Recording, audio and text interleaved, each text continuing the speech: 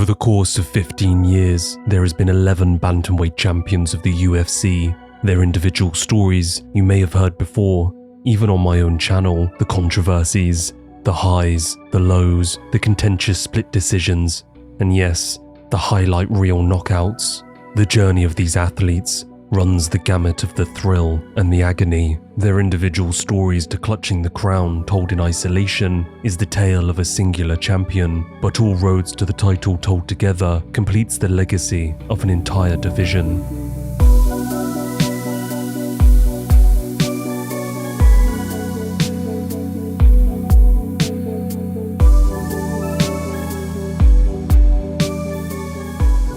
So over the next 4 hours, we will explore the intersection of these fighters' legacies, how their stories weaved in and out of one another to create such drama, such intrigue, wins and losses spread across time, the fable of awe-inspiring climbs to the pinnacle of a division. And so now, we go back to an unlikely beginning, 2006, Lemoore, California, and a little organization vying for validity out of that state. The WEC. In many ways, the organization is one of the most revered and nostalgic homes of combat competition in the history of MMA. If you ask early MMA fans what some of their favorite fights were, then they would be pointing directly to the WEC to provide answers. From the Showtime kick to Jose Aldo's insane 8-second knee over Cub Swanson, the WEC had it all. The UFC had purchased them back in 2006, and from there, they would go on to act as a sort of sister company that held the smaller weight divisions, featherweight and below. Even in 2007, the UFC was yet to expand its roster below 155 pounds. Owing to the fact that all its fighters were smaller,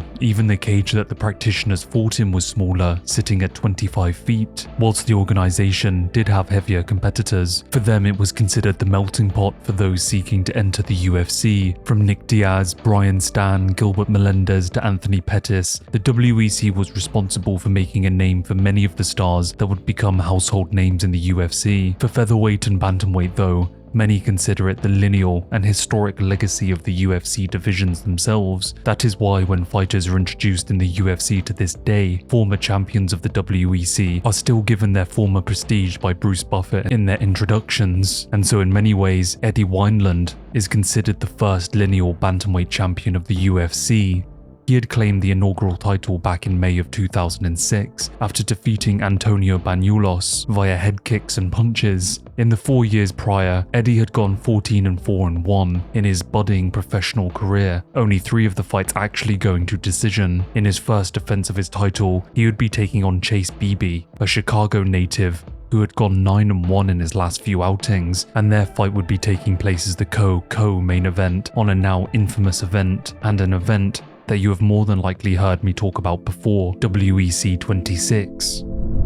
WEC 26 was stacked, 3 title fights, a who's who of future legends, Carlos Condit, Cub Swanson, Brian Stann, and in many ways, 2 of the most important characters in the history of the bantamweight division, Uriah Faber and Dominic Cruz. But you might be asking yourself, aren't these 2 men fighting for the featherweight title right now in this event? How can this have anything to do with the 135-pounders? Well, it's a long, complicated rivalry that traverses multiple divisions, teammates, and multiple organizations. The highs and lows of bantamweight start here in a battle for the WEC featherweight throne. The importance of this poster cannot be overstated though. This poster right here, with Uriah sitting proud as the featherweight king, truly started one of the most storied rivalries the sport will ever know. This fight took place in a time where besides the stars of the sport, the only thing opponents knew about each other was their name. There was no tape to go back and look at. There was no long hours of sitting down, analyzing each other's fighting patterns. The fact was,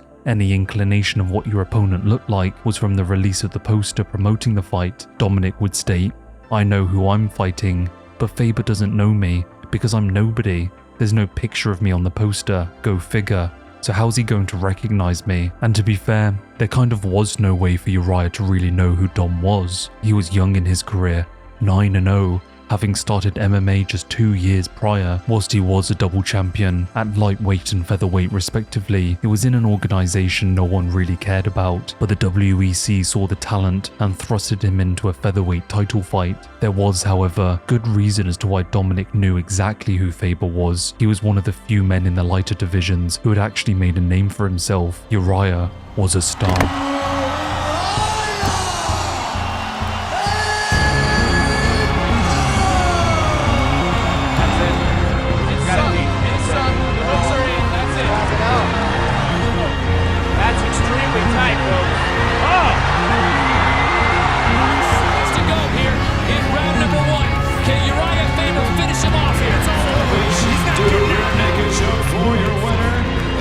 Bantamweight debut, the California King, Uriah had established himself in MMA 4 years prior in a dominant, spectacular run through multiple divisions. After notching 18 wins and 1 loss into his record, he had become the current WEC featherweight champion and had been the champion in 2 other organizations with multiple defenses against the likes of Bibiano Fernandez and Crazy Horse Bennett. Uriah, in a short time, had become a legend of the sport, particularly for the lower weight classes. He was marketable and charismatic, and many hailed him as a man that had put the featherweights on the map and was single-handedly creating a craze for the lighter divisions. Eddie Wineland, the current Bantamweight WEC champ, would introduce Dom to Faber at the beginning of fight week. According to Dom, Faber would look him up and down a couple of times and then say, "Oh, you're the guy I'm fighting? You might not think it, but that would kick this whole thing off." Dominic would later state, "Right off the bat, I can't explain it. That's where this rivalry started. He's lucky he didn't get punched in the face right then and there." It was the first time Uriah had seen his opponent in any form, and he had immediately dismissed the young and inexperienced foe, even stating that he hadn't even bothered to watch any of his previous fights in anticipation for theirs. And that leads us all the way to the poster. So Dominic, the up-and-coming combat sports athlete, didn't have enough room to fit on the poster. He felt slighted by the promotion, and in perhaps what is one of the more petty moments from Cruz, but certainly indicative of the legendary trash talk and mind games to come, he would sign right across Uriah's face. Now, this particular poster doesn't have that. His signature is actually up here, but you can imagine the loved and well-respected Uriah wasn't best pleased with what Dom had done. Halfway through, he started signing right over my face. You know, we take those home as fighters also, and we give them to our coaches and our friends and stuff like that. So I thought that was kind of a weird thing for him to do. I don't know if he has a chip on his shoulder or he's just an angry person or what the deal is, but... And so within days of meeting each other, they went from not knowing a single thing about one another to starting a rivalry over something petty, but still a rivalry nonetheless. And well, all that was left to do was to fight. We check in now with Joe Martinez for the official decision. And comes in 1 minute 38 seconds of round number 1. Submission by guillotine choke, and still the WEC featherweight champion, the California King. The fight would be a quick, somewhat expected affair. The tough and battle-worn champ would submit the young and inexperienced Cruz within just 2 minutes to a guillotine choke. With the first taste of defeat in his professional career, Cruz had this to say: "I just knew that I was going to see him again. This was my first thought. After I fought him, I was in the back, naturally pretty sad about losing. I was young. This was my first loss. This is nothing. A learning experience, I thought to myself. I needed to go through this.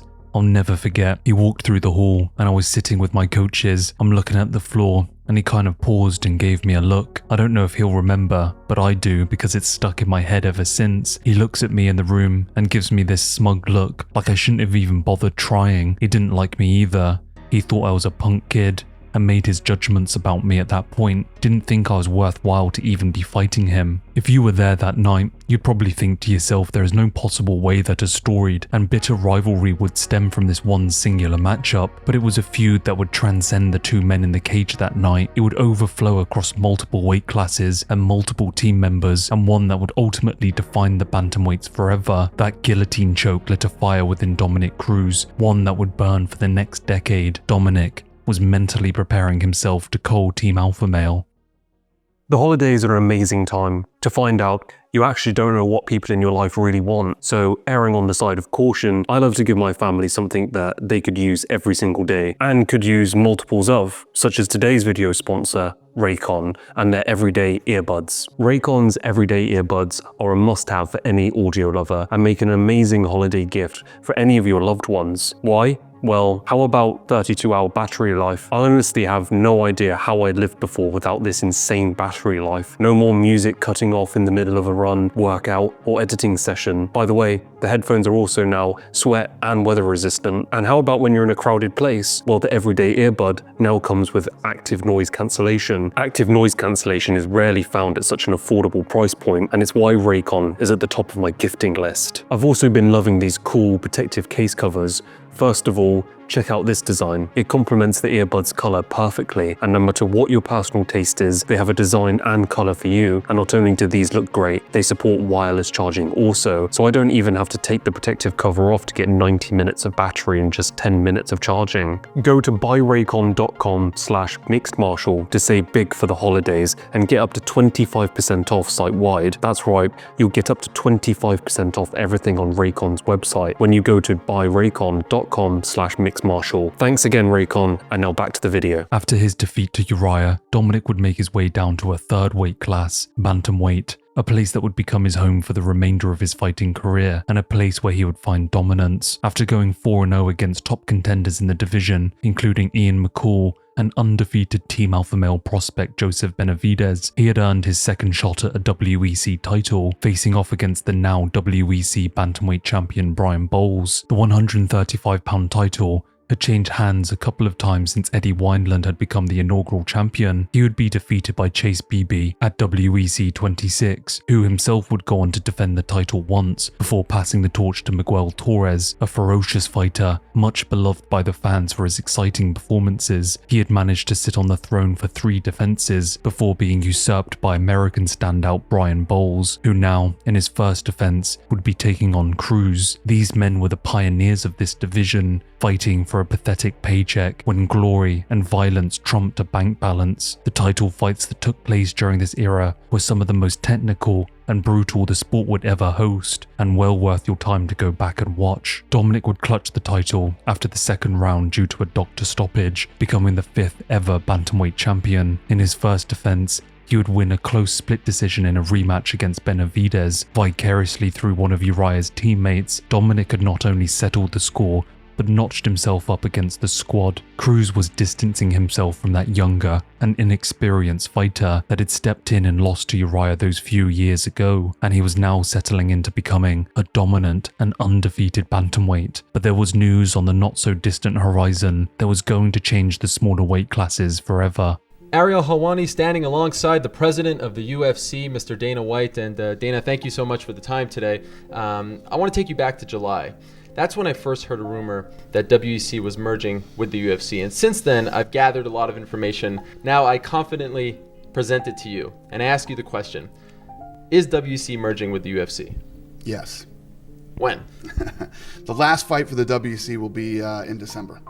October 28, 2010, the merger begins. Jose Aldo, the featherweight WEC champion, is promoted to the inaugural UFC featherweight champion, and Dominic Cruz will face Scott Jorgensen at the final WEC event on December 16th of that same year. The winner will claim the final WEC Bantamweight Championship, and at the exact same time have the inaugural UFC Bantamweight strap wrapped around their waist. The event would signal the finalization of 2 new weight classes joining the UFC, taking the total to 7 different weight limits. The UFC was expanding, and as its roster of fighters grew, it only made sense to add more weight classes. At this point, the WEC had done all the hard work putting the smaller weight divisions on the map, but ultimately they would fade into the annals of history, just another victim of the UFC monopoly. But its place in the archives of the sport can never be understated. Uriah Faber and Jose Aldo had quickly become household names for casual viewers and had rightly become the inspiration for smaller fighters across the globe. The UFC's aggressive growth had consumed pride and Strikeforce, and presumably made any number of competition fade into obscurity. It's a shame that most fans of MMA won't ever remember the WEC for what it was,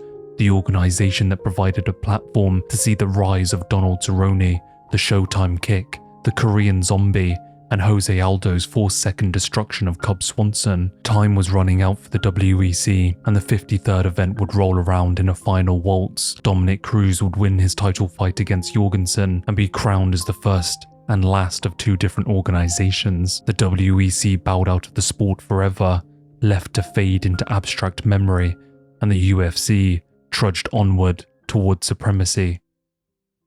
The UFC's first step in making their own bantamweight history would begin by buying into a narrative that had its foundations laid all those years ago at WEC 26, the rematch between Uriah and Cruz. See, Uriah, after beating Dom, would continue to cement his legacy by defending his featherweight belt multiple times, but not before coming up against 2 men who would show Faber that he was punching above his weight, Mike Brown and Jose Aldo. Uriah wasn't a natural featherweight. In fact, he was one of the smaller guys for the weight class, but because he had gone relatively untested, he had no reason to move back down to the weight class that he had started in. But after suffering 3 losses, 1 to Aldo and 2 to Brown, bantamweight was the obvious next move for his career, a division now ruled by the young man that he had choked out all those years ago. After gathering 2 wins over Takeya Mizugaki and Eddie Wineland inside the UFC's octagon as some of the first bantamweight fights to ever take place in the organization, Faber had perfectly, and rather fittingly, set up his shot at the first bantamweight title fight in the UFC. The fight would be announced for UFC 132 in July of 2011, and despite the years that had flown by, Dom's and Uriah's rivalry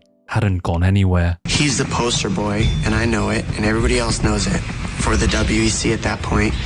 And the WEC doesn't even put my face on the poster. Just my name in fine print at the bottom. And Uriah's big chin right there, just sitting on the poster, and it just pissed me off. I said, man, what's this all about? I'm good enough to fight him for the title, but I'm not good enough to be on the poster. I'm gonna be on this poster.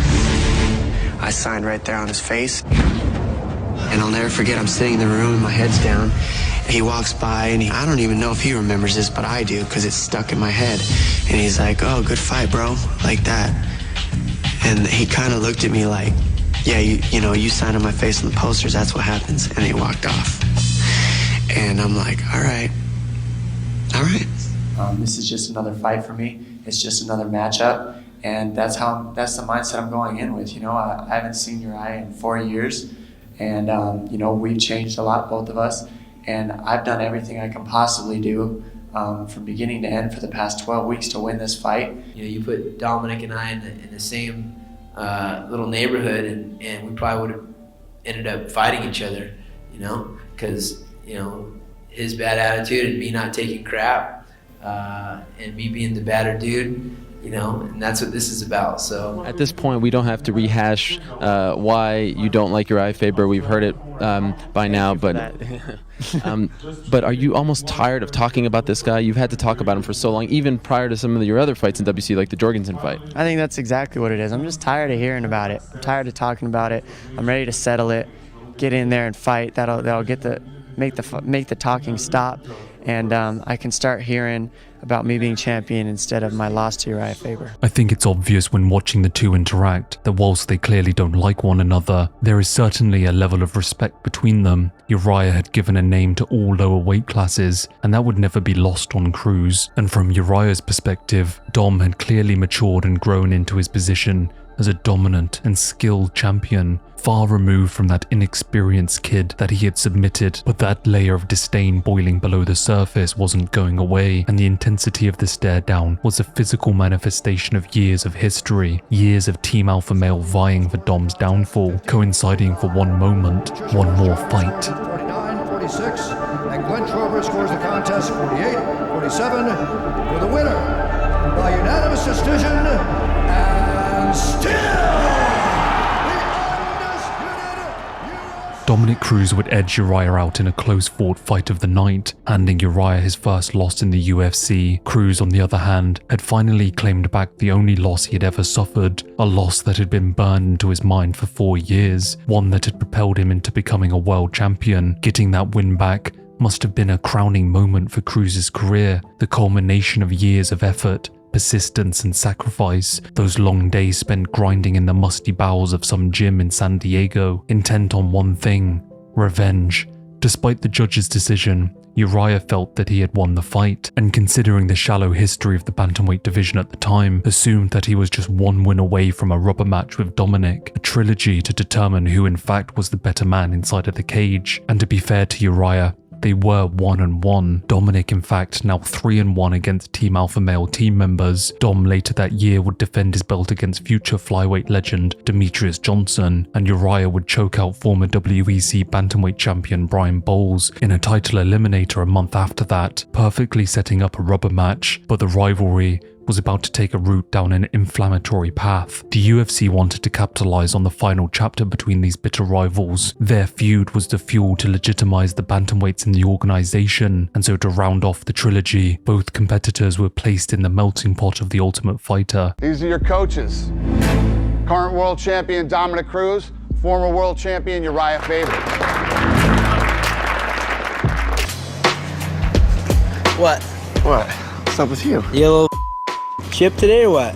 Man, I always got a chip. I know you do. Yes, it's right here. I already told you, knock the off, dog. No, you don't understand. You say you understand and you don't listen. In order to understand, you have to listen. Shut up and listen. Great job, Tickle. You did good, bud. Faber, Don't let nobody anybody cares get what you say, down. man. Nobody cares what you say. Don't let anybody get you down. Stay out of it. Hey, you're a warrior. Faber, just want you to can know, probably make 35s nobody cares what and you have put to say. Dom out. Why don't you get out of here, You're a man? Nobody finisher. cares. You look like a bum. You're irrelevant. Quit talking. Go get in we're your gonna old, see go July get in your 7th. grandpa's Mercedes Hey. and go home. The show proved to drive a wedge further between the fierce competitors, and over the course of its airtime, we would see more heated moments between the two. The show was a massive success, and its numbers were guaranteeing the coaches to become stars at the end of it. The final for the show, and their third matchup at UFC 148, co-headliners for Anderson Silva and Chael Sonnen's hyped matchup. It was the perfect platform to make the winner a pay-per-view cash machine for the UFC, but it also served as a meaningful and impactful conclusion for the two men that had such a long and bitter feud. First started fighting, there was only 155 and up. There wasn't 135, 145 didn't even exist. So the fact that that the things that he did at 145 pounds made him the person to beat. And I was 9-0 at the time, and I fought him, and I lost, and that put me on it gave me tunnel vision, You're living right now because there's rules in MMA. If there You're weren't, gonna go there again, man. Well, I'm just saying. You wouldn't have a leg. Is that intimidating? This is You got slept by Mike Brown. There's a lot of people that let you live in that mindset. wrong. Right. Fate, however, would have other plans for these two athletes, and as the show neared its conclusion, the start of an historic and brutal journey for Dominic Cruz would begin. Soon to be announced was the first domino to fall in one of the darkest storylines the division would ever have to offer, and something that would shape the very course of the bantamweights for many years to come. Normally I come over here for either good or bad. This is the bad. Dominic blew his knee out. So I'm sure everybody's heard the terrible news. Dominic tore his ACL. And I'm actually lucky that that's all I tore. A lot of times people tear ACL, meniscus, LCL, all kinds of stuff all at once, one clean swipe. The doctors are telling me about 9 months. I think GSP's taken about 11 so far. You got to take all the time you need, because when you're competing at a championship level, you have to be 100% fighting against these guys. I'm just waiting to hear what happens. I'm thinking a interim title. He's been out almost a year and a half now. Once this surgery goes through, it's going to be another 9 months. So I'm hoping for a top contender. Renan Barao, in my opinion, is next up. We didn't want this to leak out. Your opponent is Barao.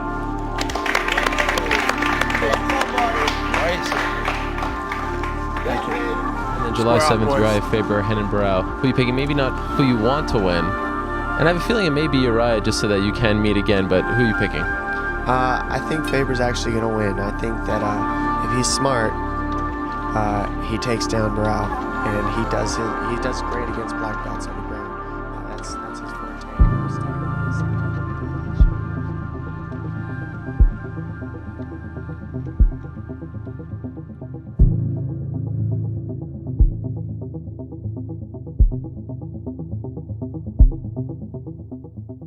In what would be the second chapter in a long and storied history of the bantamweight division, Uriah Faber would serve as the A-side, whilst a rising Brazilian hailed as the second coming of Jose Aldo would be the B-side. Renan Barao trained at the same camp as Jose and in a lot of ways was reminiscent of his fighting style, quoted many times saying that he only ever looks for knockouts or submissions, and whilst many fighters like to make such lofty claims, Renan backed it up. Barao had started in MMA 7 years previously as a professional. Whilst he did lose his very first fight, he would go on a crusade to disintegrate any memory of that loss, and when I say a crusade, I mean it.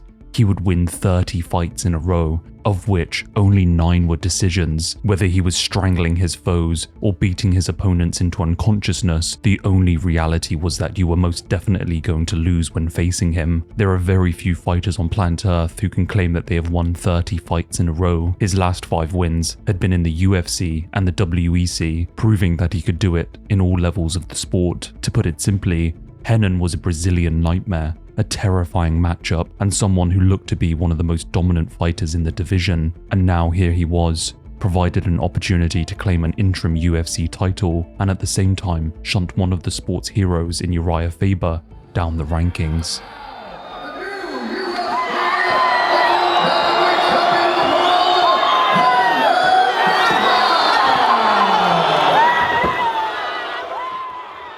Dominic would watch on the opposite side of the cage, recovering from his ACL surgery, and was expected to return against Barao by the end of the year. Unable to defend his belt and earn money in the cage, Dominic would turn to the analyst desk, a place where he would quickly become one of the greatest minds in the sport for breaking down fights, and is also a platform that allowed us to see some of the funniest quips and one-liners in the sport. Does he get back up? He can get back up. How do you beat him? How do I beat him? I beat him whichever way I want to beat him. Which means what? If we want to stand, you can watch my fights, you can see it. I box. So you're going to outbox him, or are you going to out-wrestle him, or are you going to mix it? Top 10. Fights Top to come. 5. 6 fights to come on the card. We're going to preview the action ahead. As the end of 2012 drew closer, Dom was finally allowed to train again and would soon be cleared to challenge the man poised to usurp. So I sit down and I go, all right, my knee's torn. And that was when I hit like a real bad rock bottom on that one. And I'll never forget that day. It was like New Year's Eve. I sat on the mat and just looked at the floor knowing I had to restart that 9 months again. It was heartbreaking. Then you realize who's around you for those things you had. The girl leaves. Sponsors start falling off. I mean, it all got taken from me. I'm in a hurt spot right now. And the love that I get from excuse me.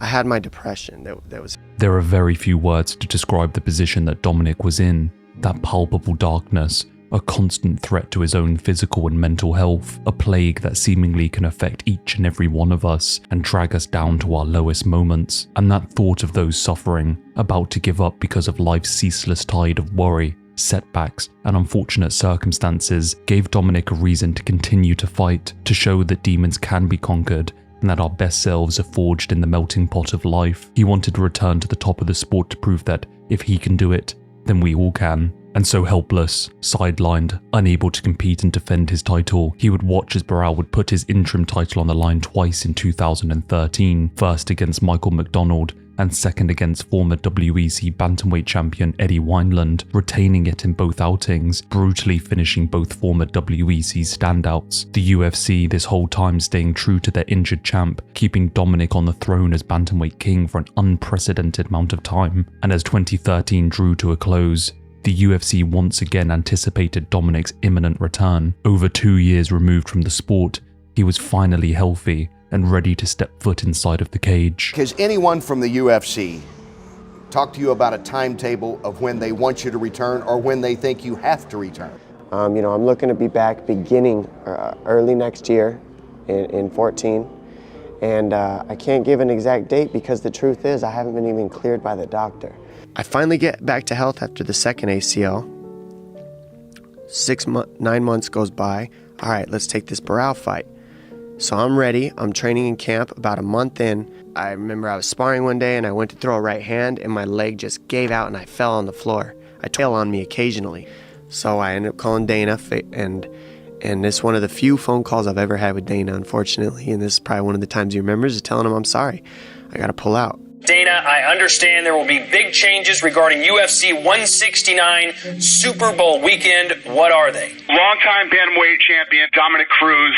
He got a grade 2 or 3 groin tear getting ready for the big fight against interim champion Barao. So he's out of the fight again. So now Uriah Faber, one of the biggest stars in the UFC, he's going to step in just 3 weeks' notice and take on Barao. The UFC, after so many years of sticking with Dom, were forced to let go of him as champion, and so on January 6th, Dana would announce that Dom would be stripped of the title. The division would continue to move on, this time with Barao promoted to the undisputed champion of the world. And so, on a month's short notice, Uriah, who had gone on to win 4 fights in 2013, including a submission of the night over Michael McDonald, would step up for his 3rd shot at UFC Gold and his chance for redemption against Barao. It was a strange time in the division, to say the least. Dominic, the man that had founded the division in the UFC, was gone, and now a Brazilian, on a crash course to GOAT status, had his hands firmly around the reins. And I think it's safe to assume that Dominic wasn't best pleased that his rival was one of the men who had the opportunity to sit on his would-be throne. Barao, however, would go on to embarrass Uriah, knocking him down twice, and ultimately finishing it in the first round at 3 minutes and 42 seconds. And with the victory, Renan would leave Dominic Cruz's legacy in the rearview mirror. He was now the man. He was the Bantamweight King.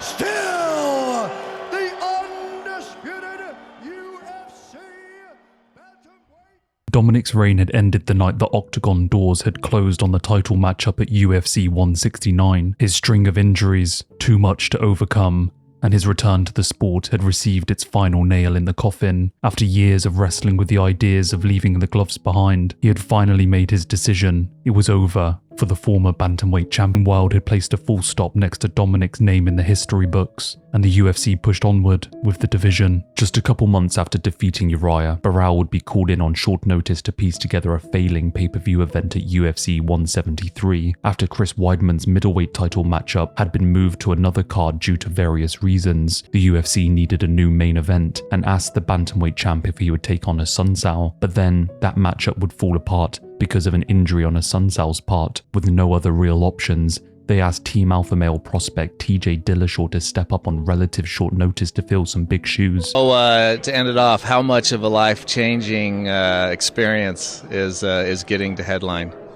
I try not to think about it too much as life-changing. Obviously winning that belt will change my finances and how much everyone know me, but I want to be the same person. I want to be just as humble as I am and continue to do the same things.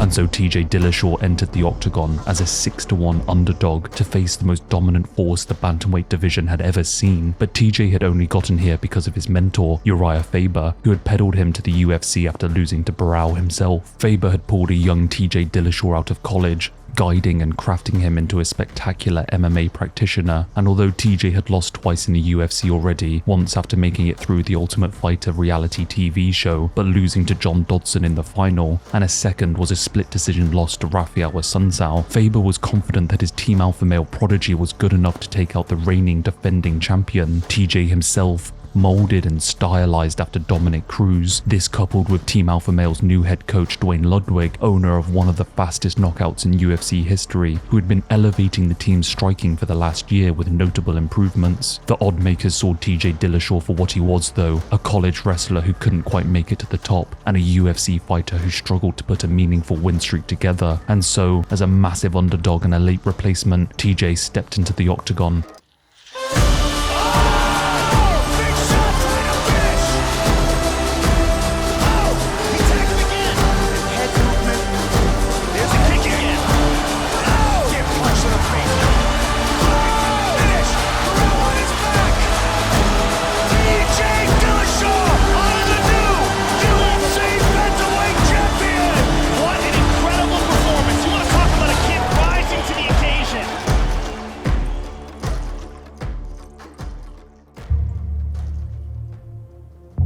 Winning the UFC title is a moment that has been repeated many times, but each and every single strap wrapped around the victor brings with it the same poignant feelings and emotions elicited by the minutiae of each individual fighter's lives. Their unique journey to the belt separates each from one another.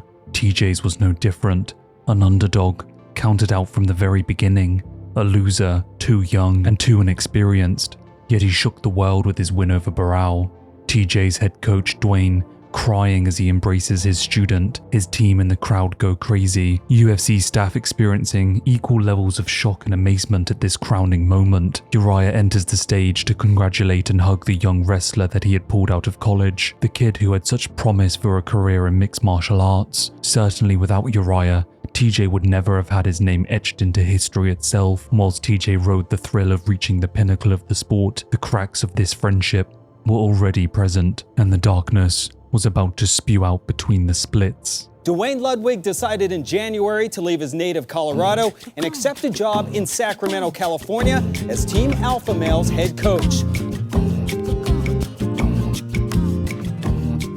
TJ's story starts in Sacramento, California, the home of Team Alpha Male, the titular squad of elite fighters that had been plaguing the lower weight divisions for an eon. Uriah Faber had served as the head coach of sorts, but as an active fighter, he wasn't exactly the greatest man to have his attention solely on elevating his team. So a year and a half prior to the TJ Barao fight, they hired Dwayne Ludwig, a kickboxer who had competed in K1 and an MMA fighter who had on and off stints in both the UFC and Strikeforce, competing since 2000. In many ways, he was one of the first set of men to bravely crusade into the wild west of a growing sport. Whilst his career had been back and forth, never really getting anywhere, he was more known as being one of the greatest striking coaches and MMA minds in America. Whilst he couldn't put his own knowledge into practice, he could certainly elevate those around him, and that manifested in the complete renovation of Team Alpha Male's striking. They became far more refined, skilled, and confident in their hands, and with that improvement, started knocking people out. Started was Uriah just texted me one night and said, "Dwayne's the steering number." I said, "Yeah." We talked that night.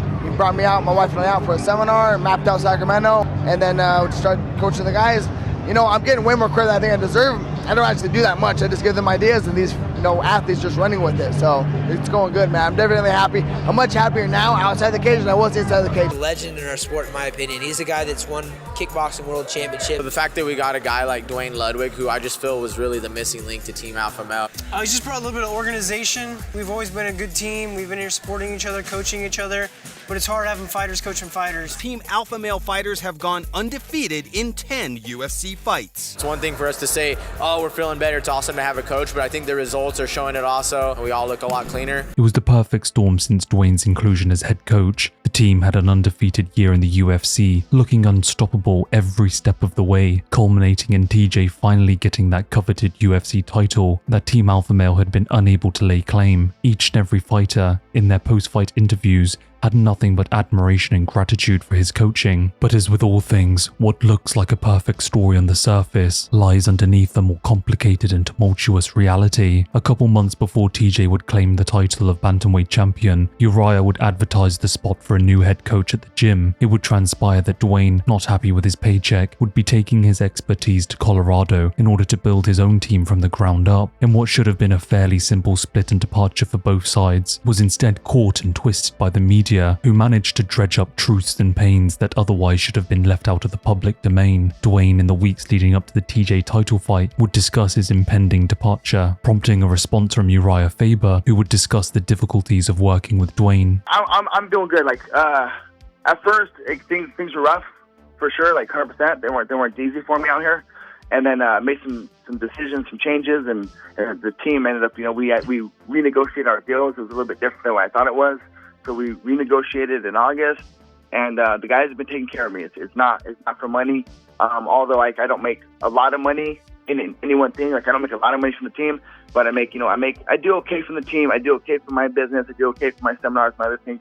So together I do good. Dwayne did a great job running his practice, and he was passionate about his stuff.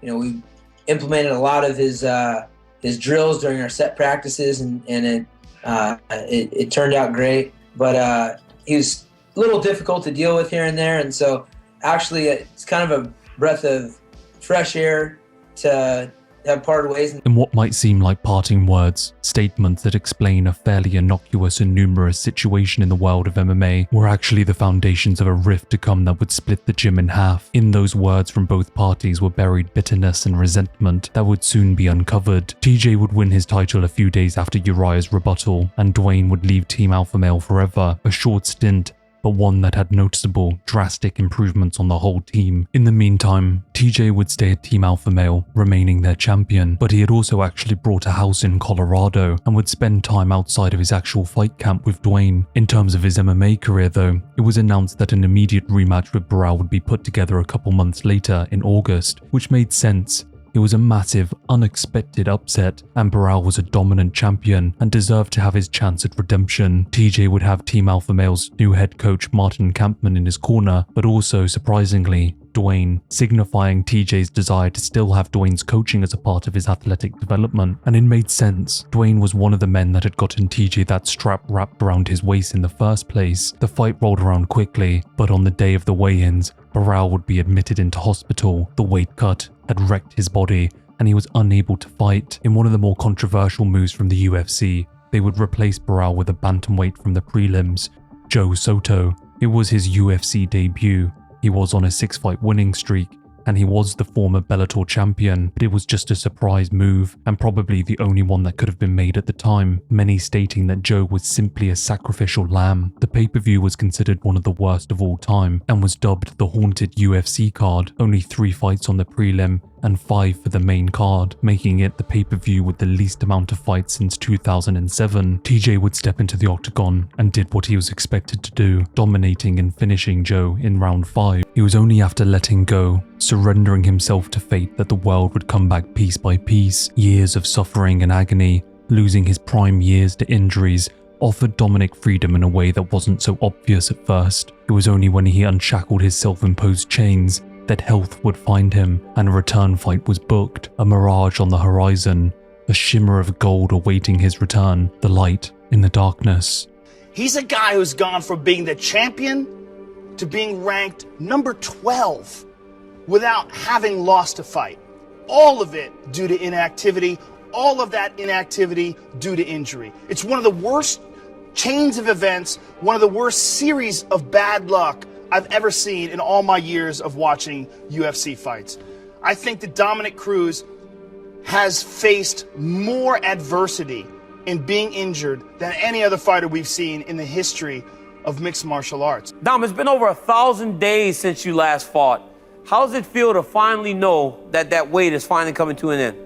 I don't know really how to take it. I just have to take it one day at a time until I make weight, and now I'm just excited to be here. You get an opportunity in this fight to see where Dominic Cruz is at. Mentally, what has this long layoff, what kind of toll has this taken on him? If he can beat number 6 ranked Takeya Mitsugaki, and if he can show the same skills that he had when he was the Bantamweight champion of the world, he will do what no one has ever done before.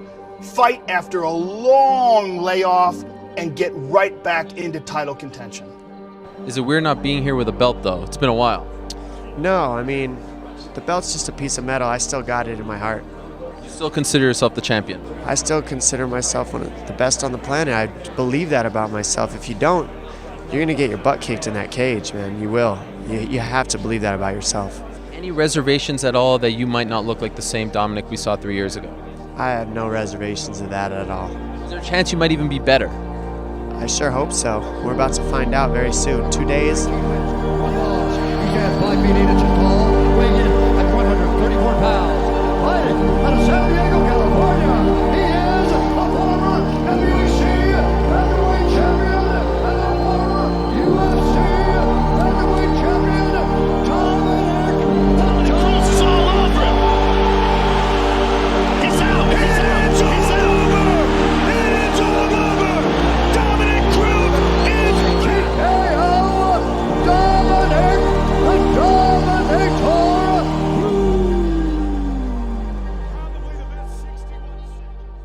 I'm far from the old Dominic. A lot of things are better.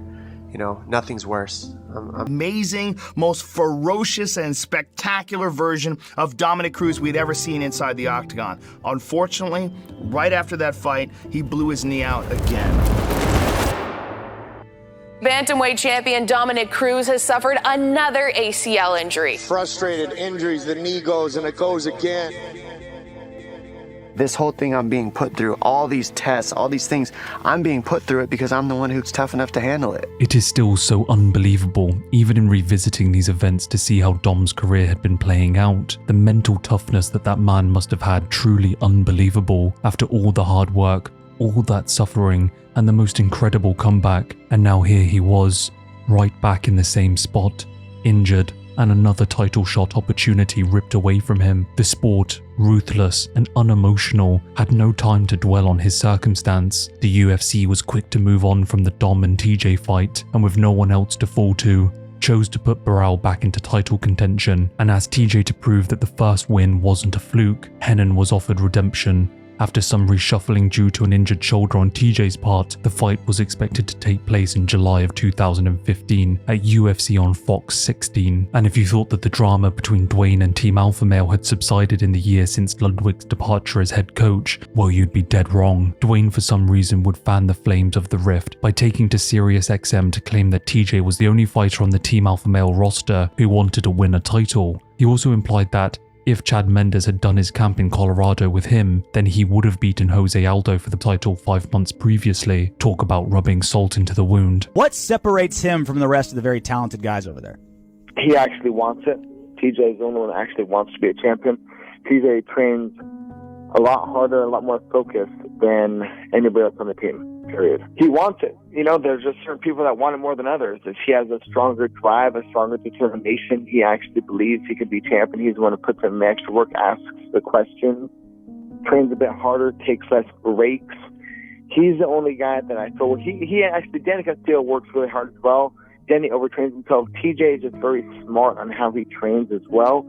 And I mean, there's just a difference if you see the whole Alpha Male team train and TJ sticks out. Chad, I'll tell you what, no one needs me, but everyone that works with me is going to do better with me than without me. That's for sure. And I feel with the proper camp and with Chad could be winning the belt, be wearing the belt right now. I mean, there's just some little things that Chad could be doing, and he could be wearing the belt right now. It of course sparked a response out of the Alpha Male entourage, who took to Twitter to cast down Dwayne's aspersions. In response, Dwayne would ultimately apologize, but not back down on the fact that the fighters would be better off training with him at his camp in Colorado. Well, you said on SiriusXM that TJ is the only member of Team Alpha Male that really wants to be a champion. Do you regret saying these comments? You know, I don't regret it, because ultimately, if you want something, you're going to figure out a way to make it happen. No one trains as intense or as focused as TJ, period. I mean, there's champions and then there's champions. TJ wants to be the best in the world, not the best of another organization, but the best fighter in the world. But Chad could be wearing the belt right now. There's just a couple things that he needs to fix, and he could be wearing the belt right now. But this interview just served to open up the floodgates, and now everyone descended into taking shots at each other. Dwayne, half-heartedly, delusionally tried to sue the team. I said, dysfunction follows the guy, and the guy's a bully. And Dwayne is getting free peanut butter, and so, which he starts selling peanut butter at the front desk at our gym, right? The blatant, ex-girlfriend mentality, crazy ex-girlfriend of trying to break the team down is just bizarre to me. I don't get it. Dwayne's not a part of Team Alpha Male. This is a team that I'm going to be a part of, so I'm completely done fighting, and probably after. I owe everything to Team Alpha Male. And Dwayne was a small, tiny little part of that. And, I just hate that so many people are assuming that Dwayne completely made our team, and just tired of hearing it. Well, you were there when everybody was a big, happy family, and then Dwayne Ludwig came in and messed it all up. Comfortable because he makes some racist jokes sometimes, And we had a couple of fighters that were black, and some Latino. He made some uncomfortable jokes. Dwayne calls me and wants more money, and I said, then he's back in the gym and he's getting his salary, and then he starts charging everybody for private. There's a point where TJ's like, man, I don't know what to do, man. Dwayne's leading me. And I'm like, I feel bad for the guy. A bit of a strange scenario this week with, your coach Bang Ludwig talking. How big of a distraction has that been? Not at all for me. I mean, for one, I know it's taken out of text a little bit. With him, it's just that he believes he's the best, just like I believe I'm the best, and he thinks that people should be working with him if they have the opportunity.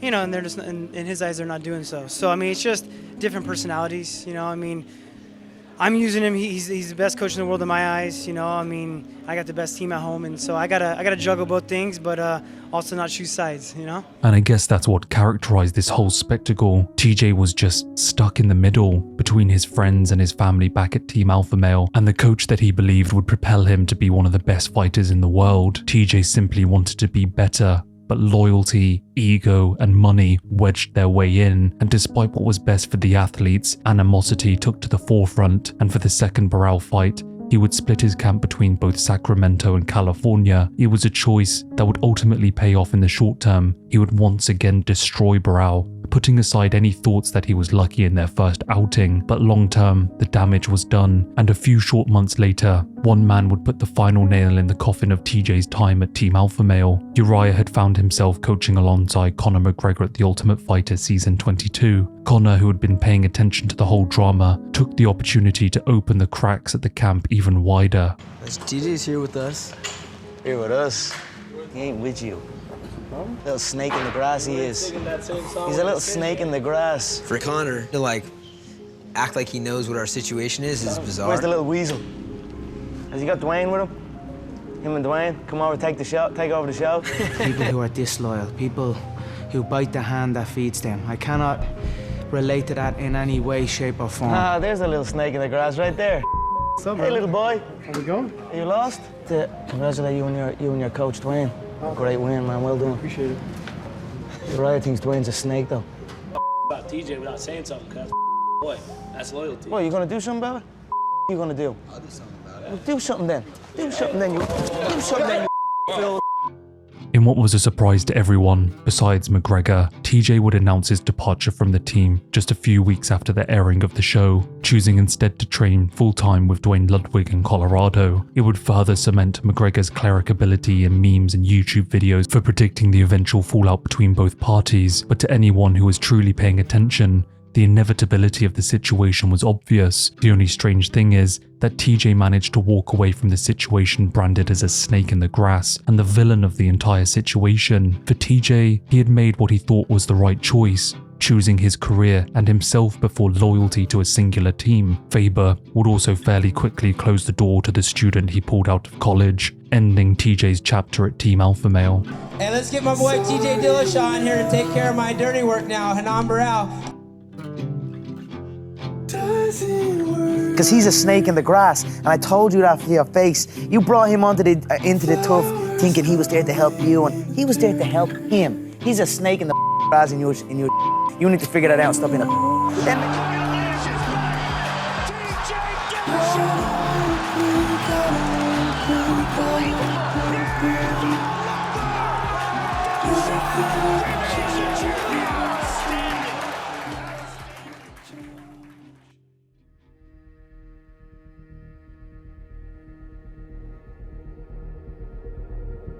Right knee blew out. I had another year off after that Mizugaki win. And I remember I was on a boat, you know, I was 175 pounds fat, out of shape, trying to just resting my body and getting it had been exactly 7 months since my surgery. And they asked me to fight at the 9-10 month mark, which meant that I would have been 100%. And Sean Shelby asked me if I wanted that fight. And I remember I was drinking beers on a boat, literally on antidepressants at the time, fat, miserable. And that fight, I remember I was kind of hammered, so I was like, yes, I'll kill him, let's go. And then I get done with that day and I'm like, holy shit, I just booked a fight and like I'm really fat.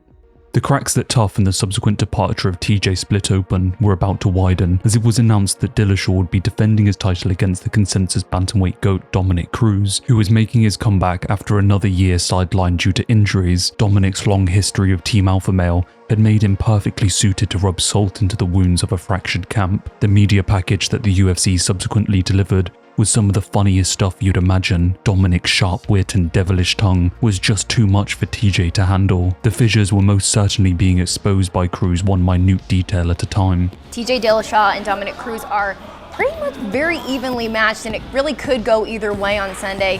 What do you expect the final outcome will be? It's what makes this fight so fun. You know, Dominic Cruz has never lost the belt. You know, he had injuries and had to give it up, and Dillashaw has been ripping through everybody who, you know, Dominic Cruz would have had to fight. So it's the most important fight we've ever had in the bantamweight division. He's just a talker, man. You know, he's just gonna try to overanalyze this because I don't need to. Why? Because I don't want to. I think you're scared to talk because you don't want to say what you're gonna do because you're scared to eat your words. All right, man, I'm done talking to you. You can't be done talking to me. You're right here facing me, dummy. You gotta talk to me. You have no choice. You got nowhere to go. Keep talking. Talked a big game about him being a martial artist and Mr. Nice Guy, but the truth down inside is he's a real you know, I mean, he's fake. You know, to be the man, you got to beat the man. So for Dillashaw, he's got to beat Cruz, and for Cruz wants to solidify that he's the greatest ever in that weight division. So Faber wasn't relevant? No. He was your teammate? He's not. But you've always been beating him up, right? You've always been beating up all your teammates, huh? Yeah, I've been doing a great job, yeah. You're fake, man. You're a fake person. You pretend to be cool with people, but you're not. And that's why I don't mind talking to you, because you're fake. You're not real, man. You're like Mr. Nice Guy, but it's not real. Can't come soon enough, man. I'm ready to shut this guy's mouth. I think that, you know, his best shot at beating me is to go ahead and drop somebody else out of the corner and keep Dwayne and go up to Colorado and hope that he can have his sensei time up there with Dwayne over here, because if he's got Faber anywhere near that corner, he's gonna have a bad night, and that's been proven. I've proven it before. I think Dwayne would agree with me, wouldn't you? And as he fanned the flames, Uriah took the opportunity to wedge himself in and start a campaign for a title shot over whoever the winner was. Dude, we're friends if you want to be friends. All right. Is Zuffa going to let us not fight each other? I think that's probably not going to happen. You know, on top of that, his managers probably tell him, you leave the team, now you can fight Uriah. That's the biggest fight in the division, period. Is this a fight you're comfortable as far as skill versus skill is concerned? Absolutely. The build-up to this fight proved that Team Alpha Male had truly left TJ behind, and both sides were willing to exchange barbs in order to discredit the other, much to the amusement of Dominic, who continued to stoke the fire. Thing is, it doesn't surprise me because there can only be one. And, you know, TJ said it himself that in his mind, he's been beating up Faber for years. He said that. I didn't say it, he did. And then you got Ludwig also in the mix for a second, where Ludwig wants to be the coach. He wants to be the guy who invented TJ Dillashaw. He wants to be the guy who invents all these guys at Alpha Male, makes them better. There can only be one yet again. So it was a matter of time before that whole thing fell apart, because they're just a bunch of meatheads trapped in one room. It was kind of remarkable to see the Dominator set to make his comeback after almost 5 years without a title fight, the majority of that time spent injured. And not only was he returning, but he was doing so at the highest conceivable level, the top of the division, and taking on a man who had claimed the throne in his absence. The narrative going into the fight, unsurprisingly, was one of ring rust and one of age. Dom had lost the best years of his career on the sidelines, and returning to take on a champion after so long away is considered nothing short of impossible, something that the oddmakers agreed with, Dom coming in as the underdog on the night. But for those who were listening, Cruz in those years had built a mentality carved from stone. He had gone to a place very few people will in a lifetime, and had returned with an unbreakable spirit, and so now testing his mettle against a Team Alpha Male prodigy and a man who styled his fighting patterns after himself wasn't going to be some cathartic end to a long and arduous journey. No, it was simply the embodiment of the journey there, a manifestation of those long depressed nights broken by the sport he loved. That road from years of setbacks to stepping into the octagon, finally healed in mind, spirit and body, was the actual achievement. Beating TJ was destined to be a footnote. Dillashaw, on the other hand, needed to prove that his unceremonious departure from Team Alpha Male was truly worth it, and chasing Dwayne to Colorado was the right decision. With a win over Dominic, he could shut up the naysayers and all those fans who had turned against him for abandoning his team. But I guess more importantly, a win over Dominic would more than likely push him to the forefront of any bantamweight GOAT discussion, and so all that was left to do was to fight. The injuries, the ups and downs, the setbacks. Can you put into words, 3 days out, what's going through your mind? The goal of this whole process that I've gone through is to evolve, because that's the only option I had, was to either sit in sorrows and be sad that I lost some prime years, or use them to the best of my ability to become a better man, and then see what that gets me at the end of it. Here I am. I'm getting ready to put it all to a test, and against a good opponent.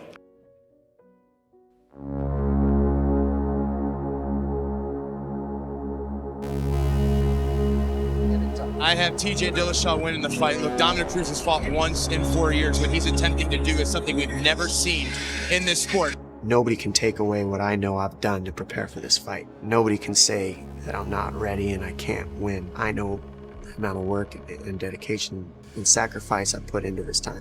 Dominic Cruz, TJ Dillashaw. Emotions running very high. Takedown. Big takedown for Cruz. First takedown of the fight. Dominic's got his back. Good right hand in the body both times. Oh, he rocked Cruz. He just got rocked with the right hand. Cruz with the left hand. Cruz. Short check hook. Oh, landed that high kick. Head kick right over the...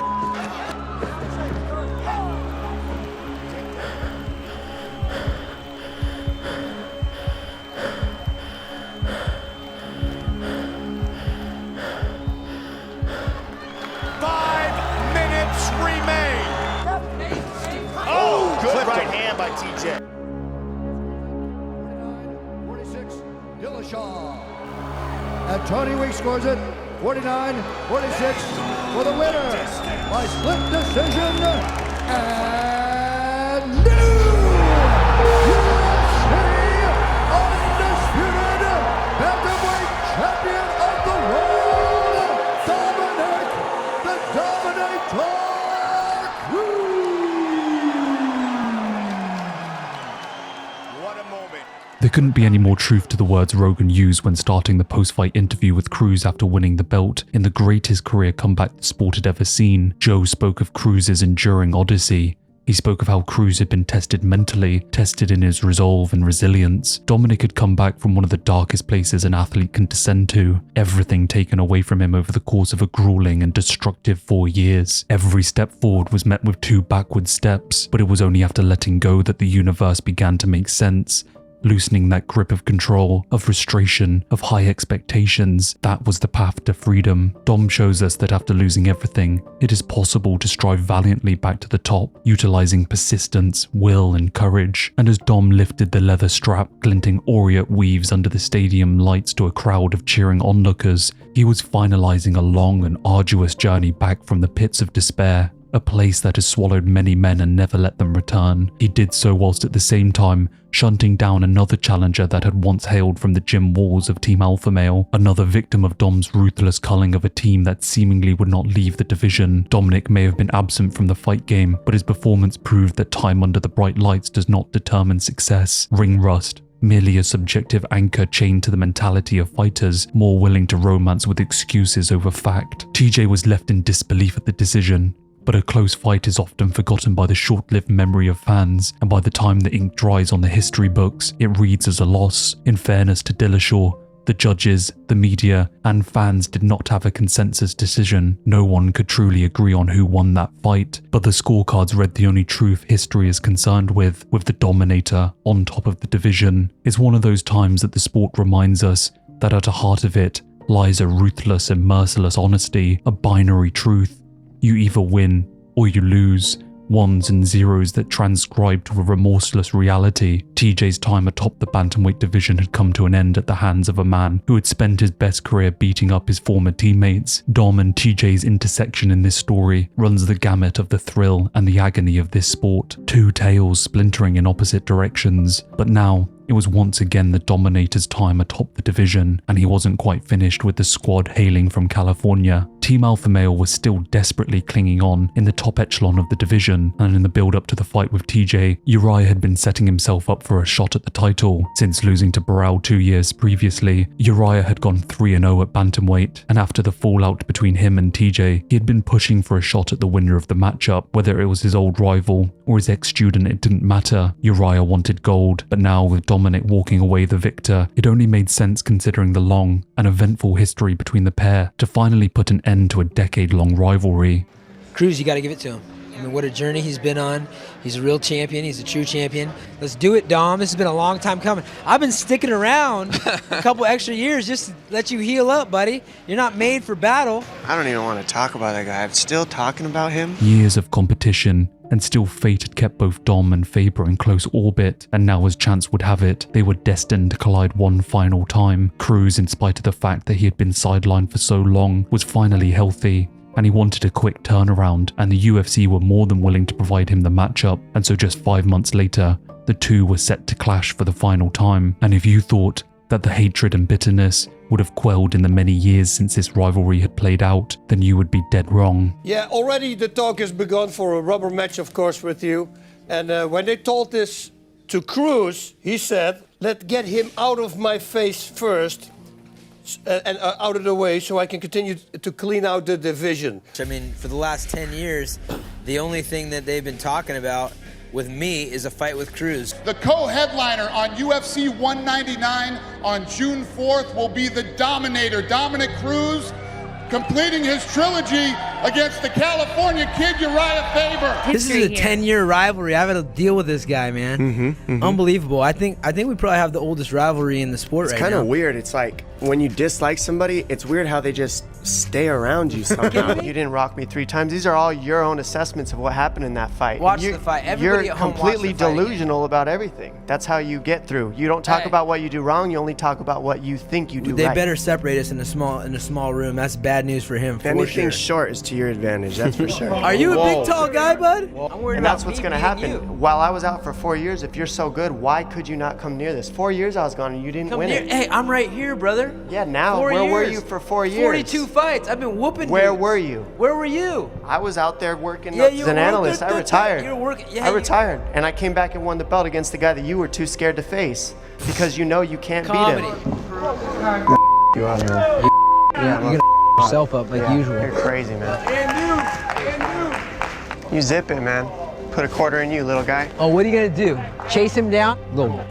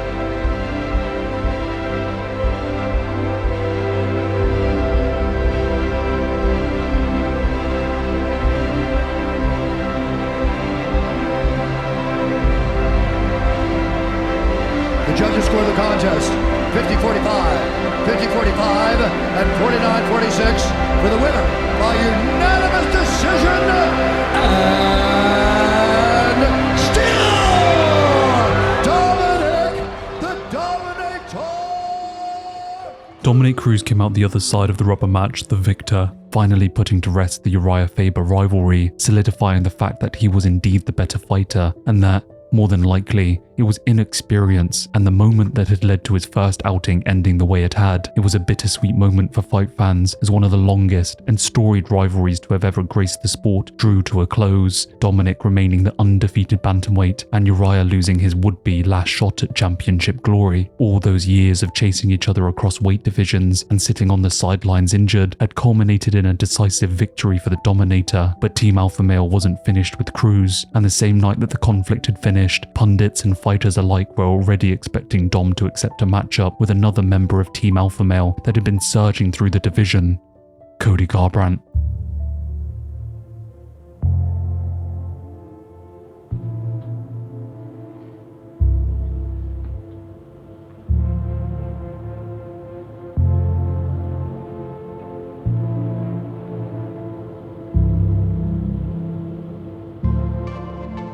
Dominick Cruz and Uriah Faber had inspired many athletes to tread valiantly into the melting pot of MMA, and it didn't take long for them to not only catch up, but start stepping on their toes. One such man would start his professional career in MMA in 2012, but his story is one of the most dramatic, inspiring, and juxtaposed this division will ever offer, and it starts in a small town in the USA, 1991.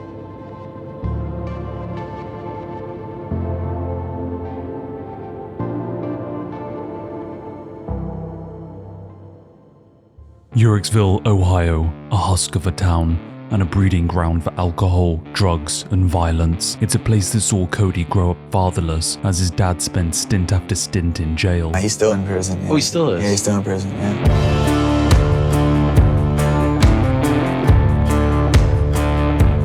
A household without a father meant the two brothers were constantly at each other's throats. He gave me my left cauliflower ear. Yeah, He's my a left ear. He sack. hit me so hard my ear swelled with cauliflower.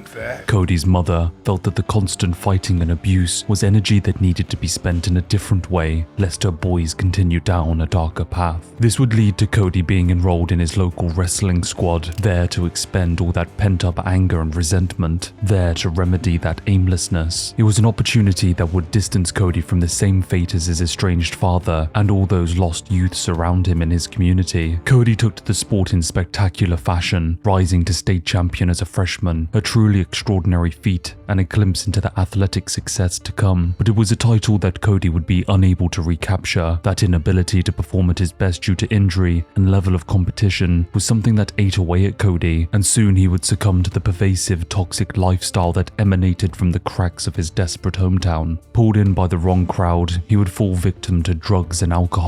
This mixture of substance misuse and the darkness of a failing wrestling career sat heavy on Cody, and it took him down a path that many fear most. I was a teenager. I think I was a senior in high school. I wanted to become a state champion again. I won state as a freshman. I got beat as a sophomore. I was injured as a junior. And wrestling was something that I did my whole entire life. And I think the losing that passion for that, I didn't have any drive, just felt unaccomplished. And I got in with the wrong crowd. Started, doing some drugs and partying and kind of living super carelessly, and almost consumed my life. For a while, I wasn't who I was. I was in a very dark place, very, very dark place. And almost, myself, and my brother came in the door and he saved my life. Cody's brother, through sheer luck, had saved him from one of his darkest moments. In those depths, he would accept that there was no chance of pursuing wrestling, so Cody would find a new sport, one that brought passion back to his life. As far as early on, and there's a big right from Cody Garbrandt. This is over. It's over. It. Wow. Decision, Cody.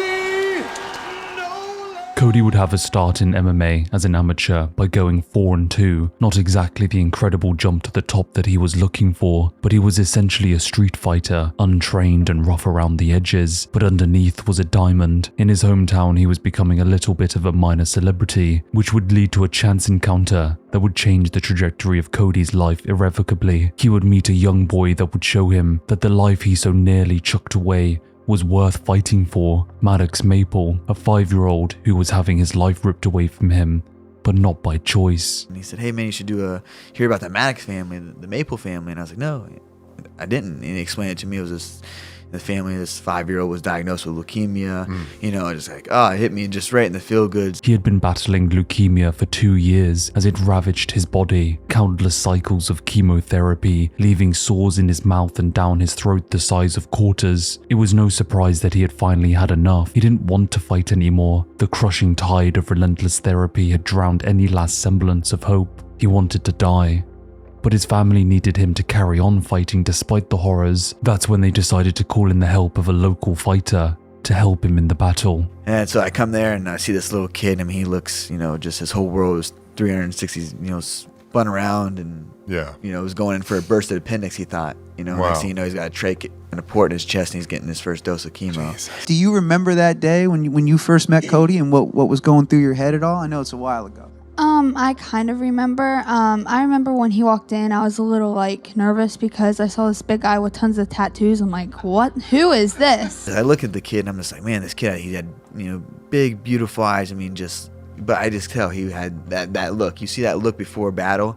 They had that glossed over look like determination, you know, that focus. Maddox and his inspiring fight through the agonizing and exhausting battle with cancer was an experience that showed Cody his own demons can be fought and defeated, that life isn't something that should just be chucked away just because it's difficult. You know, this is a little kid that had no choice but to wake up every day and battle for his life, and he could find the inner strength to do that. I could wake up every day and I got so much inspiration and motivation through his fight and his battle that he went through that propelled me to stay motivated, stay focused, and even at sometimes the curveballs come, you know, just stay balanced, you know, just know that it's life's a marathon, not a sprint. So he really showed me that at a young age, and forever grateful for his fight and his strength that he showed that helped me out along my way. And so they made each other a pact. A promise made between two warriors, an inseparable bond tied together by an almost unattainable dream. If Maddox promised to beat cancer, then Cody would become a UFC champion. No small feat for a man so young in his MMA career, but Cody and Maddox, imbued with a new drive, fought on.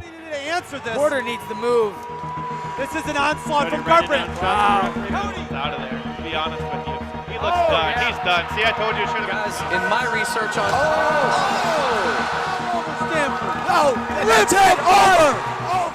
After going 5-0 in his professional career, Cody would get one of the most important phone calls of his life. He was headed to the UFC. He's out, trying to finish this fight right here.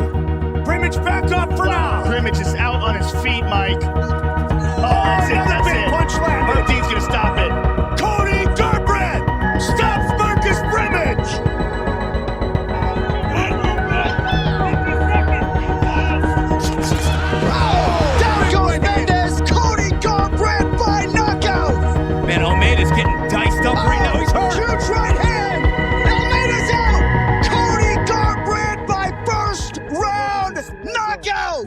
In a little over a year, from 2015 to 2016, Cody had won his first 4 fights in emphatic fashion, finishing 3 of his opponents via knockout, putting on display his otherworldly speed that really defined his fighting style, something that had been honed by his time with Team Alpha Male and Uriah Faber. And even now when I watch back his fights, it's just so insane how quick he was. The fans received him gratefully as well. He had a unique look, he was young, and he was knocking everyone out. And what more could fans want? And more importantly, what more could Dana White want? With Team Alpha Male supporting him, he was surely destined for greatness. Less than 3 months after Cody's win over Almeida, the UFC would pair the young fighter up against Takeya Mizugaki, a man that both Uriah and Dominic had beaten. In Cody's eyes, this was the UFC giving him the quickest path to the title. The reason they gave me this fight seemed clear. If I could beat Mizugaki, the UFC would let me fight Dominic Cruz for the belt. I FaceTimed Maddox to share the news. This is it, I told him. This is my shot. If I win this, you'll be walking me out for the title match next. When you win this, Maddox quickly corrected me. I'll be walking you out to win the title match next. The fight with Mizugaki rolled around.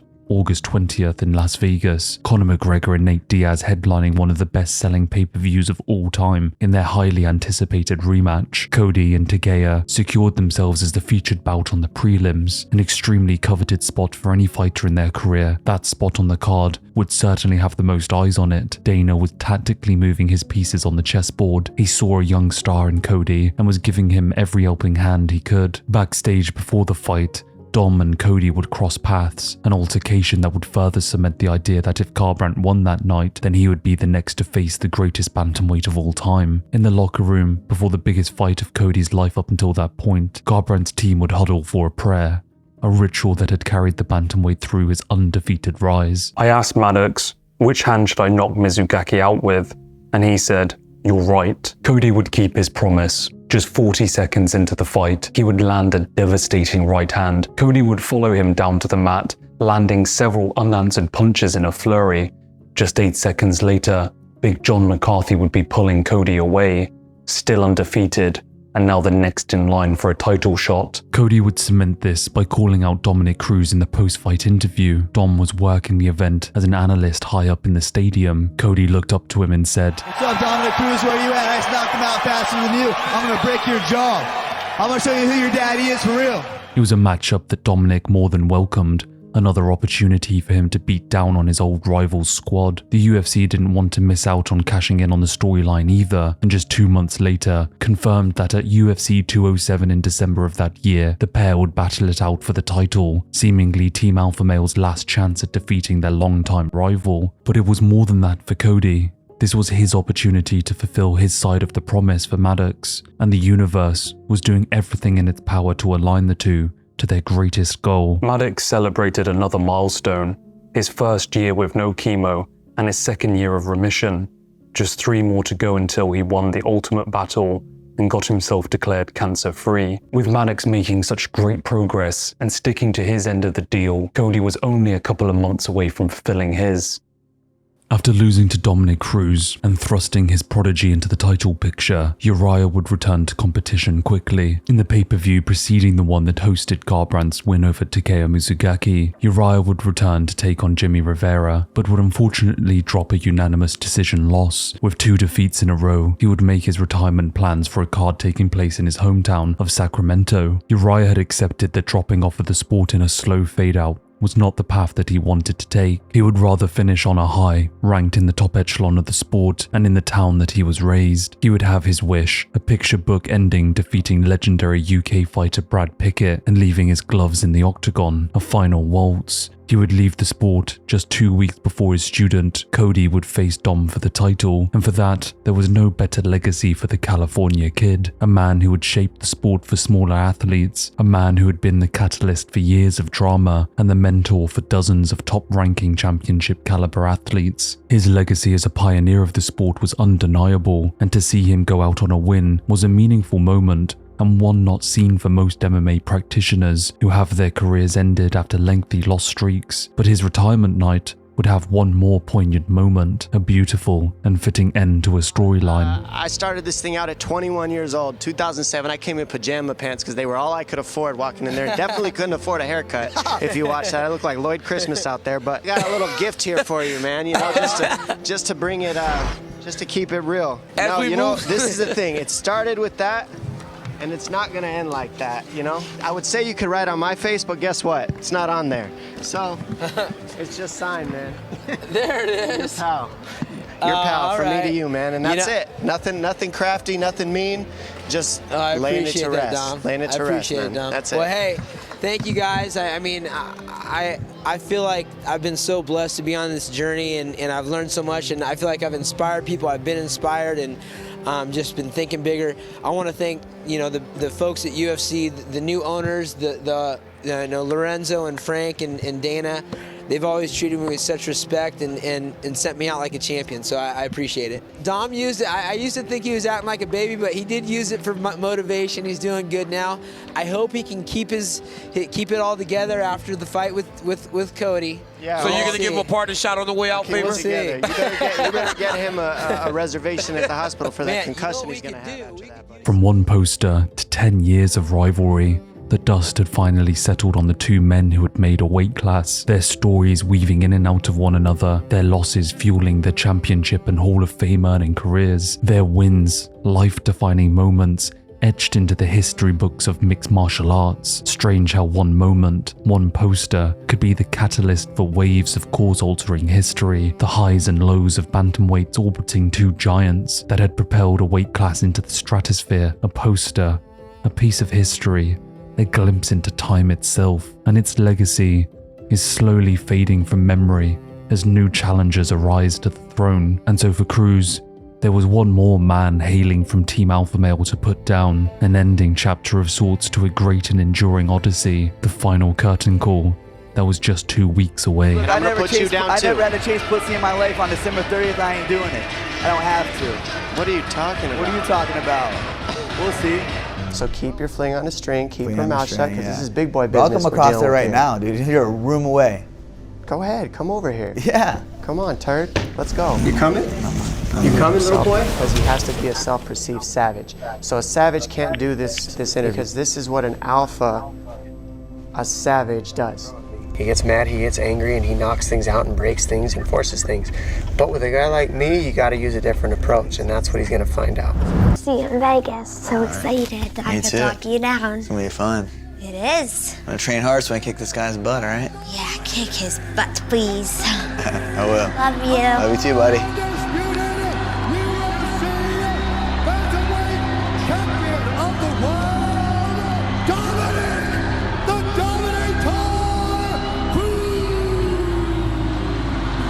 Cody just looks so relaxed in there. Garbrandt said more than once he has been targeting Dominic Cruz since he was in high school.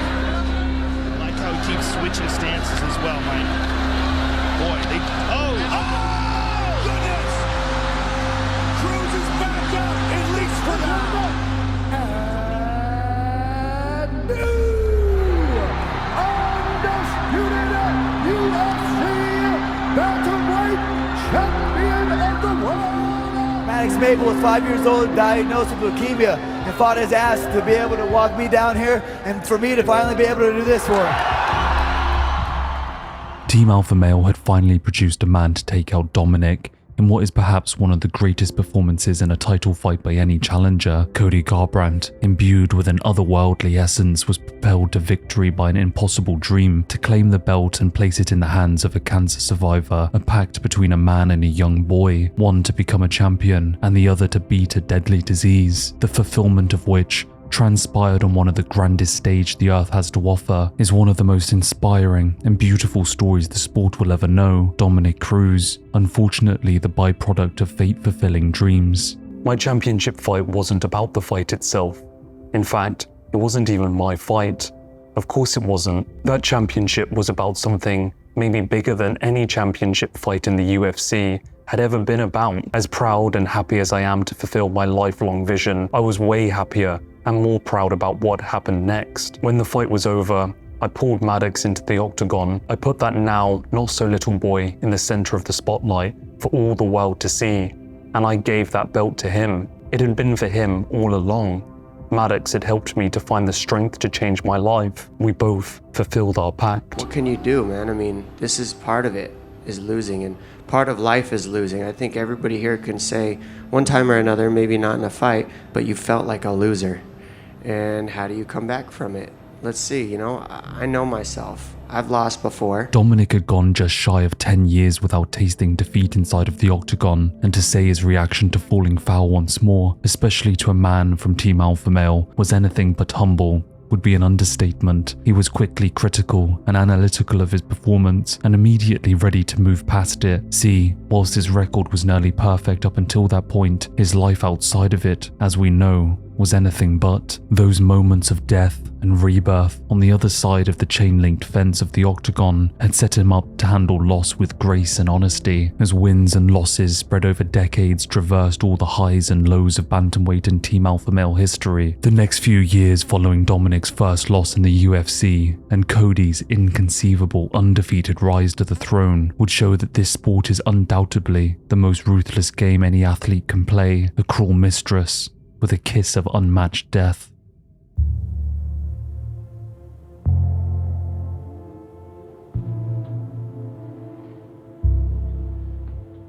Cody's journey from an undefeated pro through to claiming the title with Maddox in tow is one of the most inspiring stories this video will offer. A dark beginning, a dramatic middle, and a triumphant end. It was, and always will be, the perfect story.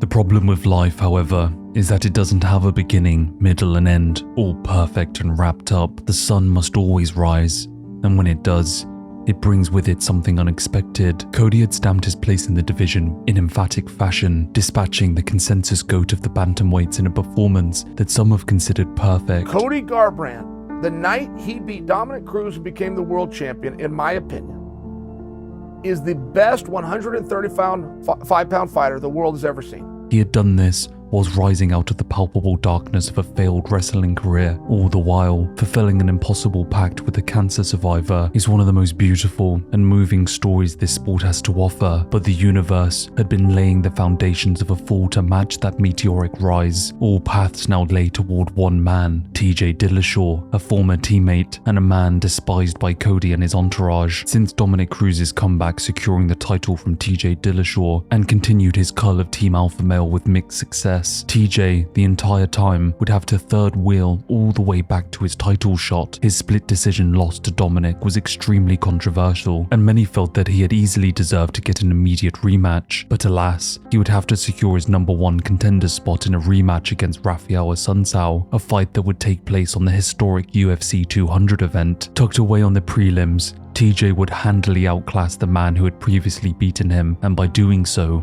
would cement his place as the next in line for the title shot, calling out Cruz in his post-fight interview. I should have already fought for the title.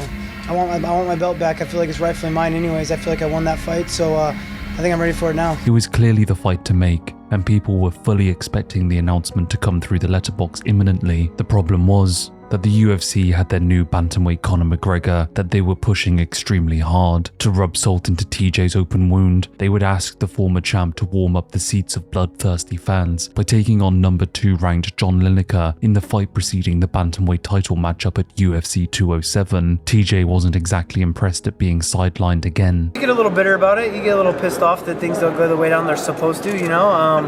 As this being a sport and training my butt off, training 6 hours a day to be the best in the world and then not being treated like it, you know, to winning big fights, beating Rafael Assunção on an 8-fight win streak, ranked #2, and not getting my title shot, you know. But I'll continue to do my job. I'll keep beating the best guys and keep a smile on my face and just enjoy what I do. Dillashaw would handle business though, outclassing the #2 man in the world and making his intentions known in his post-fight interview. If I don't get the title fight next, we know it's rigged, you know, and they're trying to screw me on purpose. There really was no denying TJ's right to fight for the title next. I guess the thing that TJ probably wasn't expecting was that the man that he would be calling out was his former teammate, and a man that he knew well. It was an easy sell for the UFC, ex-teammates turned rivals, yet they would still actually offer Cruz the immediate rematch, something that he would ultimately turn down, thankfully, because I think if TJ got snubbed again, we would be getting a sequel to Falling Down. As a fan of the fighters during this period, it really was the best matchup. TJ versus Cody promised entertainment. Over the last few years, the split between TJ and Team Alpha Male was a storyline that had been plastered all over social media and news outlets. For whatever reason, fans and fighters alike had a vested interest in the progression of this narrative, and the matchup promised to take the feud to nuclear levels. The UFC weren't playing games. Not only did they announce the bout, but they also doubled down, making the pair coaches of The Ultimate Fighter Season 25.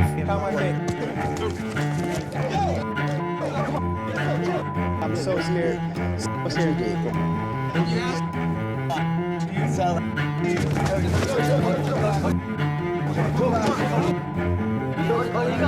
What's up, bro? Good. TUF seemed like the perfect platform to exploit every single person involved in the situation, and true to form for a bunch of hot-headed alpha male fighters, the whole season delivered, just not in the way that you would expect. TJ, with no thanks to Conor, had managed to assume the title of the villain going into the show, and Cody, with his emphatic win over Dom, was quickly becoming a star. But the whole script was about to be flipped. The whole show was a scramble of insults, character assassinations, and slanderous statements from the alpha male camp that were attempting to impale TJ's already diminishing public perception on a spike, but all it did was backfire, miserably.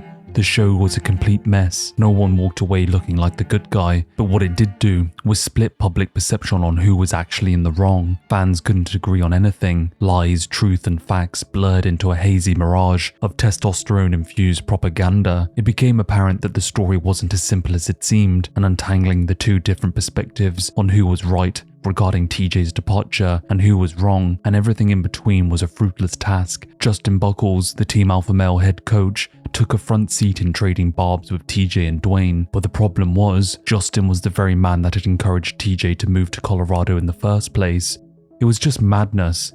The years that had passed had clearly made all those men lose sight of what actually triggered them in the first place. Dwayne and Uriah had a little falling out, TJ got caught in the middle, and now Cody, the man that had threatened to knock out Conor for talking shit about him, was now snatching up Dillashaw by the neck. Alpha Male walked away from the whole charade, looking incompetent and childish in my opinion. I had gone into the show with massive hype on Cody, and was kind of sad that he would be fighting another favourite of mine in TJ, as I didn't want either to lose, but this season just made me want want to see TJ get some revenge. If the Ultimate Fighter TV show wasn't indicative of the bitterness to follow, then the weeks leading up to their fight certainly delivered. In manifesting every ounce of resentment between the two, Cody and Uriah still had one final dagger to deliver, one that they had been alluding to multiple times over the years, and that was TJ's inclination to cheap shot and be aggressive during practice, but what they had been referring to was much darker than a simple punch at the end of a round. There's no secret about TJ's, I mean, we talked about it when he was still on the team also, that he had to be like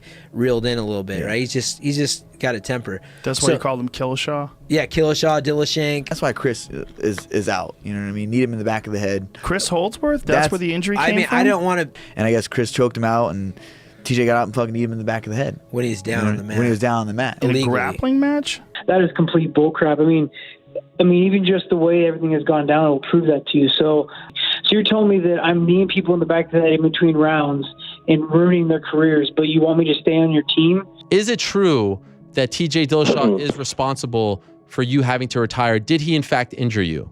That instance that's out in the public is, that's definitely true. The news served to vilify Dillashaw in ways that are hard to imagine. His legacy of being a sucker puncher in practice had finally caught up with him in the worst way possible. The fans didn't hold back in their resentment for it either, and heading into fight week for the media and press conferences, TJ would be booed and showered with chants of snake in the grass. Cody, on the other hand, being received like some kind of hero. Let's ask you, TJ, is this more about that belt that's sitting on the other table right now? He just needs the money, that's why he's here. He wanted to fight Mighty Mouse, that's why. He's a money fight. A horse's mouth, you do not need Chris in the back of the head. Exactly, you're a cheap shot and bastard. You're a cheater. Not. You did not, okay. It's all happened at the perfect time. You know, when it came out, the week of the fight, like, come on, man, this is all super predictable. Predictable. No truth to it? None whatsoever. Fight. You can talk all you want, show your insecurities, show who you really are. We're going to get out there. I'm going to break your ass. You can do all the conditioning in the world with your new coach. You can't condition that fucking chin of yours.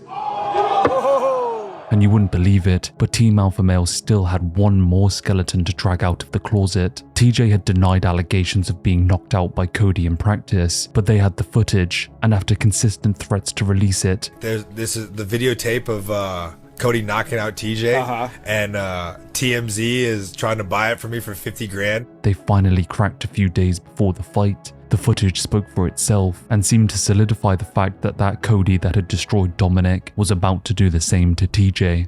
Well, he may not have a belt at present, but for my money, this is still one of the best pound-for-pound mixed martial artists on the planet. The former UFC Bantamweight king, now #2 in the world, TJ Dillashaw. And Cody Garbrandt gladly carries the alpha male flag on his back. TJ Dillashaw, Cody Garbrandt, one of, if not the biggest UFC Bantamweight Championship fight this octagon has ever hosted. Garbrandt in the black and gold of a champion, TJ Dillashaw, switching stances as usual. Big knockdown for Cody!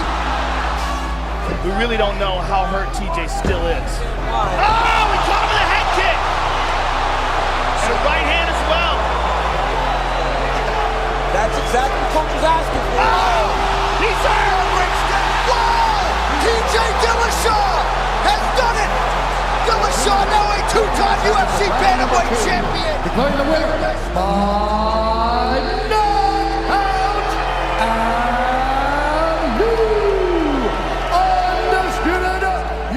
I think because it went so long, this drama went on for so long, that it was easy to kind of get by it. You know, it got real old after a while. Sure. You know, at first, you know, there's guys that you called some of your best friends back in the day that, you know, turn their back on you instantly. So that was a little hurtful in the beginning, but like I said, it got real old real quick, and it was easy to kind of get past it. There are a few photos that go as hard as this one. Some things can never be expressed in words. It's so hard to empathize with what an athlete on top of this sport experiences, but it's easy to understand the feeling of conquering every demon imaginable on the grandest stage on earth. Screaming in the face of a man who had attempted to take everything from him, screaming at years of backstabbing, years of character assassination, and screaming at finally getting back the belt that he feels he had unfairly lost. It's a breathtaking photo, and it's a moment that will be with me always. In the moment where it mattered most, he had snatched the crown from Cody, taking everything from Team Alpha Male and once again returning to the throne. Cody had let his emotions betray him, not only in the build-up, but in the fight as well. After knocking TJ down in round 1, Cody would open up the second round taunting his former teammate, dancing in front of him, like he had done to Cruz, toying with his opponent. But on this side of the chain-linked fence, the deadliest men prowl, and TJ is no man to be played with. Dillashaw took his time, recovered, and would turn the tide of the fight with a beautiful setup and a kick, taking instruction directly from his corner, landing the kick, whilst the crowd screamed "Fuck you, TJ." And you know what?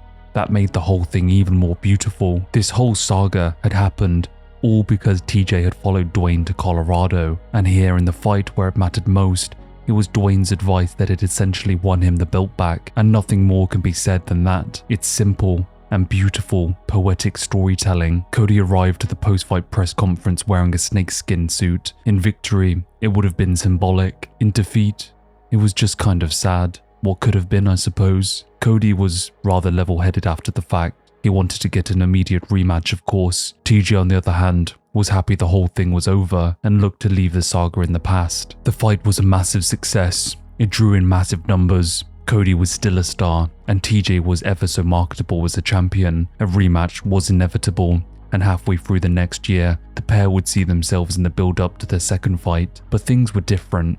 All that shit-talking and vitriol had somewhat faded. There was no intense back and forth. There was no Team Alpha Male gang wars. It seemed that Cody was focused on one thing, and that was getting the belt back. Opponent be damned. TJ was more than happy to let all of the drama that had unfolded over the last several years take a backseat too. With a win over Cody for a second time, he would well and truly bury this saga that had been plaguing his career. Whilst fans may have wanted a bitter feud to extend into a second fight, for me it was actually kind of nice to see the two that were extremely likable just let the sport do the talking and not some mindless beef that had overplayed its welcome. Cody was in a tough spot though. Immediate rematches, especially for people who have never defended the title, are extremely risky. A second loss in a row against TJ could have lasting consequences that would distance him from the title for years. It was an incredibly important fight in many ways for both athletes.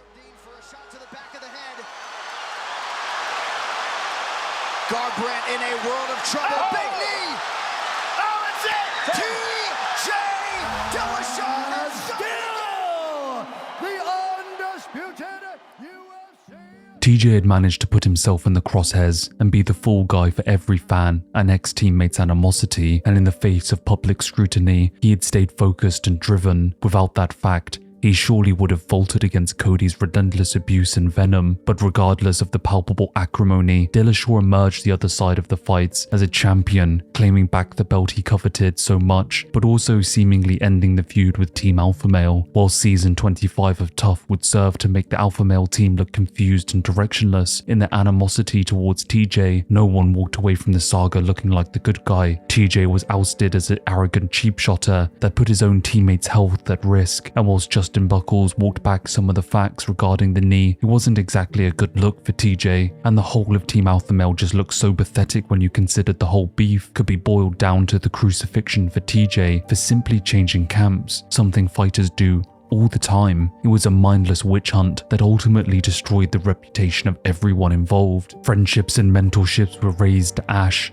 and all for naught but ego and money. For fans, the whole charade served as some mildly entertaining melodrama with a fist fight at the end of it. Needless to say, we live in a world where trash talk pulls at the seams of the truth, and undercutting opponents with deceit and treachery are rewarded with clicks and popularity. Whilst Cody, Uriah, and the rest of Team Alpha Male may have been haphazard when handling the truth, TJ remained cool and collected and handled himself with care and diligence, emerging the other side of the rivalry with Cody and Team Alpha Male all the better for it. Now with the belt firmly around his waist, TJ's future looked extremely bright, and fans seemed to have warmed back to him now, legitimized with the strap. When the battle cries faded from the bowels of Team Alpha Male's gym, and fighters and trainers started parting ways with one another, the true extent of TJ's transgressions behind those gym doors was revealed. Justin Buckles revealed that Holdsworth receiving that knee wasn't exactly the reason that he retired professionally. The damage certainly overblown, and Cody walked back a lot of the resentment that he held over TJ, even later leaving Team Alpha Male himself. The Team Alpha Male drama fizzled out quietly,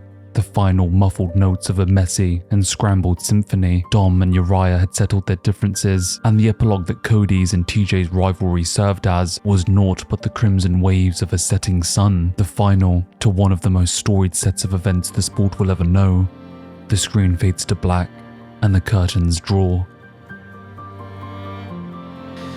the shit talk and the TV show, them accusing me of everything, like that took a lot, you know. And so for all that to be like taken off my shoulders feels great. You seem like such nice, friendly guys away from everything. We have our moments of being nice, but we also have our very brutal moments, and it's at your best friend's expenses. So it makes it interesting and it keeps you humble. Like I've said from the beginning, there's no animosity on my side. You know, obviously, it gets old. All the trash talk and all the bullshit and guys you thought were friends, it does get old. But I said from the beginning, there wasn't any animosity on my side. You know, I wasn't holding anything. It's a lot harder to fight with all that shit on your shoulders. The Team Alpha Male saga, as I like to call it, had run its course. And it is perhaps my favourite time to have lived through when watching this sport. As people who watch this channel know full well, no wonder I decided to start this entire history of series of videos with the bantamweights. But there is more to this division than just Team Alpha Male. In fact, really, it's only just begun. But before we get to it, here seems like the best place in this lengthy video to just close off Cody's story. Because, as you probably already know, with what we're about to discuss, the division will ruthlessly continue to march onward, and in its wake, it leaves Cody to drown. Cody's downfall, if you will, is one of the worst fall-offs this sport has known, and unfortunately, there will be no good time to reflect on his career later in this video, so let's have a little chat about it now. TJ, before the first matchup with Cody, had already called the fight before it was ever even announced. It's going to be a hyped up fight, I already know it. He's going to try to get angry and get aggressive, but I'm just going to try to stay composed and have some fun out there. He predicted the false anger and resentment that would ultimately betray him, and it's easy to see this as a failure within Garbrandt's own responsibility, but I feel like it's the egos of those around him, Uriah in particular, that fueled this empty bitterness. Uriah pushed previous head coach Justin Buchholz to the side in favor of himself to train Cody, and with that fateful choice, Cody would lose that calmness and technicality that had won him the belt in the previous performance against Cruz. Instead, that hot-headedness of Garbrandt that needed to be put on a leash was let loose, allowed to spoil his greatness. For me, the loss to TJ teaches a simple lesson of betrayal, not only from Cody's team, but also to himself, for allowing himself to get swept up in the drama of other people. I try to imagine a Cody that hadn't wasted all his energy coming after TJ on the show and in press conferences, and it's easy to see a different trajectory for his career, but alas, the calmer and more collected opponent walked away with the crown, leaving Cody with the first loss of his professional career. By the time the second fight rolled around, it was already too late. Cody was now a father, and as new life is brought into the fold, responsibility, goals, dreams, and time all fade into the background as the nurturing and growth of a child takes center stage. And although the birth of a son can reframe ambition, sometimes just being a father is simply more important than being an athlete. The TJ fight, I think my son was 3 months old, so like, dude, for me, I didn't have a father growing up, you know, he was incarcerated, so I didn't want to miss anything. Like, oh shit, I gotta hurry up and rush to the gym. And I don't think that I was as focused, because and not to make excuses or sound, you know, like I am, I didn't want to miss anything in his life, so like, all right, fuck, I'm not gonna go to the PT, I'm gonna go train hard, and then like, I felt like just my body. I didn't feel like I got everything I needed out of it. Like with the Cruz fight, dude, I was just everything. You're right, we were doing 10 rounds of sparring. Cody's childhood without a father was a past that still haunted him, and so being there for his son, watching him grow, guiding him, and teaching him far outweighed chasing down championships and training. And that sentiment would physically manifest in the octagon. Focus drifted, priorities shifted, and that unbelievable rise to the top would be rivaled by an uncontrolled freefall to rock bottom. In his next fight after the TJ rivalry, Cody would be knocked out by Pedro Munoz. From there, he would emphatically knock out top contender Rafael Assunção before dropping a decision to Rob Font. He would then drop down to a new weight class and be knocked out by Kai Kara France, meaning that he was now unranked in 2 different divisions, lost and ever so far away from the title that was once his. I try to remain hopeful in my videos, keeping at bay that bleak and somber shadow seeping in, but this story is more grim, hopeless, and fading than anything. Cody's win over Rafael Assunção was a rose nestled amongst the thorns of a cruel and unforgiving descent. I think that as fans, we often get caught up in just one aspect of a fighter's life, and that is their performances inside of the cage, but it never provides a full picture of everything that's going on. As a slow beat of time continues relentlessly forward, it brings with it changes in emotion, values, responsibility, and dreams. When Cody ripped that belt from Cruz's waist It signified the end of a long and arduous journey, not only for him, but for his mother, the woman who had wanted a better life for him, his brother who had saved him from the clutches of death itself, and Maddox, who had showed him that there was hope beyond that abyss, and finally, Team Alpha Male, who had been pining for that coveted 5.5 pounds of gold and leather that had eluded them for so long. That fixation on a singular goal, and the achievement of it, I feel would have left a sense of what's next. Cody would be caught in a relentless cycle of chasing extrinsic victories that leave such emptiness in the wake of attainment. It's no wonder focus and drive dissipated and left him concerned with other aspects of his life. He had achieved the impossible. What could ever top that? And it's easy to see why Cody continues on, despite so many setbacks. His purpose beyond the cage is to be that example to his son, to never give up, to continue through the grit, and to crawl through the dirt. And no matter how low and how beaten you are, to shoot for that small chance of greatness, to aim for the unattainable, and with incredible courage, survive the impossible. After all, he knows that pervasive and palpable darkness, there is always hope. Light holds substance, but the empty darkness defines it. Cody finishes his book with the following paragraph, written before his losing streak. I was right in the middle of working on this book. Danny surprised me with just about the greatest news I'd ever heard. She let me know that we're going to have a baby. Absolutely everything I ever wanted or imagined is true, in ways that are far better than I ever envisioned. God did that. He did all of it.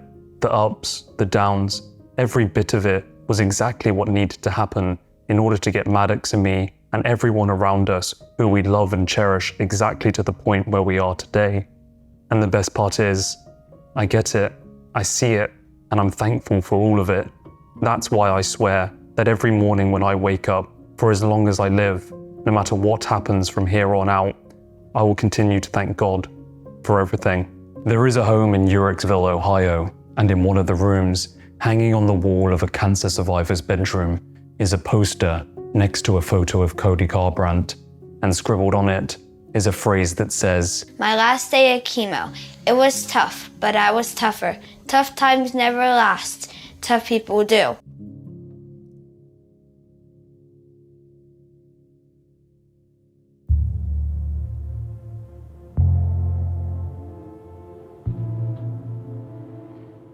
TJ had claimed the throne once more, a two-time Bantamweight champion, overcoming all odds and roadblocks placed in his way, whether it was the UFC, who gave him the long way round back to the title, or the fans who flip-flopped on detesting him or supporting him, and ultimately, his own ex-friends and teammates who turned on him at the behest of a jaded former head coach. TJ was now on track to become the greatest bantamweight the sport had ever known. A handful of wins could separate him in the history books.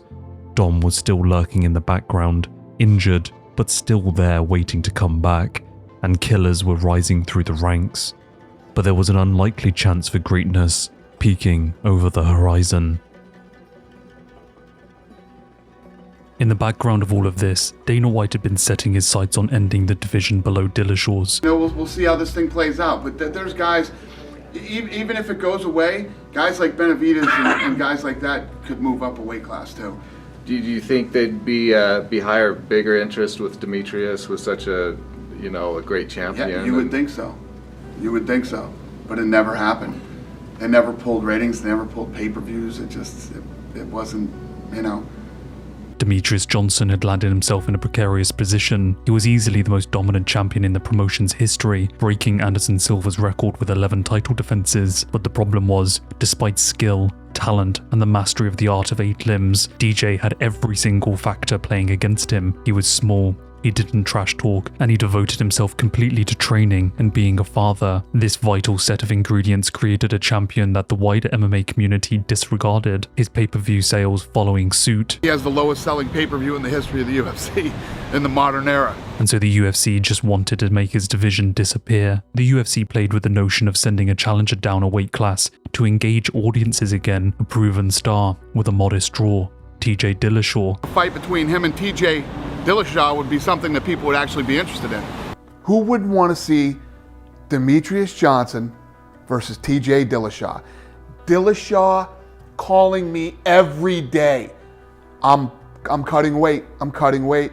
I'm dieting, I'm training, I'm cutting weight. He wanted to ascend to the heights and prestige of double championship status and to solidify his legacy, but Johnson wasn't having any of it. But he absolutely refuses to fight the guy. Quite to the detriment of his already tarnished reputation at the company, the UFC were at a standstill with their stubborn and dominant champion, and so settled on sending in Henry Cejudo, a challenger who had already lost to DJ, but perhaps this time he could shake up the division and usurp the pay-per-view vacuum. Whilst Henry is a man I would certainly like to do a whole backstory on, I want to save it for when I eventually do an entire history of the flyweight division, and so to that end, if you're enjoying this video and you're having a good time and wish to see more content like this, then please comment, like and subscribe, whatever it is to get the algorithm stimulated. I'd love to do one of these really long form videos for every division, and as you can imagine it's a lot of work, so please feel free to support me if you're having a good time, and only if you're having a good time. The Olympic gold medalist Henry Cejudo would get his redemption and topple the giant, but only in a razor-close split decision. His post-fight interview showed shimmers of potential popularity. He was charismatic and addressed the elephant in the room, pleading with Dana White to give him the opportunity to make a super fight and restore some semblance of popularity to the flyweight division. I felt disrespected this whole time, you know?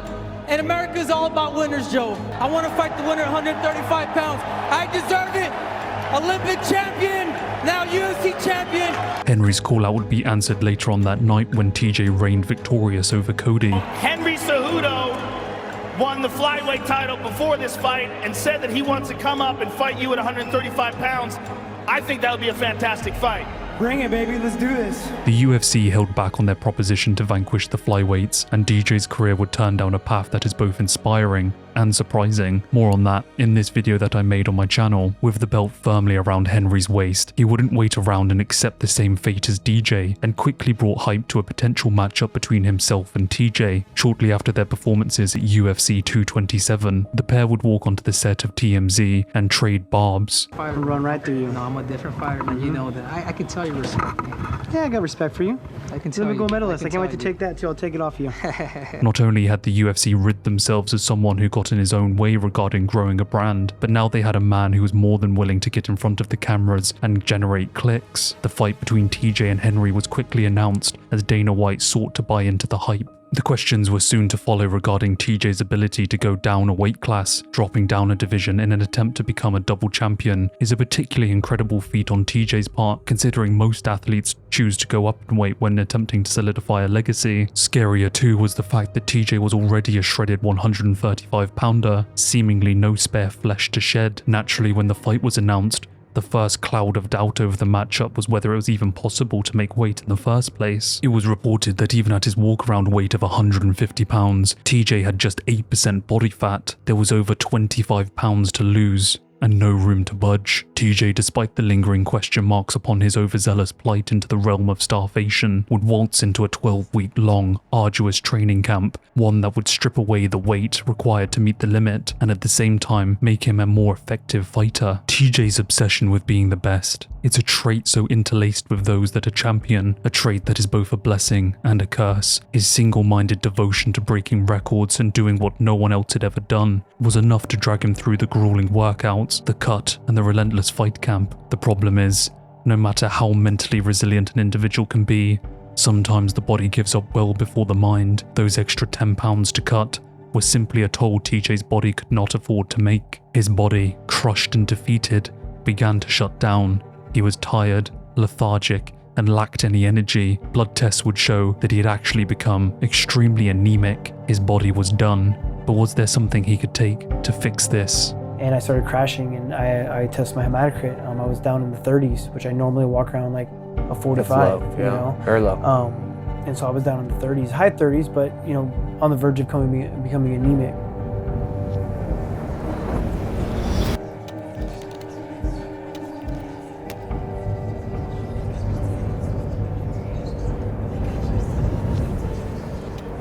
It's called Procrit. It is a anemia medication that would, you know, help me not only make the weight, but be myself.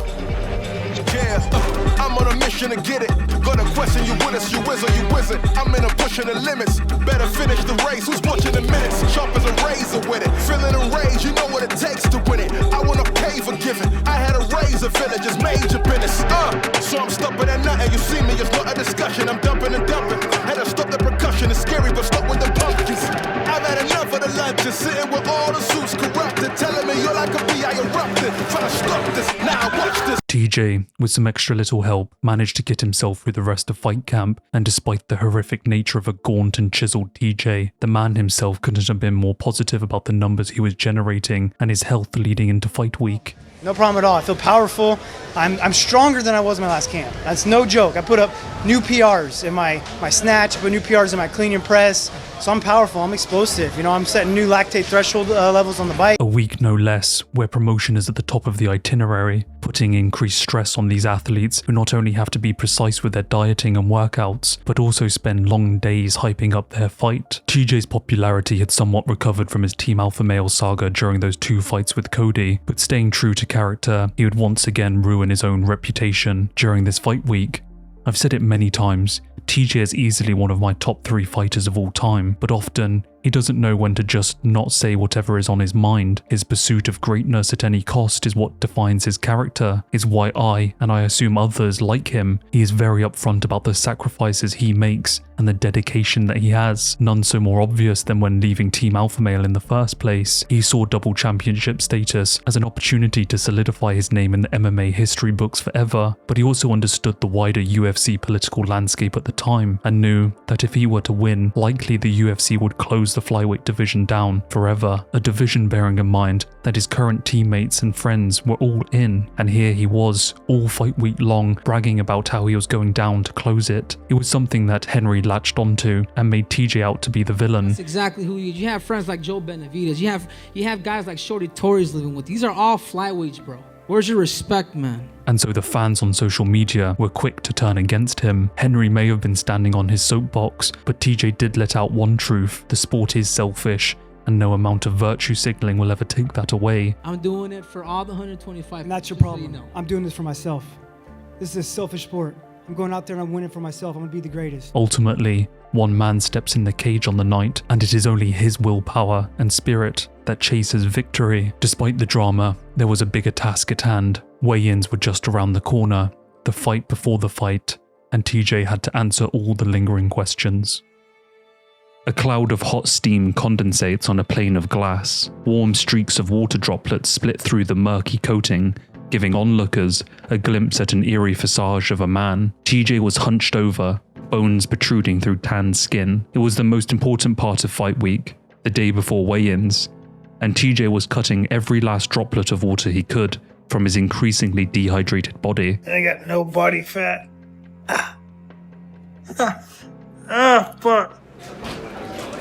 124.6. Right here. In a surprise to almost every fight fan, TJ would step onto the scales, forcing a smile as he miraculously made the seemingly impossible flyweight limit. And well, it didn't need stating that he looked horrendous, frail, and unbelievably skinny. Whilst it was strange seeing such a wasted TJ, he still had another 24 hours to hydrate and to return to some level of normalcy before the fight. There were huge question marks over what his performance might look like inside of the 8 walls of chain-linked fence, but we were soon to find out.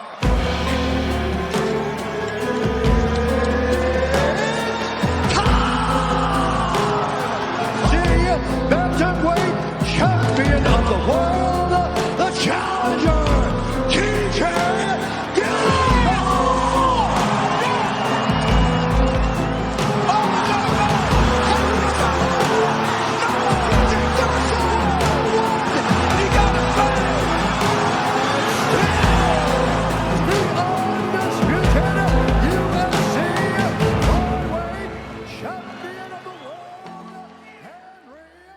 After 12 weeks of a ruthless and draining weight cut in the pursuit of double championship status, TJ Dillashaw would be knocked out in just 30 seconds. As he stepped into the octagon that fateful night, it was unmistakable to onlookers that he was not that ruthless killer that once dominated the 135-pound division. Despite TJ's claims of peak performance during training camp, he appeared diminished, smaller, slower, and alarmingly fragile. It was even harder still trying to draw up some reasonable argument as to why it was all even worth it in the first place for the sake of another belt. The toll on his body was evident, likely shaving off years of his life in the ambitious yet punishing pursuit of combat sports greatness. What psychological impetus drove TJ to conceive of a reality where he could safely make weight? I guess we will never know. And if TJ is to be taken at his word, then his weight cut was enough to make him become anemic, and even with the medication that he sought out, his condition on weigh-in day still teetered on the edge of disturbing. But there was a darker truth about to be revealed. I had my manager call me and say, hey man, I just got a call from UFC. TJ Dillashaw tested positive for injectable EPO. TJ Dillashaw just got suspended by USADA for a year. But that is bad. That is very, very bad for him. It has a major detriment on professional ambition. This guy's a little dirty, man. It's not good for our sport. During this time, he's not only beat but knocked out Cody Garbrandt. They got to go back and test his old samples. Feels like Cody has a legitimate fucking gripe. Maybe that slight edge was because he's a fucking cheater.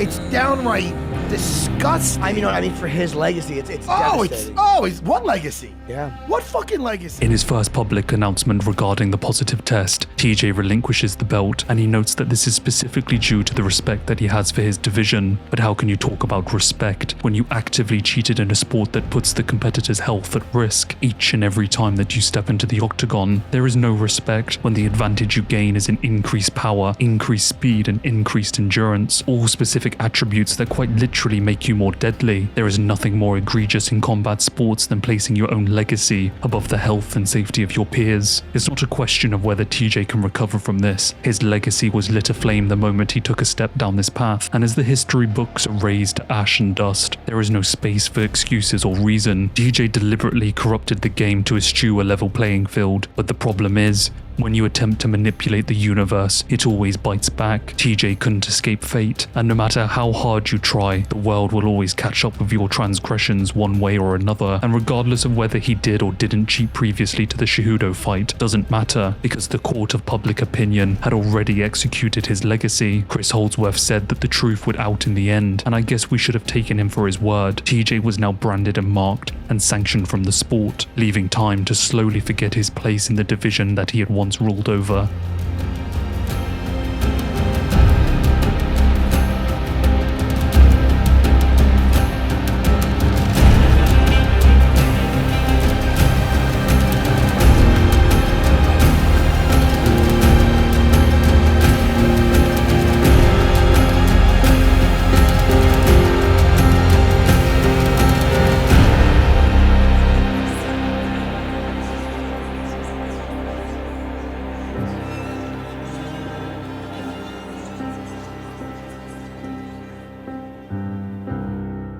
TJ's championship journey had started all the way back in 2014, and here he was, 5 years later, embellished in controversy and discarded from the sport.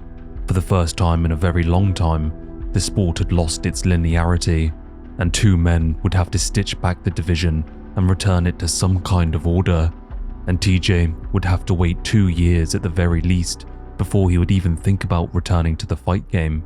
In the wake of TJ's retirement from the sport, the UFC was ready to put into motion a new time for the division. Henry Cejudo, even before the EPO scandal had come to light, was setting up a move to bantamweight to take on TJ in a bid to become a double champion himself. So I think I have the right to say, hey, allow me to keep this bout at 125 pounds. You can get your rematch, but let's do it at 135 pounds. And so the week of TJ's relinquishing of the belt, he would start a campaign to have his chance for second belt. And he did it the only way he knew how: cringiness. Henry, in an interview with Ariel Helwani, would state, "I'm the biggest name now. I hold all the cards. It ain't the flyweight division or the bantamweight division. It's the Cejudo weight division. So I'll just wait and see what the UFC has planned for the Cejudo weight division." Ariel, ever the instigator, would reach out to the #1 contender at the time, Marlon Moraes, for a rebuttal. The Brazilian and former 6-time World Series of Fighting champion, who was riding an unbelievable 4-fight winning streak against the best bantamweights in the world, responded by telling Henry to stay in his lane, and if he were to move up to the 135-pounders, he'd be in big trouble. It would start a big back and forth between the two, Ali Abdelaziz, who managed both of them, probably in the background writing out all the messages himself. Anyway, the point was that the fight sold itself. What better way to resuscitate a division with a champion and a #1 contender? Dana sent it to print, and Henry was given his opportunity to snatch 2 crowns. Scared, homie? You know I'm coming. I love breaking records. I love proving people wrong. Even with this fight, I know I'm the underdog. I was the underdog my whole life, and I have created fans, and it's special to me because when you're the underdog and people don't believe in you, you know what happens? You become a fan. It's the habit in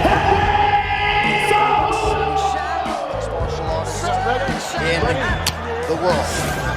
This fight clock is brought to you by Modelo Brew for those with a fighting spirit. Magic Marlon Moraes is in yellow, Henry Cejudo in the black and gold. Moraes has huge legs. Either side. Oh man, I thought the referee was going to stop it. Oh, yeah, that's it. Undisputed UFC Bantamweight Champion. After an extremely tough 2 rounds, Henry managed to push against the tide and beat Marlon Moraes in the final 10 seconds of the third, raining down a flurry of hammer fists that saw the Brazilian unable to continue the bout. Henry had done what very few athletes on this planet could ever dream of: 2 belts and an Olympic gold medal, and he most certainly was not afraid to shove it rightfully down everyone's throat. I mean, nothing goes harder than seeing photos of Henry royally dripped in gold. The victory would also see a new title inked into the legacy book for Henry, that of Triple C, a nickname now synonymous with the man. His victory made even more sweeter considering the fact that it was later revealed that he had rolled his ankle the week of the fight, damaging it so severely to the point that the bout was almost called off entirely. But Henry's mentality was carved from stone, and his crowning moment would be defined by the resilience that had carried him to the pinnacle of 2 divisions. It was one of the most feel-good moments of the year, and despite what people thought of Henry's personality, I know for sure that I was in awe of his accomplishment, as I am sure the rest of the world was too. It was a victory that, no doubt, had secured Henry's rightful place in the Hall of Fame later in his life. Henry would also reveal later that he had actually hurt his shoulder during the fight, and that is why he took to only throwing right hands during the bout. First round, the last 36 seconds of this fight, I completely blew my shoulder out. See, I threw a jab, I missed a jab, and I completely blew it out. The injury would ultimately end up sidelining the double champion for the rest of 2019. This inactivity would bring frustration to Dana, who felt that Henry was keeping up 2 divisions. What we'd like to see Cejudo do is defend his title against Benavidez. If he can't, then he needs to give up one of the belts. Henry would respond by saying to Dana that he could suck it and that he was the king of 2 divisions. Dana White can say what he wants, but at the end of the day, I own 2-weight division. I am the kingpin at the flyweight division and bantamweight division. Anyway, Henry wasn't the king of the UFC, and so in December of 2019, the UFC essentially forced Henry to give up the flyweight title and allow other men to scrap it out for the belt. After almost a year rehabbing his shoulder injury, Henry's next fight would be announced. He would be taking on the King of Rio, Jose Aldo. Jose himself, a legend of the sport and a man that many consider the featherweight GOAT, and he had announced his intentions to go down a weight class to bantamweight after a loss to Alexander Volkanovski in May of 2019. Dana White had been pretty much dead set against the idea fighters go up in weight towards the end of their career, not down, but the Brazilian had managed to convince the UFC president by starting a propaganda war, sending photos of himself looking shredded yet healthy. These photos and Jose's persistence essentially forced Dana to give Jose a fantastic opportunity, squaring him off against a man who had just lost to Henry and Marlon Moraes, a man who was looking for a quick comeback fight. The pair would scrap it out in December of 2019, Jose unfortunately losing an extremely close and rather controversial split decision. It was one of the rare moments when Dana White just outright says that he thinks a loser had won the fight. Cejudo says, I want Aldo. If he says, I want Jose Aldo to win, I mean, how many people in here think Jose Aldo won the fight? Most of the room thinks that Jose Aldo won the fight. If that's what he wants to do next, we could do it. I don't have a problem with it. Dana literally said, fuck these judges, I'm giving Jose the next title shot, I don't care if he lost. And so in February of 2020, Jose would be confirmed as the next man to take on Henry at UFC 249. But then, the world quickly fell apart. China has identified the cause of the mysterious new virus. Coronavirus. There are fears a rapidly spreading virus has reached Australia. This is a rapidly emerging situation. We've been closely monitoring the situation with the coronavirus and its potential impact on the health and safety of UFC athletes, staff, and fans around the world. We're moving forward with all our UFC live events. I want somebody that I could break. I want somebody brittle. I want somebody easy. How about a tune-up fight? Dominic Cruz, I have a message for you. I don't know how you can say you're the best in the world when you're not even the best out of the state of Arizona. Dominic Cruz, you can do me a favor and you can bend the knee to Triple C2. Wash your filthy dog. Dominic Cruz makes his return to the octagon in a bantamweight battle for the belt against Henry Cejudo Saturday at UFC 249. We don't know where he's at physically. He just got off another surgery. It's your first fight, Dominic, since 2016. How does it feel to be finally returning to the octagon? It's been really good. It's been a fun trip so far. Dominic Cruz, does he deserve a shot at the title after such a lengthy layoff? Dominic Cruz, after almost 4 years away, multiple injuries and a pandemic, would return to the octagon to fight for the bantamweight belt.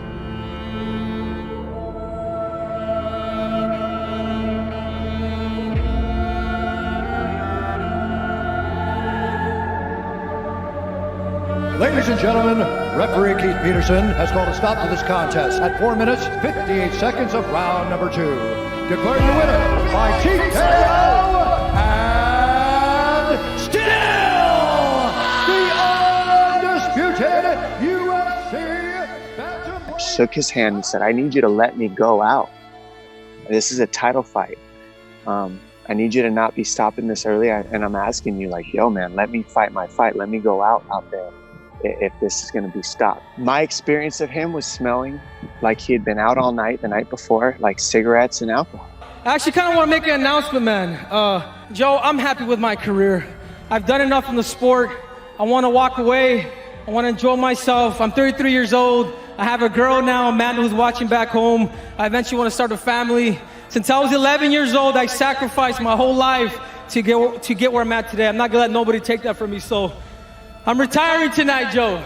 At what was considered the height of his career, Henry would bow unceremoniously out of the sport, a 2-division world champion and an Olympic gold medalist. It was hard to deny the moniker that had been given to him, the greatest combat athlete of all time. No one's resume was even close, and it was especially great considering the competition that he had done it to, in particular Demetrius Johnson and Dominic Cruz. In the Octagon interview, he spoke of the extreme sacrifice that he had taken in order to achieve this otherworldly success, and I think for the majority of us, it would be impossible to imagine what he had given up in order to put 2 belts and a gold medal in the trophy cabinet, a mission started since early childhood, grinding away in wrestling rooms, and a transition into a ruthless sport where he climbed to the top not only once, but twice, and at just the age of 33, he wanted his future to be different. He now had a partner and wanted to start his own family. Fighters in this sport rarely hang up their gloves on such great success, and I think that Henry's retirement on top of 2 divisions was certainly the greatest and cleanest this sport has ever seen. There was no slow fade out, no record marred with brutal KOs as it waned to its conclusion. No, he'd left the sport with an undeniable legacy and an aura of what if.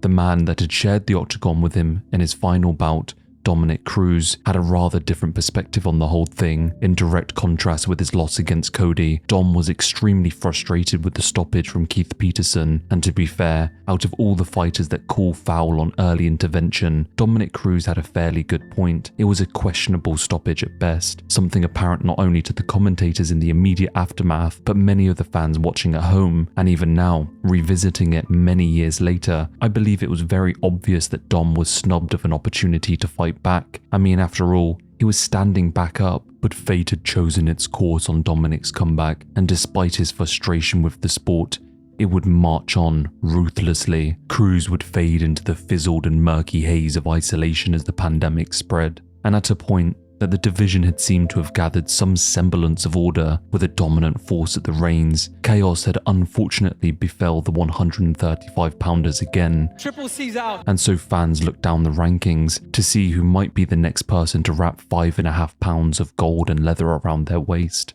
The answer was surprising to say the least.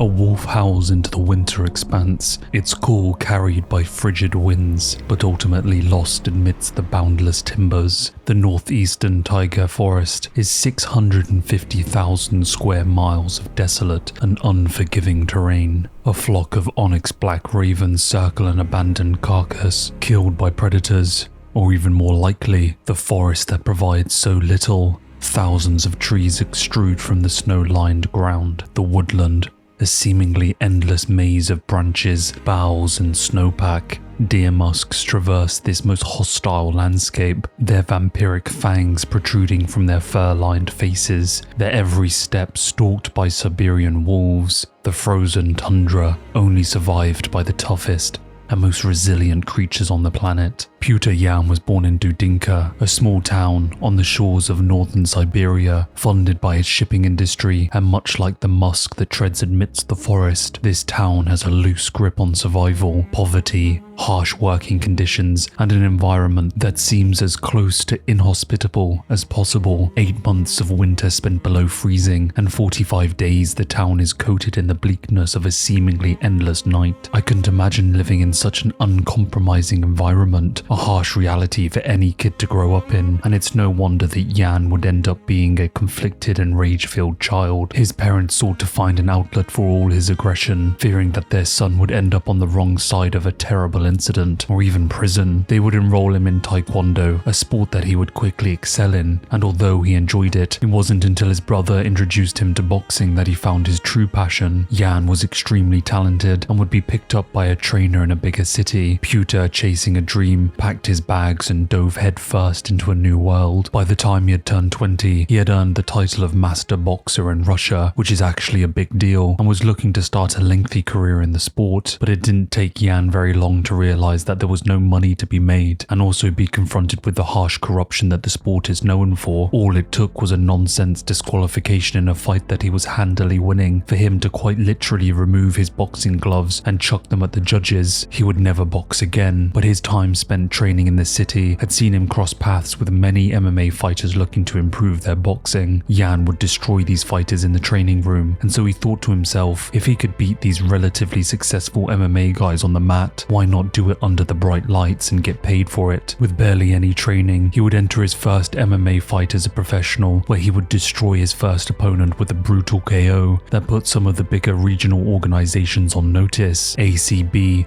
a fairly decent-sized Russian promotion, would jump at the opportunity to sign Yan, even at just 1-0, and they weren't going to give him an easy ride. They would place him in their Bantamweight Grand Prix, the winner of which would not only claim a Grand Prix trophy, but a shot at the promotion's Bantamweight Champion. Needless to say, that's a pretty big test to be chucked your way after having won your very first fight. But Yan was carved from something more and dove headfirst into the challenge, winning not only the 3-stage Grand Prix in decisive fashion, but did so in 8 months. On top of this, getting distracted along the way and fighting a 4th fight in a different promotion as some extracurricular activity, Yan, by winning the Grand Prix, was now given his opportunity to fight for the vacant bantamweight title. At just 5-0, the man that he would be standing across from was far more experienced. 11-0 top contender Magomedov. Magomedov's game plan was a rather simple one. As a fantastic grappler, he looked to drag the inexperienced Pyotr down to the ground and drown him, yet Yan would thwart all his opponent's efforts to take the fight to the ground, utilizing his intricate footwork and strong scrambles to keep the fight on the feet. This would turn the bout into a bloody back-and-forth scrap that amounted into being a dramatic 5-round affair. In the waning seconds of the fight, Yan looked like he was moments away from claiming victory, but a clash of heads would see the ref halt the action. It was most likely an accident through the intricate dance of action, yet the ref would give Yan a yellow card deducting a point. This, unfortunately, would mean that the title would pass right by Yan, all because of a mistake. A bit of foreshadowing there, I suppose. Yan would go back to the drawing board after missing out on his opportunity to lift a title, and despite the fact that many felt he deserved an immediate rematch, he would instead return to the cage just a couple months later and dispatch British fighter Ed Arthur, making his rematch against his undefeated rival undeniable. Yan this time was not willing to leave this fight down to the razor's edge and absolutely brutalized the champion from bell to bell, ripping the belt from around his opponent's waist and hoisting it above his head in dominant victory. Yan would defend his title once more at the end of 2017, winning via TKO. This would also see the end to the Russian's contract with ACB, and betting on himself and the hype surrounding him would refuse to re-sign. He wanted a coveted spot in the UFC, and it's a wish that would soon be granted. On the 30th of January, it was announced that Pewter, after just a tad over 3 years competing in the sport of MMA, had signed with the premier organization on the planet, and he was about to prove to the world why people were so hyped about him. One of the most exciting prospects of 2018. Those around Peter Yan don't think it will be long before his label turns to legit contender. He's something special when you watch him fight. It's really impressive. Oh, this boxing from Peter Yan is superb. Look at these hands from the Russian. Ladies and gentlemen, referee Keith Peterson has called a stop to this contest at 43 seconds of round number 3. Declaring the winner by knockout, Pelter No Mercy Yan.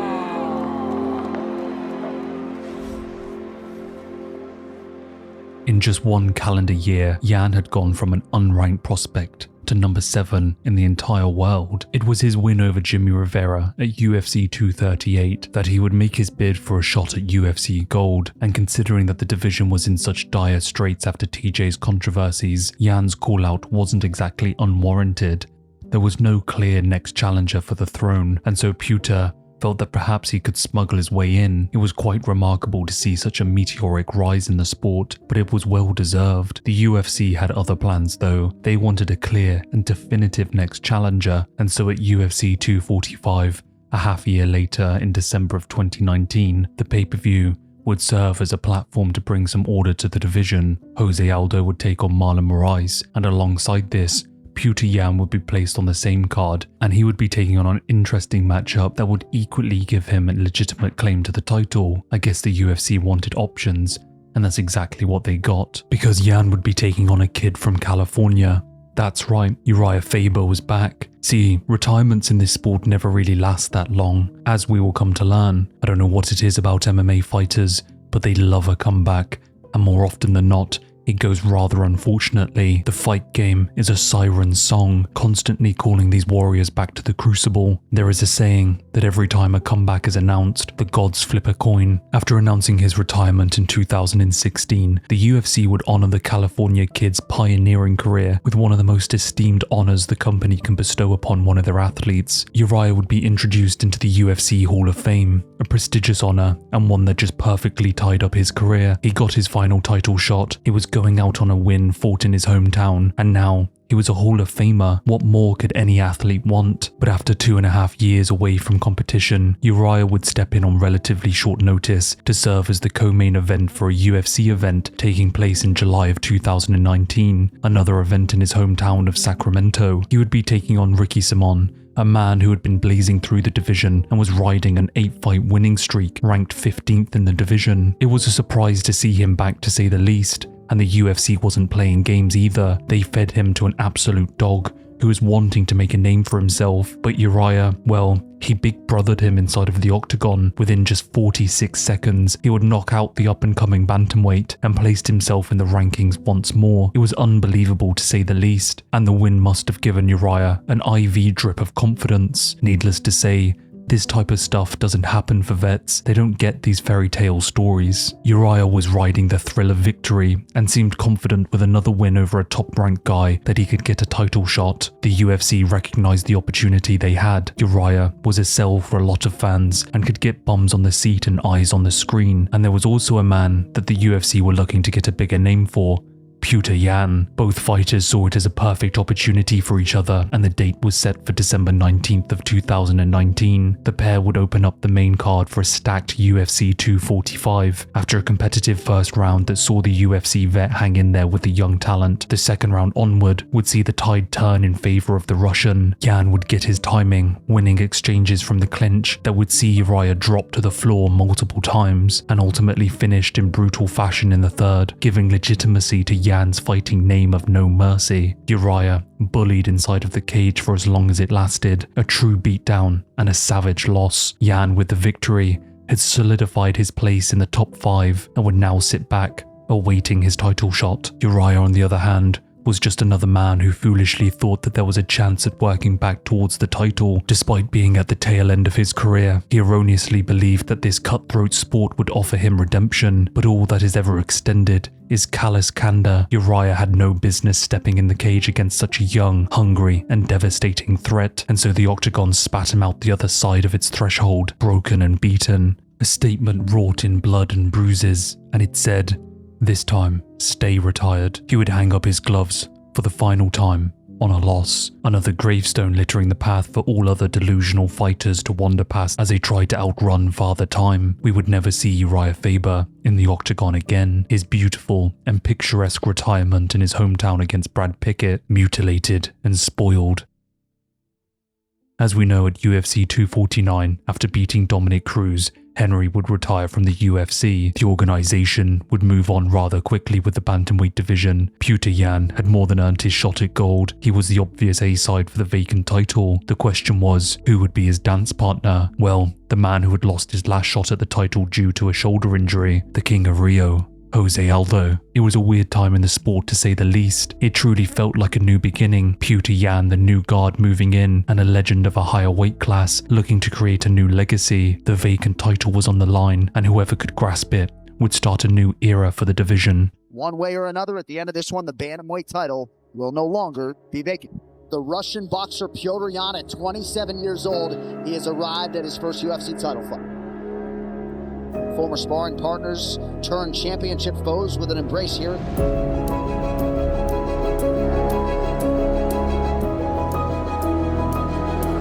Ladies and gentlemen, at 3 minutes, 24 seconds of the 5th round, referee Leon Roberts has called a stop to this contest, declaring the winner by TKO and undisputed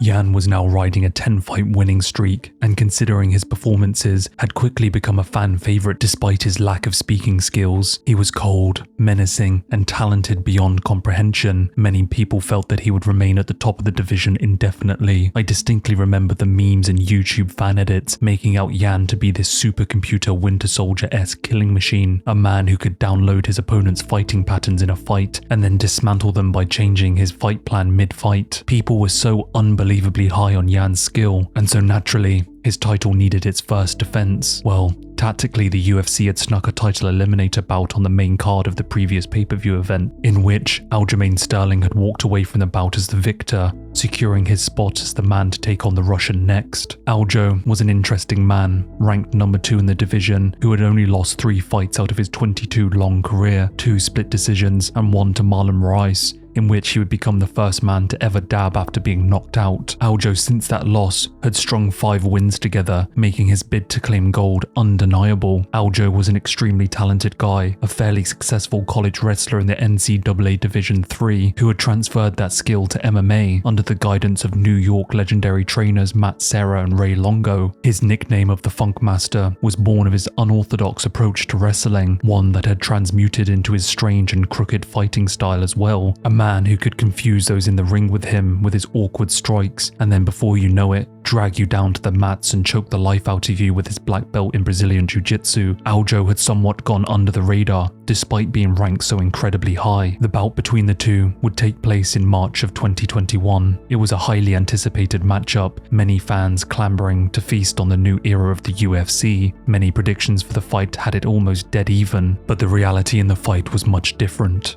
After a couple rounds of back and forth action that would see them 1 round apiece going into the third, Yan would begin to take over, Aljo appearing as if his gas tank was completely diminishing. After securing a dominant third round, Yan would continue his relentless barrage. Aljo was wilting, and the fight was now nothing but a formality for the Russian, and at the height of the Hour of the Wolf, one knee would send the bantamweight division into its Great Depression.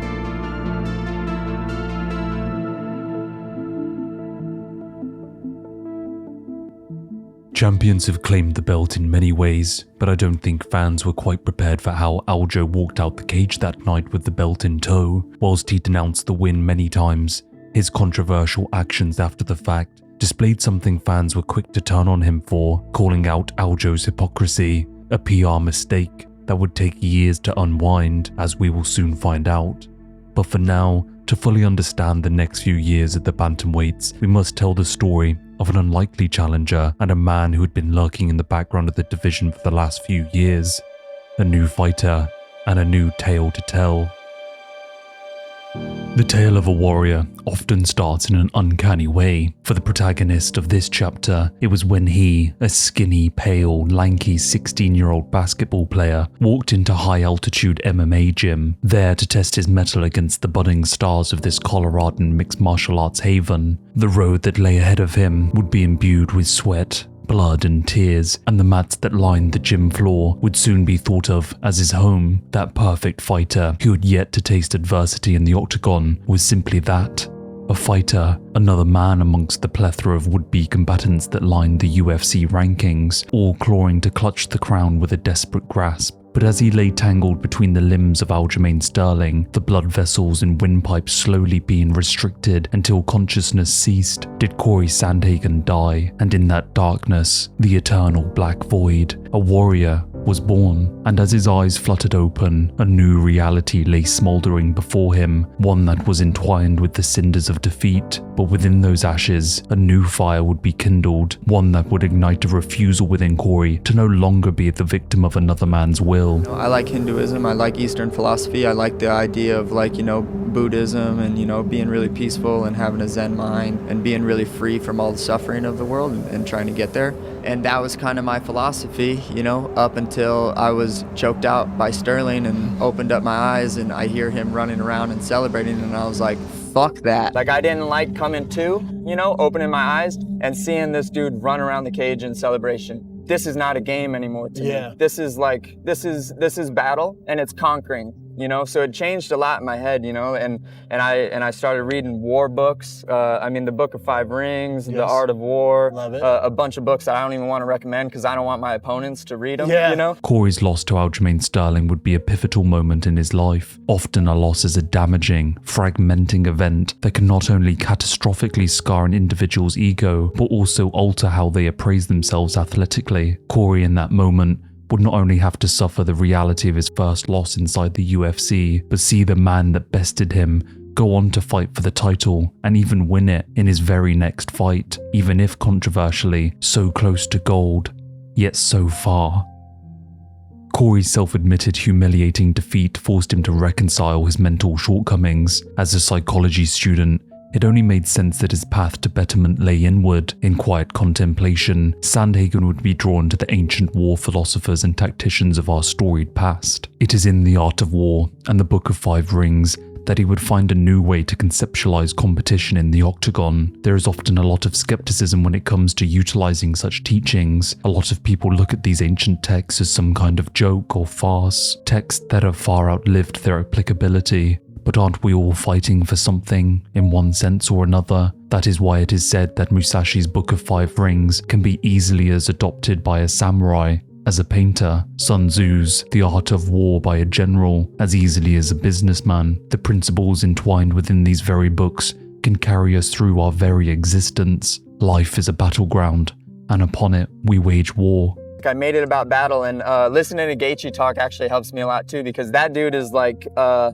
want this guy to see his own blood. Like, he'll talk, you know, like almost a little crazy to compared to like our civilized culture, you know? And that's not like, it's not really a sport to me anymore. I'll spend a lot of time just, you know, in my car or whenever, just thinking to myself, I'd be like, is there anything that I'm doing right now that I will hate myself for if I lose this next fight? And like, what do I need to fix so that that shit doesn't happen? If, like, say you lost tomorrow, would you change anything right now? And like, I ask myself that like a lot. Corey now needed to reassert his place in the division. The UFC would give him that opportunity by taking on a former title challenger and a man who had most recently got a win over Jose Aldo, Marlon Moraes. When I walked into that Moraes fight, I had zero fear, because I was, and you hear guys say this all the time, like, I'm ready to die in there, blah, blah, blah. You're you know? accepting it. Yeah, and it sounds real corny and cheesy, like when you're not in that headspace, but it's real. And like, you gotta be there. And I made that fight, like, this isn't me winning, losing, getting closer to a belt. It was like, I'm either living or I'm dying in this fight. And so now, it was time to apply all that he had learned since his last defeat. Know thyself, know thy enemy. 1,000 battles, 1,000 victories. Corey's mindset shift had been manifested in physical flesh. His return, equal parts flashy as they were vicious. Marlon Moraes once again sent back to the losing column, and in exchange, Corey had cemented his position in the top 5. Looking to further erase all that sour taste in his mouth, Corey sought the next opportunity to enter the cage, and a few months later, the UFC announced a co-main placement for a card in February. Corey would be taking on a veteran of the sport, a legend in every sense of the word, and a man who had just successfully come down to bantamweight in his previous fight, the man himself and former lightweight champion, Frankie Edgar. One should not take the first step without knowing the last. It was the first time for many people to see the legend Frankie Edgar laid out on the canvas, completely removed from consciousness, and it was a sobering reminder that longevity in this sport is decided by age and not skill. It also manifested the true awakening of some bestial spirit within Corey, evoking the ancient terror of those deadly and efficient warriors that once tread our lands. The knee that separated Frankie from this realm didn't come out of nowhere. Frankie didn't just get caught. He was lulled into a trap, a snare that had been set and placed in the training rooms of high-elevation MMA gym. Preparation defeated Frankie, not opportunity. Let your plans be dark and impenetrable as night, and when you move, fall like a thunderbolt. This moment solidified Corey's position within the division. He had in many ways turned that loss from Aljamain around. Corey was entertaining, he was certainly flashy, and now the UFC wanted to push this rising star. A month after his fight with Frankie, a misplaced knee would see Aljo become champ. With an immediate rematch expected between Yan and Sterling, the UFC eyed another title eliminator bout to bring some much-needed order to the division. Ranked at number 2, Corey would be the A-side, and his dance partner would be someone unlikely, a former training partner, and a fighter who loomed over the division as the lineal champ. 2 years is just too far out. Yeah. And so I'm happy to hear that. Do you like a comeback story? I love a comeback Who doesn't story. like a good comeback story? Who doesn't love right? a good comeback story? You know, love me or hate me, Sure. this is going to be a great comeback Well, story. and you're such a nice guy, but you are public enemy number 1. Oh, when of you course. come back, you'll Why do have you think 3, I'm dressed 4, in all 5. black? Believe me, you're going to have 3 or 4 or 5 guys saying, come on in, man, Yes. we've been waiting for you. Good. Time had pressed on, and the shadow TJ cast over the division had slowly faded, leaving new champions to rise amidst his broken legacy. 2 years is a long time for any person to reflect on their failures, shortcomings, and deceit. But the fact is, everyone is deserving of redemption, of a chance to course correct, and to prove that they can move past their blemishes. We are all capable of falling short of proper moral functioning. We are all deeply flawed, subject to the pushes and pulls of life that drag us down paths we seldom wish our deepest enemies to commit to. We are ultimately not perfect, and to cast aspersions on a person we know little on beyond his PED violations seems so empty. Sure, TJ had a responsibility to be better, do better, and be a leader amongst his peers, fans and family. That was his duty as champion, and yes, he did falter, but would we have fallen victim to the same temptations as TJ in his shoes is not a question you can answer. We are not privy to the minutiae of his life, and so it is folly to judge another. If you claim to be so free from sin, then you are simply a liar. Yes, we can feel let down or betrayed by him, but to be so insulting, insensitive, and to hold it against him for the rest of his career, to me just lacks any modicum of empathy. TJ lost more than we can truly appreciate. He lost his legacy. Every single fight he ever fought and won destroyed in an instant. He lost his teammates' respect, and ultimately, he lost some of the best years of his career, the championship, and the monetary value that comes with it. A punishment deserved, but most importantly, one that he had served on the sidelines. He did his time, and for it, TJ had earned a comeback, a clean sheet, and a chance to assert himself back in the top echelon of the sport he once ruled over.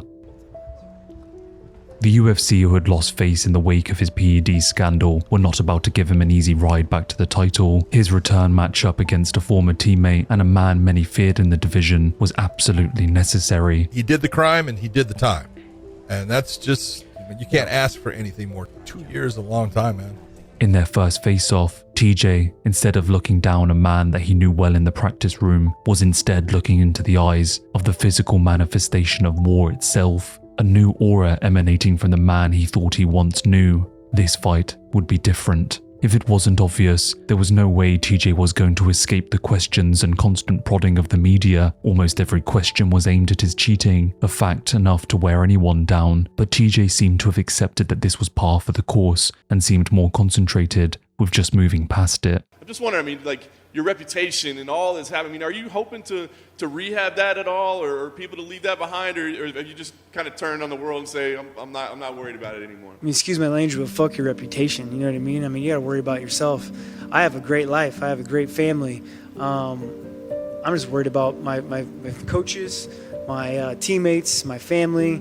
Other than that, I could care less, you know? You can't be, I've been in this game too long to want to scroll through the comments and think what other people fucking think that are sitting behind their computers and not having anything to achieve for, you know? You know, man up to your mistakes. You know, I mean, everyone's got skeletons in their closets. Everyone makes mistakes. I feel like it's how you handle it and how you bounce back from it really show your true character. And if you're someone that says you've never made a mistake, I don't fucking trust you anyways, because everyone has, you know. I mean, and now it's just me being able to save face and do whatever I possibly can and apologize and work my ass off. I mean, I know that there's no one in this game that'll work harder than me. I've proven that, and I will come back and I will be back on top, and that is a guarantee. For the winner by split decision, TJ Dillashaw!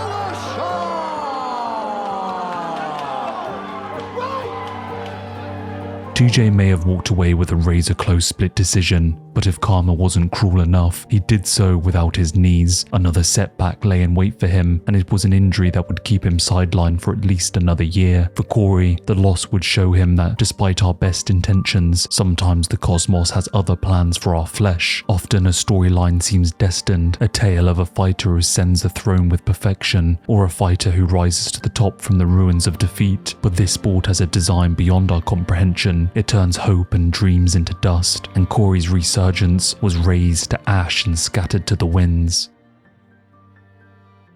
But despite this loss, the sport in all its mysticism had different intentions for Corey that he wasn't expecting. See, the split decision was considered very controversial indeed. From a fan's perspective, you might say that the only people who won that night were the fans themselves, and sometimes in these rare instances, the UFC will offer the fighter who perhaps lost on paper a chance, something Aldo had been the benefactor of previously. With TJ injured on the sidelines, when Aldo pulled out of his upcoming rematch with Yan just a month before its expected eventuality, citing a neck injury, Corey Sandhagen, coming off of a loss, would be beckoned back to the 8-sided cage, there to fill in for the MIA champion. And so, in the most peculiar of instances, he was offered his first chance to claim UFC gold in the form of the interim title. With Aljamain Sterling out of his title fight, Brett Okamoto has confirmed that Piotr Jan will face Corey Sandhagen for the interim title. When you get the interim title, will you consider that a world championship? I think Aljamain had to retreat. TJ's village is still on fire. If we're talking like ancient war type stuff, I'm the guy that can take the land. Ladies and gentlemen, for the millions watching watching around the world, Abu Dhabi, here we go! Bantamweight division. Tonight's fight clock is all up in Jan's face here early. Just over a minute to go here, round one. And he's touching with some of these shots. He's not putting power on every one of them, right? He'll throw out some feelers, get the hands up. Jan goes to work up top. Spinning back fist and a follow-up left. You just knew that. Back to work on the jab. Oh! Spinning back fist. Beautiful spinning attack. Two-time UFC Bantamweight Champion of the world, Piotr! Все знают здесь, кто является настоящий чемпион. He was better tonight, man. I have nothing else to say. I always ask, I want to fight the best in the world. I know that that's what's going to make me the best martial artist that I can be. And I'm grateful I got to do it tonight. I'll take from it and I'll learn from it. And next time I face him, I'll get the win. In a contest that promised technical violence, Corey Sandhagen and Peter Yan would go the distance in a fight of the night-worthy clash. Despite the masterful back and forth between the top contenders, it was Yan who would walk away with the interim championship, leaving Corey with his second loss in a row. It's not what happens to you, but how you react to it that matters. And so Corey finds himself here again, at a precipice, destined to fall back down to the darkly depths of sorrow and defeat, that empty chamber filled with a cacophony of uttered commiserations and whispered comforts. And have we not all been here before? The bowels of some cathartic ruin that shows us the errors of our own ways. To speak of it with such misery is to misplace its agency. We have explored loss in this channel many times and in many ways, and whilst mental resilience is what dragged Tony through one of the worst declines the sport has seen, and it was a promise that imbued Chiesa with unwavering energy to carry on despite unbearable grief. And so for Corey, it was the power over his own mind that meant perseverance despite being bested in the octagon. Every difficulty in life presents us with an opportunity to turn inward. The trials we endure can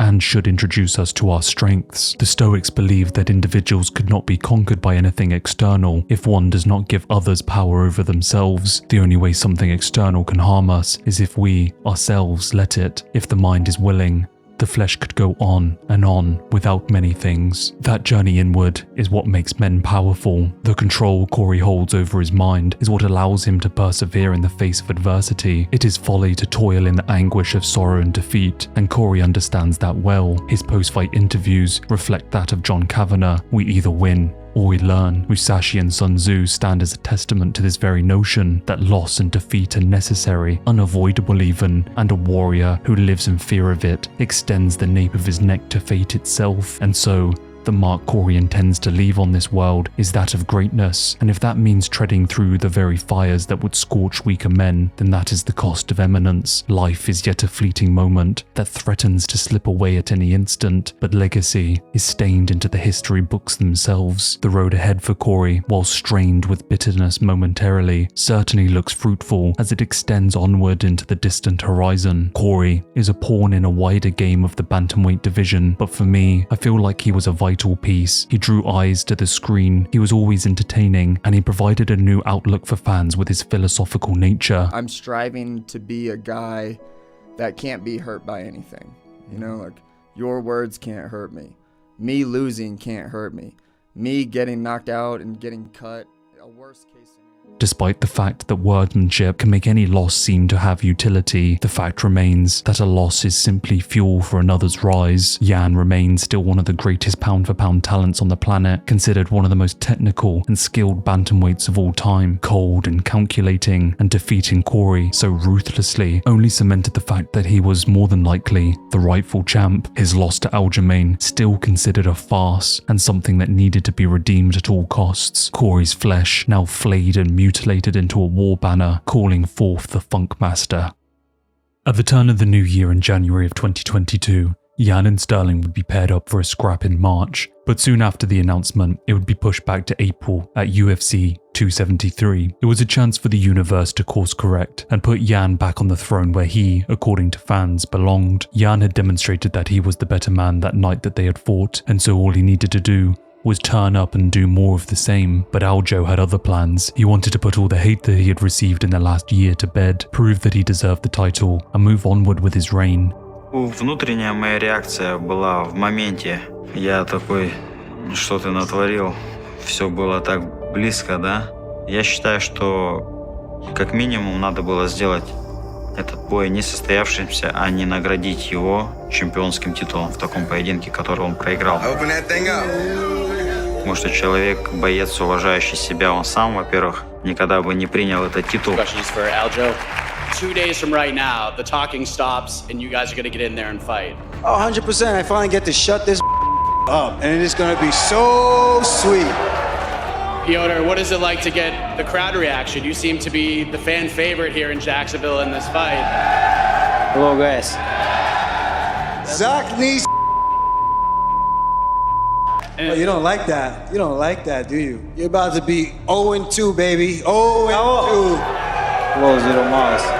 Last thing, Aljo, what's the headline gonna read on Saturday? Aljamain Sterling shocks the crowd and silences the noise. Guaranteed. Bet your money. Put your money up. You guys are gonna be rich. Guaranteed.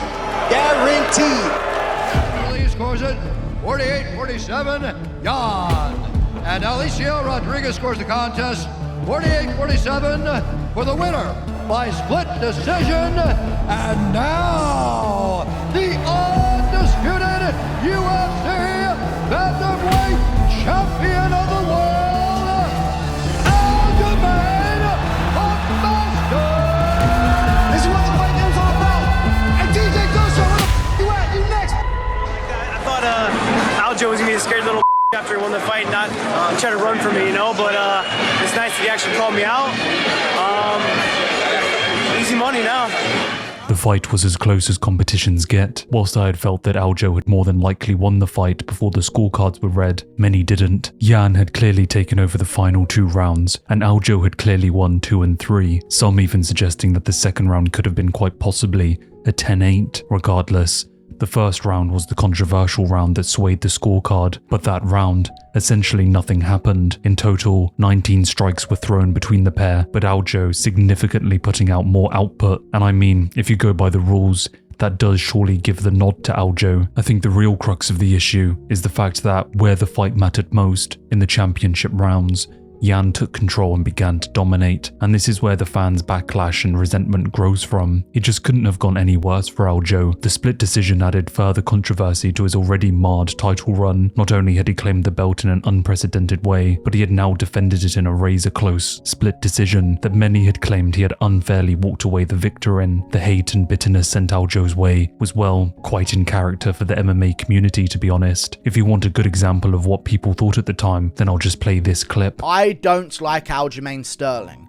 I find him cringy, unmarketable. I don't like him whatsoever. He's not funny. I hate how he plays the game non-stop. I really don't like Aljamain Sterling. I don't like the way he won the belt in the first place in the first fight. I didn't find him enjoyable at all in the build-up to this second fight. I am not as interested in him as a fighter as I am in Piotr Jan. I wanted Piotr Jan to go out there and completely obliterate Aljamain Sterling like a robot. But the scorecard was the scorecard, and Aljo would add a second ruby to his UFC legacy belt, leaving the Jan rivalry in the rearview mirror. Whether fans were going to accept him or not, it didn't matter.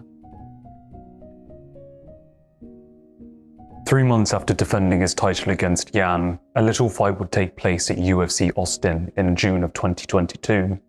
Nestled in as one of the fights on the prelims, Eddie Wineland, the inaugural lineal Bantamweight champion, would be knocked out by Cody Stanman 1 minute into the first round, marking 3 straight KO losses in a row for him over the course of 2 years. And since fighting for the interim title against Barao, Wineland had only won 4 out of his last 11. Unfortunately, time had caught up with him, grinding down his athletic capabilities, yet not his fighting spirit.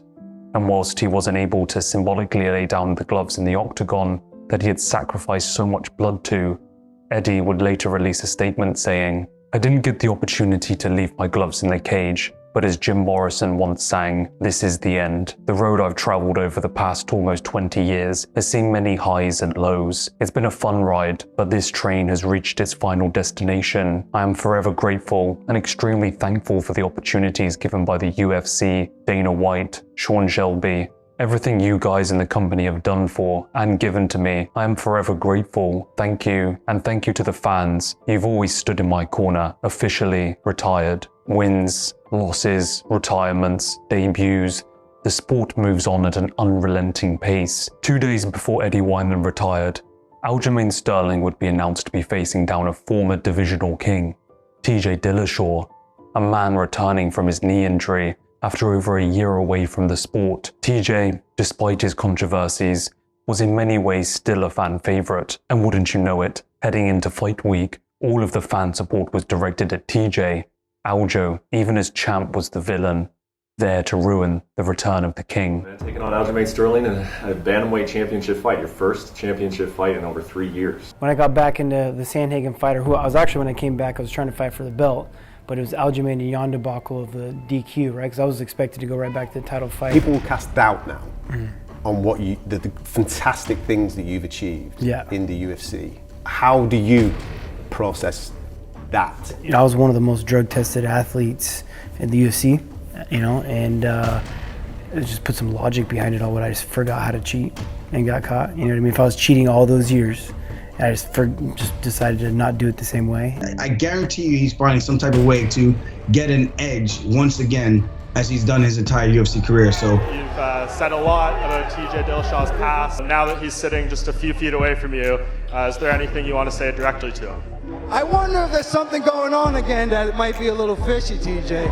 He's so worried about it, he can come test me himself. He can test these nuts in his mouth.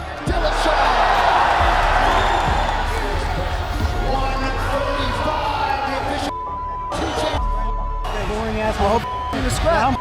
I know. I promise you right now, we're not wrestling. Something causing Dillashaw pain. He's gonna tap here. It looked like he was trying to get his hand ready. Maybe there's an injury. Yeah, he's hurt. He's wincing bad. What's happened to Dillashaw? He's injured himself. No, I think he's actually dislocated his shoulder or something here. That could be the beginning of the end. I think so. It should be. Great job by Aljo. No joke. In the first scramble, he winced and then gave up position. It's over. That'll do it, and still. Were you aware that TJ Dillashaw had that shoulder injury leading up to the fight? idea. That's a problem. At 3 minutes, 44 seconds of round number 2. Declaring the winner by TKO. We're there, baby. And now. What the f is up? the undisputed UFC Bantamweight. Unfortunately, in the second round, you know, I couldn't push up off my shoulders. So, hats off to Aljamain for doing what he does, and great win, you know. Aljo's reputation was increasingly seeming like it was cursed. If the knee and split decision over Puta wasn't enough, his first chance at getting a clean victory was snatched away from him because he had, well, beaten up TJ. People felt that it was embarrassing that it had taken Aljo 2 rounds to beat a one-armed fighter and then followed it up with his corny Fortnite celebration, which even further rubbed people the wrong way. One to never shy away from controversy, TJ would get his fair amount of hate as well. It was revealed that TJ knew full well that his shoulder was popping out of the joint all through his training camp, and had even told the ref before the fight in the locker room not to worry if he momentarily became crippled.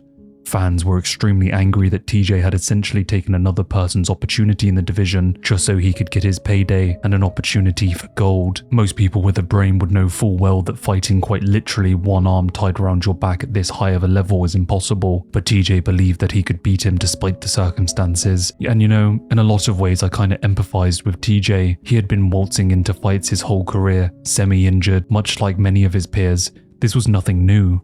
Looking back at TJ's track record of extreme self-confidence and his unwillingness to give up, it was rather in character for him to full-heartedly believe that Aljo didn't stand a chance against him, even with one arm. And to be honest, if it wasn't half stupid, it's kind of inspiring. TJ, now broken beyond repair, would ultimately retire, his shoulder injuries just too much of a hurdle to overcome. It was a bittersweet retirement to say the least, not going out on his own terms, and clearly wanting to give more to the sport if not for the injuries. For many, he had made the division one of the most entertaining and exciting parts of the sport, not only for his technical and intricate fighting style, but the personality and storyline that he brought in tow along the way. From memorable tough moments to brutal and flashy knockouts, TJ's heart and passion for the sport exuded from him. Love him or hate him, he had defined the bantamweights for an entire generation, and now he was going out not on his own terms, not because his appetite for violence had waned, or his attention had been pulled in different directions, but because his body had been slowly eroded and beat down by a ruthless and brutal sport, an unforgiving pursuit, one that brings with it greatness, riches and legacy, but what it gives, it surely takes, and TJ had sacrificed everything in his chase for eminence, his popularity, his body, and even his own friends, all given up for the chance of excellence, but he's never been shy in telling you why he does it. For that, you cannot fault him, neither for honesty or for just callous pursuit of greatness. It's never too late to rewrite your story. I care about what my 3.5-year-old son is going to see when he rewatches my fights, how he's going to see my story, and how I dealt with adversity. And as one retires, another unretires. A story as old as time, really. Those, as quickly as they leave, are called back to the fight game all the same. I guess it's hard to leave the fighting spirit in the cage, no matter how much blood and sweat you have sacrificed in the name of violence. That urge for competition, truly unshakable in the souls of these warriors. Henry had always hinted that he might return, teasing comebacks at featherweight in a bid to become the sport's first 3-division champion, but the UFC was hesitant to give a man who had retired with the belt the opportunity to mess up another division. After playing cat and mouse with the matchmakers for over a year, Henry would finally enter the USADA testing pool and be eligible to fight again, but who he would return against and at what division was up in the air. Okay, so this is a message to all my bantamweights out there. For all the people that actually been in a 5-round fight, you know how intense those 5-round training camps are. Especially mine, because I go hard in the paint. Henry, you should know exactly what I'm talking about. You've been through these 5-round camps, but you've been on the sidelines for 2.5 years. So I have no problem fighting you, Henry. I just want the biggest fight, and if that's you, then step up to the plate. If you want to wait for the boy, you can wait. If not, go take another fight and kick rocks. Henry was the most accomplished combat athlete of all time, and so it was rather fitting that Sterling pushed heavily for the fight to be put together, baiting Triple C on Twitter and in interviews. His reasoning was fairly simple to understand. He wanted to add another former champion to his resume and further legitimize his legacy. To be honest, it was a fairly smart move on his part, and in March of 2023, the fight would be announced, the headliner of UFC 288 in May. And as you well know, Henry was never one to miss an opportunity to promote an event. The build-up was everything that you would imagine it to be. Remember, the clock is ticking. What are you going to do in 2 weeks? The clock is ticking. I'm ready. That's what I'm trying to tell you. The way I see it, I am the champ. He's the challenger. I'm here to do my job. I'm excited to put this clown 6 feet under. He said this is going to be an easy fight. So what's going to happen when he loses and I make him bend the knee? I gotta punch his lights out, and that's going to happen within 3 rounds. Wait. You think I can lose to a guy who dresses up in a velour suit and his team? Look at these clowns. All right, UFC Bantamweight title on the line. Henry Cejudo is in the blue. Aljamain Sterling in the black and gold, befitting a champion.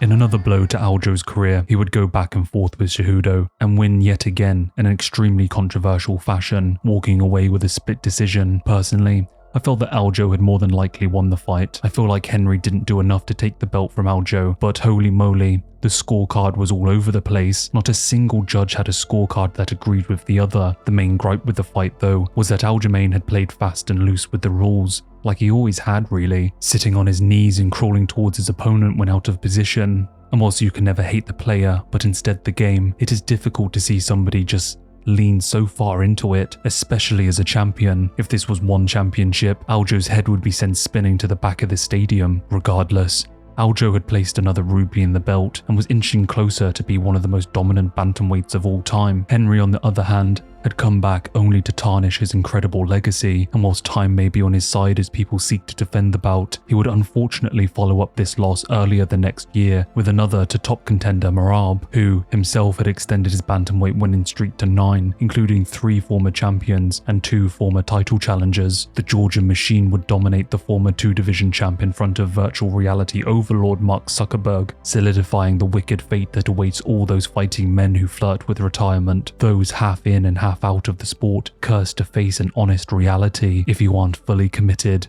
then this sport will spit you out the other side beaten and broken. It was a shame really, because Henry had left with one of the top 5 resumes of the sport, but on top of that, had left with an aura of mysticism, of what if.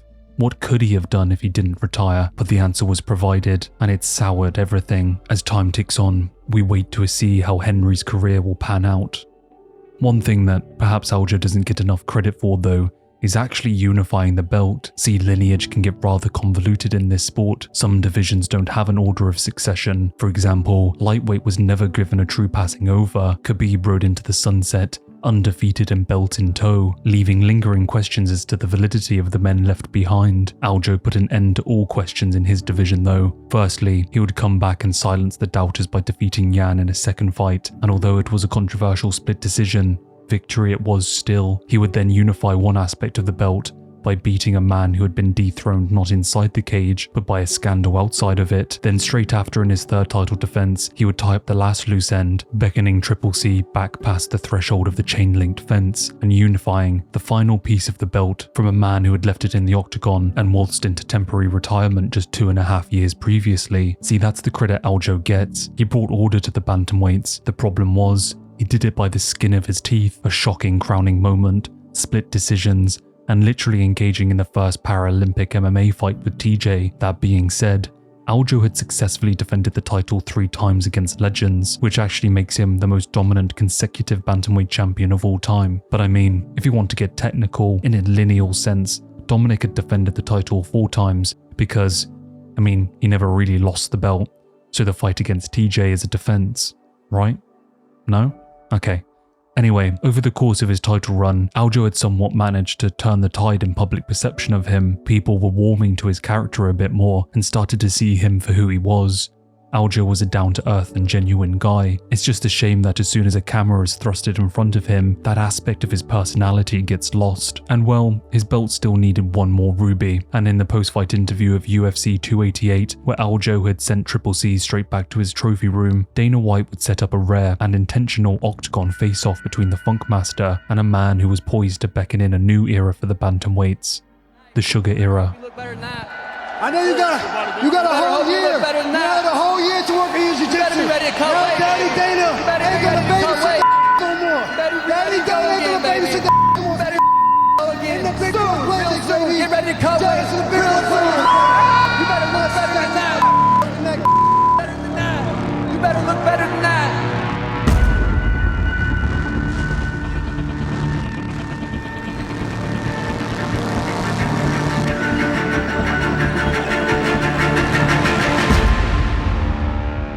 The ending story of this long and expansive video is that of a boy who had sat down with his dad to watch a sport that he could only describe as brutal, disgusting, and unfathomably grotesque. He hated watching these men punch and kick each other. It was simply gross to him. The fight that this kid was watching just so happened to be Dominic Cruz versus Uriah Faber at WEC 26. And you know, I feel like we keep coming back to the same place. I wonder if that's what happens when you die. You just return to a place that feels like home. I guess in a lot of ways, the WEC 26 poster is home for the bantamweights. The first time I saw UFC, I want to say it was a WEC fight when like Uriah, I think it was like Uriah and Dominic, and I thought it was the most, I was like, what the how are you watching that? I remember How is this legal? Dude, I remember watching people get kicked in the stomachs and thinking like, how's that not break your rib? And it was the most disgusting thing, I couldn't watch it. Sean's initial viewing of MMA wasn't taken well, so he would pursue sports like football and baseball, but he quickly realized that playing in as a part of a team wasn't suited to his personality. I feel like I wasn't getting the attention I wanted in football, basketball, and these certain sports that that's what kind of drove me away from team sports. I feel like they had favorites. I want to play one-on-one sport. I want to try boxing. I want to try kickboxing. And it was in high school, so I was like, definitely we'll get chicks from this.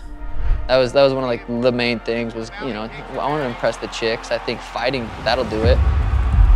Started kickboxing, kind of just go to the gym. And I remember my coaches were like, oh wow, like you have some, you know, I had good pop on the mitts.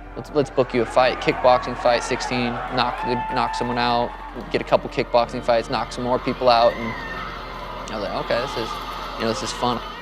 I remember, so I had my first MMA fight when I was 18. I was like, all right, if I win this fight, I'll keep doing it. Sugar Sean O'Malley in the pink shorts, Stein Anderson fighting. The first punch I ever threw is this. Oh! Boom. Oh! Drop. after that. It's over. Oh God, where's my million cat? Where's my cat? Everyone I fought as an amateur, for the most part, was not good. But I was gaining this confidence because I was winning. I was knocking people out. So I was gaining a lot of confidence, a lot of experience from those fights. Sean, after turning pro in March of 2015, had gone undefeated in 6 fights, and his booking at LFA 11 against David Nuzzo was his biggest opportunity to date. I knew Dana and Sean were supposed to be at that card. I remember hearing that. And then I remember hearing, you know, fight week, fight day, whatever it was, that they're not going to be there. They'll see this. They'll see this performance if I go out there and do what I know I'm capable of doing. Now Nuzzo's been dropped. Here's good night, Irene. That is freaking brilliant. How good is this kid? 7-0. A full right head kick into a spinning heel kick right to the chin, and I knew that was going to go viral. I knew the Contender Series was being caught. Sean had claimed that his performance at LFA 11 was going to be seen by Dana, whether the UFC president liked it or not, and he wasn't lying. His performance was flawless, and the ending sequence truly spectacular. The clip was algorithmically delivered not only to the head honcho of MMA, but millions of fans worldwide. Whispers in the dark recesses of the combat sports underbelly of a skinny kid sentencing men to eternal damnation in the shadow realm in flashy and zealous fashion, one 360 spinning head kick at a time. Dana knew, along with everyone else, that this undefeated kid needed his shot in the UFC. The platform for his entrance would not be a funky fresh contract though. No, instead the UFC brass wanted to introduce Sugar to the mainstream through the new breakout show, Dana White's Contender Series, which was in its first season, a show in which a handful of fights would take place on a Tuesday night and a limited number of contracts were handed out, not for wins, but instead based on performances. It was a great opportunity for Sean, and it was, to be clear, a trial by fire. A fist fight with a UFC contract on the line. The question was, would the 22-year-old rise to the challenge, or would he stumble at his biggest opportunity? I'm going to kick him in the body, I'm going to kick him in the head, and the fight's going to be over in 2 rounds. Then I'm going to knock this dude out in spectacular fashion, and you're going to want to sign me. All right, Alpha ready? Sean ready. First round, fight's on. Here we go. Tonight's fight clock is brought to you by Toyo Tires, all or nothing. Yeah, Kashaki just getting right out of the way of this. Kashaki in danger here, but back to his feet. Oh, he's hurt still. He's playing it well, but he is not with it. Look at his eyes. He's still blinking. Spinning back fist. Spinning back from O'Malley. O'Malley needs to separate here. Dude, this and then this combo I throw right here is beautiful. Ooh, look at that right hand. Boom, boom, boom, boom. I saw that. Because all those shots I was landing were hard. I knew it was agony. To take blows from O'Malley. Oh, that's it! That is it! Sean O'Malley with a huge right hand brings Dana White to his feet. I'm looking for exciting. I'm looking for flashy. I'm looking for somebody who has that thing. What is that thing? Sean O'Malley is that thing. He's the guy. I literally picture this. I know everyone says that, but I picture this. I picture me knocking this kid out, and everything's just going perfect. I knew if I put on a performance, I'd probably get signed. I'm on a 4-fight KO streak, knockout. Sugar Sean emphatically burst onto our screens with this incredible performance on the Contender Series, his viral KO, set to the backdrop of a cacophony of people screaming O'Malley, Snoop Dogg's THC-infused lungs cutting through the mix. What stood out to almost everyone was the confidence that seemed to emanate from this young and unassuming talent, as if he knew something we did not. And perhaps he did, because Sean stepped into the cage and executed the flashiest and entertaining performance the Contender Series has probably ever seen, even now, and he was rewarded in kind with an instant viral explosion in views, and as it stands today, the initial posting of this fight has garnered 6.3 million views, but chuck in all those shorts, Instagram posts and TikToks, and you're talking tens of millions of views. For context, only one Contender Series fight has surpassed this, and that is Chase Hooper's fight posted a year later. But to be fair, I think people just thought it was another Sean fight. I think it was fairly obvious to anyone who got to experience his performance in the initial week that Sean was now destined to be a star, and the UFC were not afraid to shove him down our throats. In September of 2017, he was announced to be taking on Terrion Ware at the Ultimate Fighter final show, serving as the co-main event. A pretty unprecedented thing to happen in this sport, but if anyone was built to perform under the brightest lights, it was probably that skinny and cocky kid who had declared the sugary rapture just 3 months previously. Here is the undefeated Sugar Sean O'Malley! Every fighter would love to have a quick and easy highlight reel finish to every single one of their fights. Ultimately, it's not realistic. You cannot always account for your opponent's heart and courage. With Sean's first test passed, he may have not walked away with another showstopper, but what he did do is get to show what was on the inside and prove that he can hang with top fighters in the world inside the 8-sided cage. Yeah, it was a good push. I got to show my heart. I knew I had my heart, but I had to show it to everyone, so it was a good fight, yeah. I'm going to grow from it and just become better from it. He's a very confident young man, and that was the perfect fight for him to be in tonight. You know, he was right in his face the whole time. He pushed O'Malley hard, actually hit him with a couple of hard shots, bloodied his nose up. O'Malley kept his composure, came out in the third round, and put on a clinic. But, you know, it was a perfect fight for a kid at this point in his career. A little busted up. I got a few injuries. I'm just going to recover and, you know, hopefully fight. I think I heard there was a card in March here, so we'll see about that. Going 3 hard rounds was perhaps the best thing that could have happened to Sean. It validated him and showed the world that he can take a punch and keep moving forward. Whilst O'Malley's self-assured, brash and cocky attitude had its fair share of haters, his feature as the co-main event minted many new thousands of fans, and they far outweighed the negative white noise in the background. The calmness and freeness that Sean came into the octagon with was indicative of the confidence that was within himself. We often see fighters come into the UFC in their debut and freeze up. Sean was immediately elusive of this pressure and able to flow in his performance. Self-efficacy in motion. It was quickly announced that Sean would be returning to the cage just 4 months later after his last. This time, he would be taking on 12-5 Andrei Sukhomtov.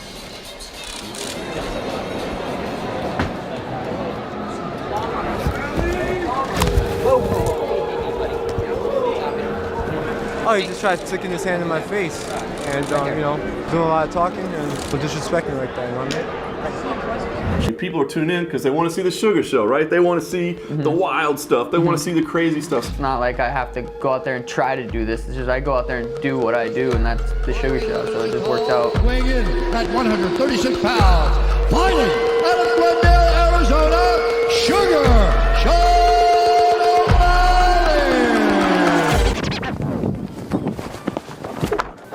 During that fight, I hit him with a little 360 head kick. I'll also hit him with a little boom.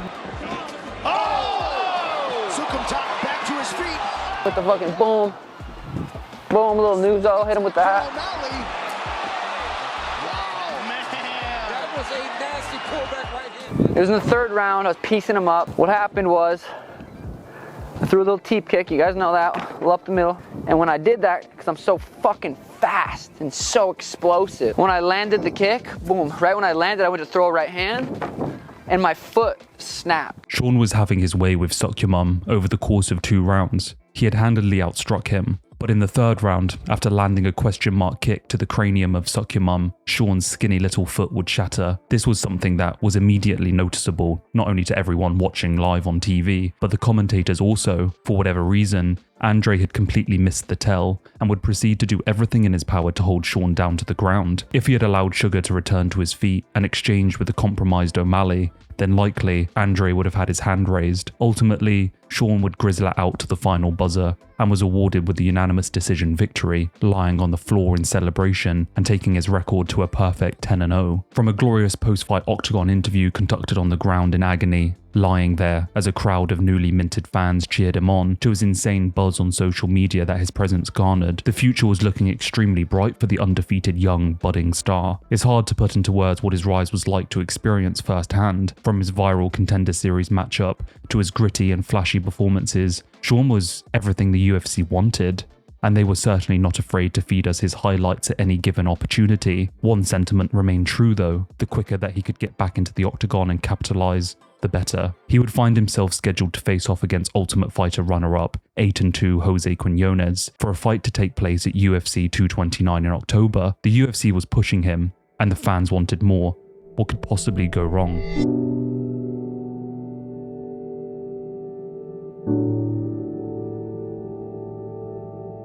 So I got a hearing August 20th in Nevada with the Athletic Commission.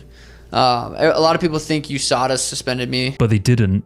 USADA declared that there was no wrongdoing. It was in fact the Nevada State Athletic Commission that wanted to impose a sanction. Sean's level of ostarine was so inconsequentially low and of no benefit that it had to have been introduced due to a tainted supplement, but NSAC was still committed to punishing Sean. So tainted subs from somewhere. It's gotta be from something, because even the scientists, they look at my levels of how much I'm testing for, and they're saying there's no way he took anything. He's not benefiting from this at all. He got a tainted supplement. Yeah. It's these new studies or these new tests that they have. They are so fucking extensive. And the drug that you test positive for is ostracine, which Jeff Nowitzki said in his own words, "Oh, that's what everyone pops for in these tainted supplements." Sean would head into his hearing with the commission to see if he would be suspended or not. Sean O'Malley be suspended for 6 months, and that suspension ending on March 5th, 2019 as recommended. Unfortunately, Sean would be forced to temporarily halt his viral ascension due to this ban. He would take the opportunity to recover his body. I just got surgery 3 weeks ago on my hip, so I'm gonna be rehabbing that and hoping to return within the next 5 or 6 months. So after over a year away of not fighting, Sean would be matched up against the Ecuadorian Marlon Vera for an exciting fight to take place at UFC 239. But Sean would be hit with further bad news. He would test once again positive for ostarine, pushing him out of the fight and once again getting suspended for 6 months. USADA believes that the positive test was simply a residual from the previous failure. It only hammered home the unfairness of the USADA system. It is factual to say that Sean was getting zero benefit from this substance, yet he would still be barred from the sport, kept from continuing that meteoric rise. One thing was apparent from the situation though: Sean's resilience was put on full display. Despite the unjustness, he remained extremely positive and continued to put in the hard work in order to grow as a competitor. Hey, desperate times calls for desperate measures, but we ain't getting desperate, we just getting better. You get all the shine if you endure the pressure. You cheat the hustle, then you guaranteed to get the lesson. Sean was an idol during his time away, even competing in a grappling tournament at the UFC Fight Pass Quintet. Putting on full display the lesser-known aspect of his game, he would stun the grappling world by choking out former ADCC champion and Pride legend Takanori Gomi. At the turn of the new year of 2020, 2 years since his last fight, Sean would be beckoned back to the 8-sided cage, a rescheduling of his former matchup against Jose Quinones. After so long away from the fight game, fans were eager to see the Sugar Show return.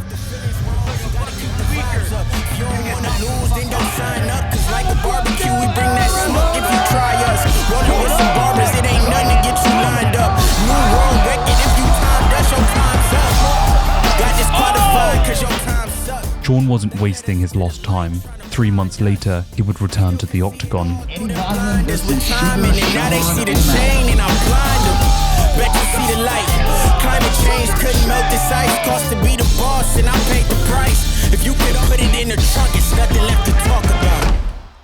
Seeing Sean deal with the setback and return to put on one of the flashiest finishes in recent memory, in particular the spectacular walk-off KO against Eddie Wineland, was truly remarkable, and it spoke of the mental fortitude of this young star. It's frustrating to think that he had been derailed for those 2 years, but it certainly made up for it.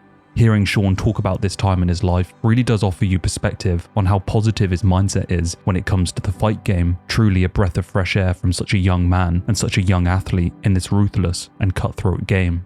When I fought Jose Quinones, it was coming back from a 2-year layoff, and it was just like, I have vivid memories of walking around, taking the dogs on a walk, and at night, every night, and just picturing Joe Rogan holding my hand up, and saying, that I won. And I have that vivid memory and feeling of when it happened, when I knocked out Jose Quinones, and it was a pretty powerful moment with having that layoff, dealing with all that adversity, do what I did to Eddie, and I was just feeling good. I remember when I was like 16, I watched The Secret on Netflix. You ever see that? What is it?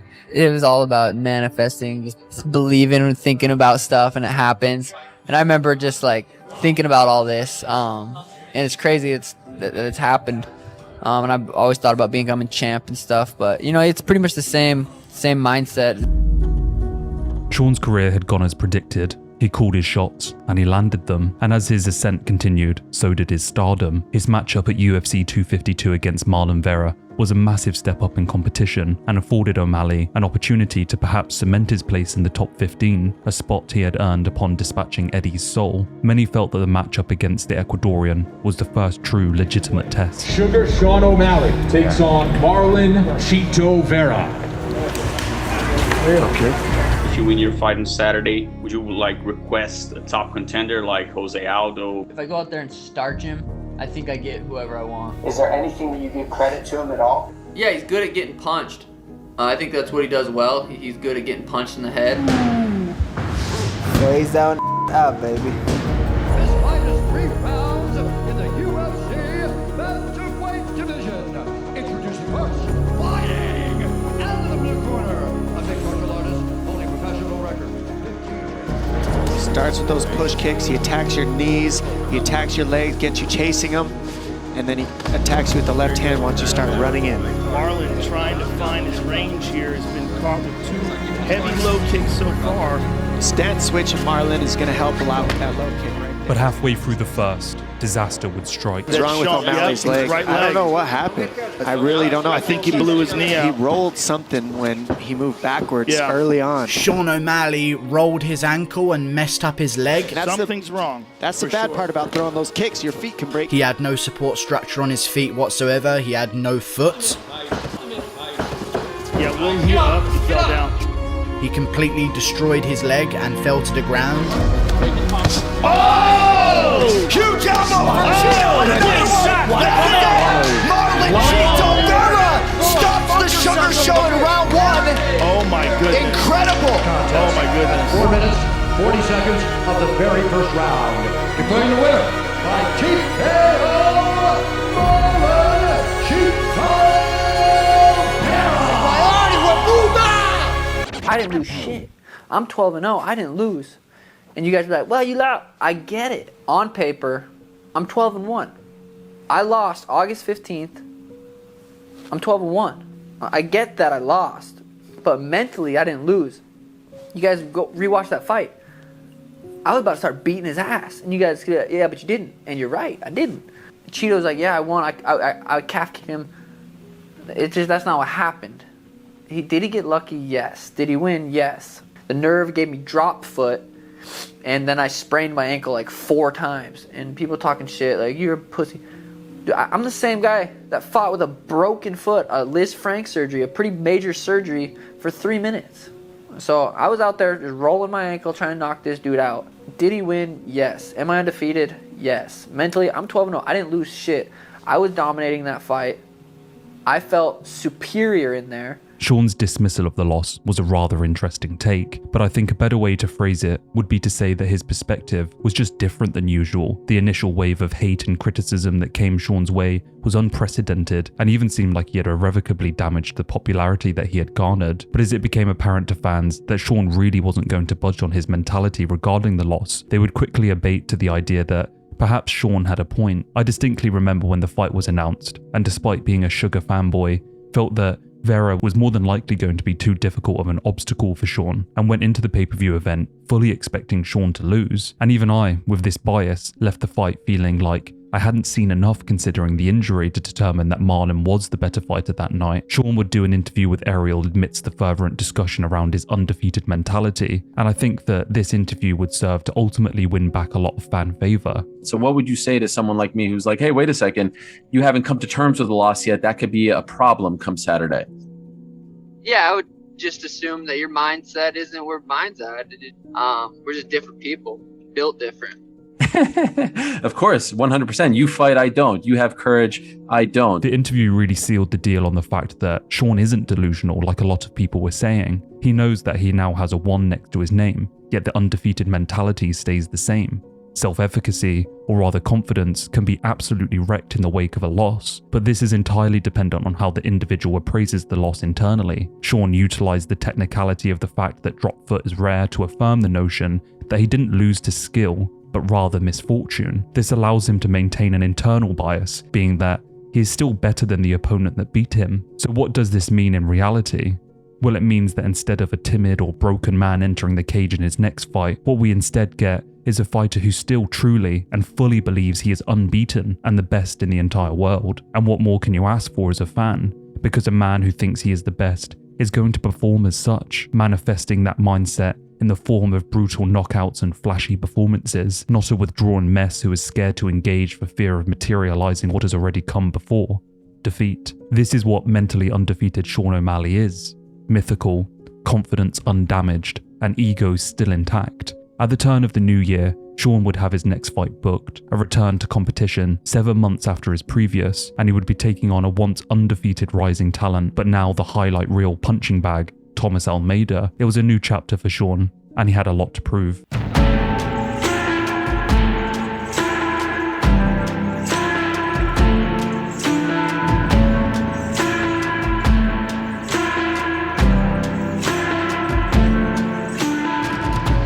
Sean would return from his loss in destructive fashion, punching a hole through the head of Thomas Almeida and ultimately retiring him. Sean would be fast-tracked to his next matchup, a bout between himself and Louis Smolka.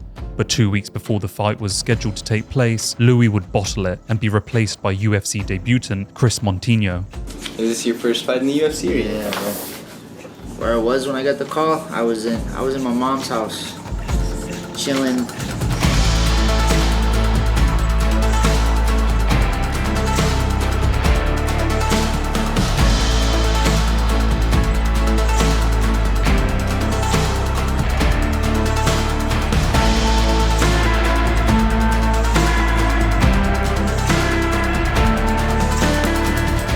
Sean would round off his successful 2021 in a matchup against 21-3 Julian Paiva. Cody's one fight away from the commentary booth next to Dominic Cruz, so I don't know what he's talking about. It's still done more than what you're ever going to do in this career. Let's do it. We're doing it right now. Square up.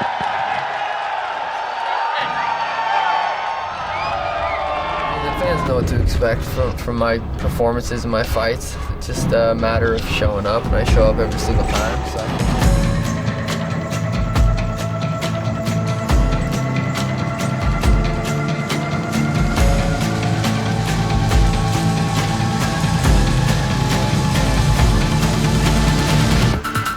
Sean, with a win over Julian Paiva, was finally granted a spot in the top 15, his first time in the rankings since deporting Eddie Wineland's soul to the desolate lands of the Shadow Realm. It was nice to finally see those who run the rankings actually try and progress Sean's career a little and validate his succession of wins in recent years. Sean could now stop claiming he was the unranked champ and finally set his sights on those ahead of him. By far the largest criticism of Sean, though, is that his career up until this point had consisted of unranked cans.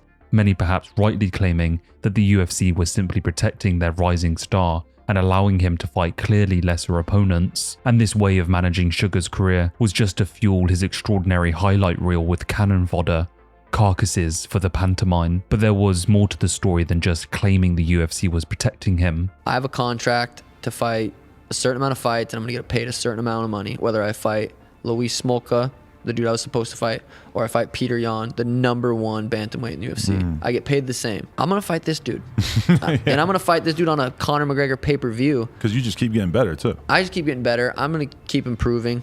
Chael Sonnen always says it: fight the worst dude on the highest part of the card. After Sean's performance at UFC 269, Dana would be asked if perhaps it was time to pay Sean what he felt he was worth, and with that paycheck, get him to take on those higher up in the rankings. You know, he's kind of laughing about being the unranked champ and all that. I imagine he's probably going to have a ranking now, but I know you said coming in, we're not sure if he's ready for the top guys yet. Did he show you tonight that he's ready for the top guys? The guy he beat tonight is a real guy. He did it in spectacular fashion. Two things: he wants to get paid, and he wants to fight higher level competition. It's like we're gonna have to pay him, get him some fights. And pay him they did, and get him a ranked opponent they did also.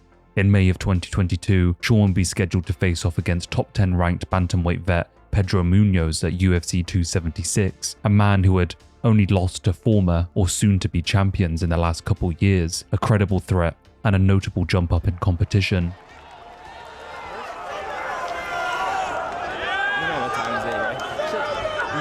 Both watching along.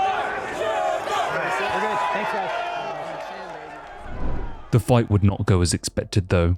The two would feel each other out over the course of a slow and technical first round, in which the most significant strike was Sugar ending any future chances of Pedro having children. 2 judges had given the round to Pedro and 1 to Sean. The second round, there was a noticeable shift in favour of Sean, who seemed to be finding his rhythm and beginning to snipe Pedro from afar. As the tide turned though, misfortune would befall the bout.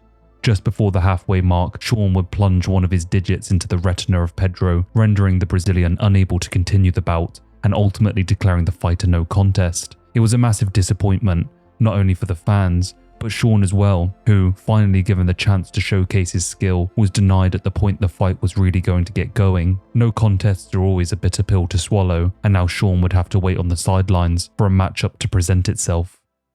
In July of 2022, a fight announcement would surprise the MMA community. Sean, ranked at just number 13 in the world, would be paired up against Petr Yan, the literal number 1 contender in the world, a man who had just lost his interim belt to Aljamain Sterling. The matchup was, quite frankly, absurd. It was one of the biggest jumps in competition that this sport has seen in a very long time. The announcement brought with it a lot of doubters.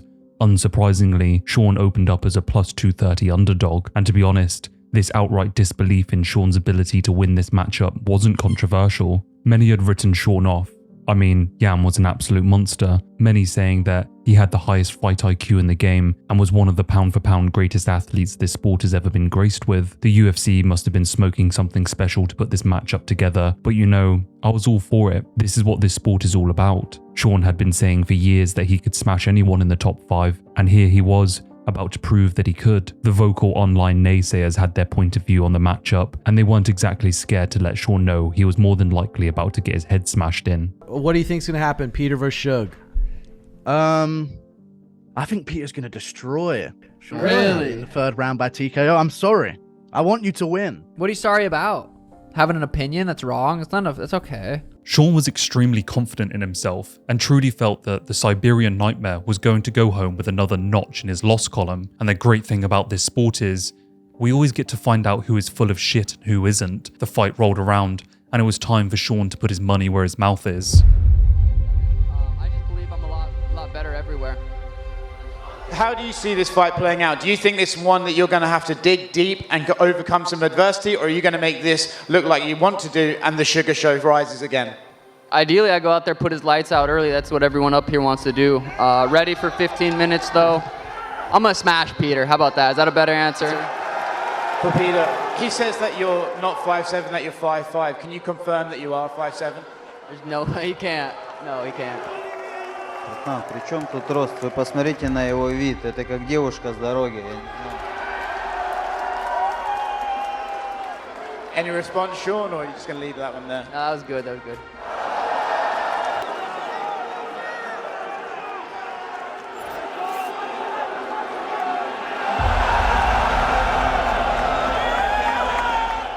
Sean. Brett, everyone asks me if I'm nervous, and I'm like, nervous to beat someone up? Not really. I feel like very prepared for this. I mean, I'm the biggest draw in the Bantamweight division, one of the biggest draws in the UFC. I go out there and beat the number 1 guy. Who else would I fight other than for the titles? The general narrative from a lot of people that I see online is that this is Sean O'Malley getting thrown to the wolves like a sacrificial lamb, and that is just absolutely insane. Sean O'Malley. And his opponent is the former undisputed UFC Bantamweight champ. And now the number 1 ranked contender, pure, no mercy.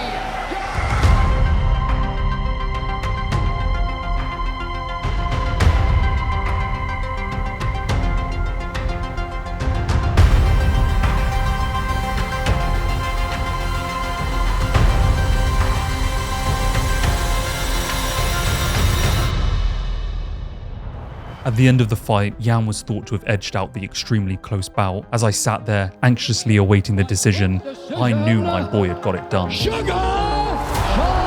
mean, I think the people would love to see me be the Bantamweight champion, so we'll give the people what they want.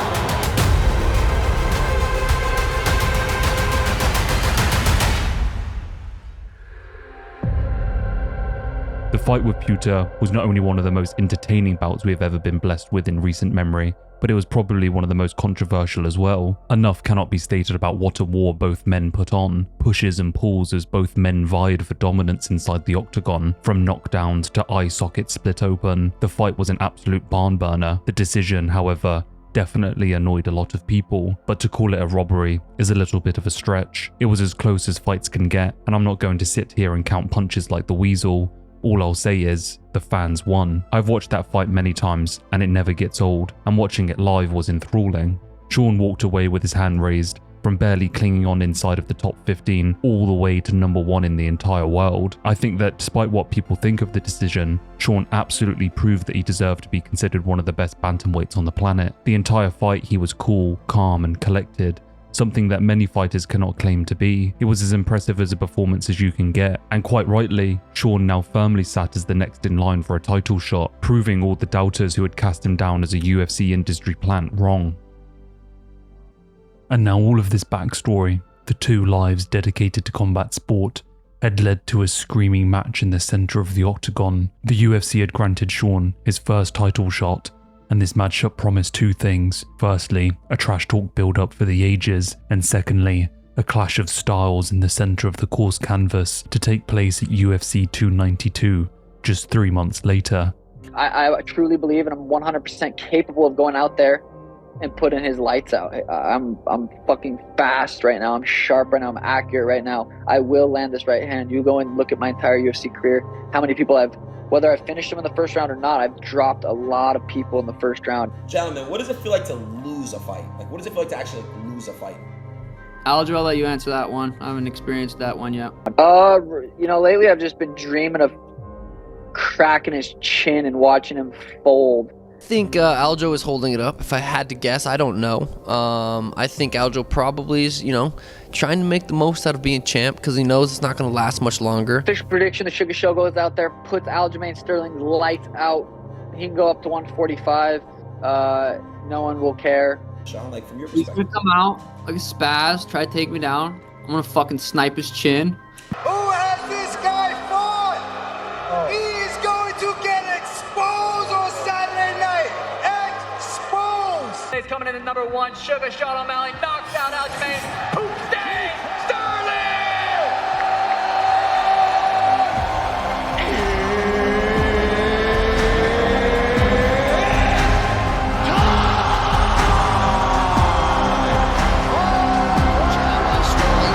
That shot late in round 1 was to get a feel for what it might be like early round 2.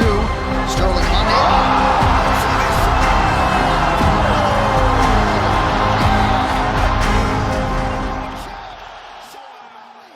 It only takes one mistake, one misjudgment, one misstep, and you can lose everything.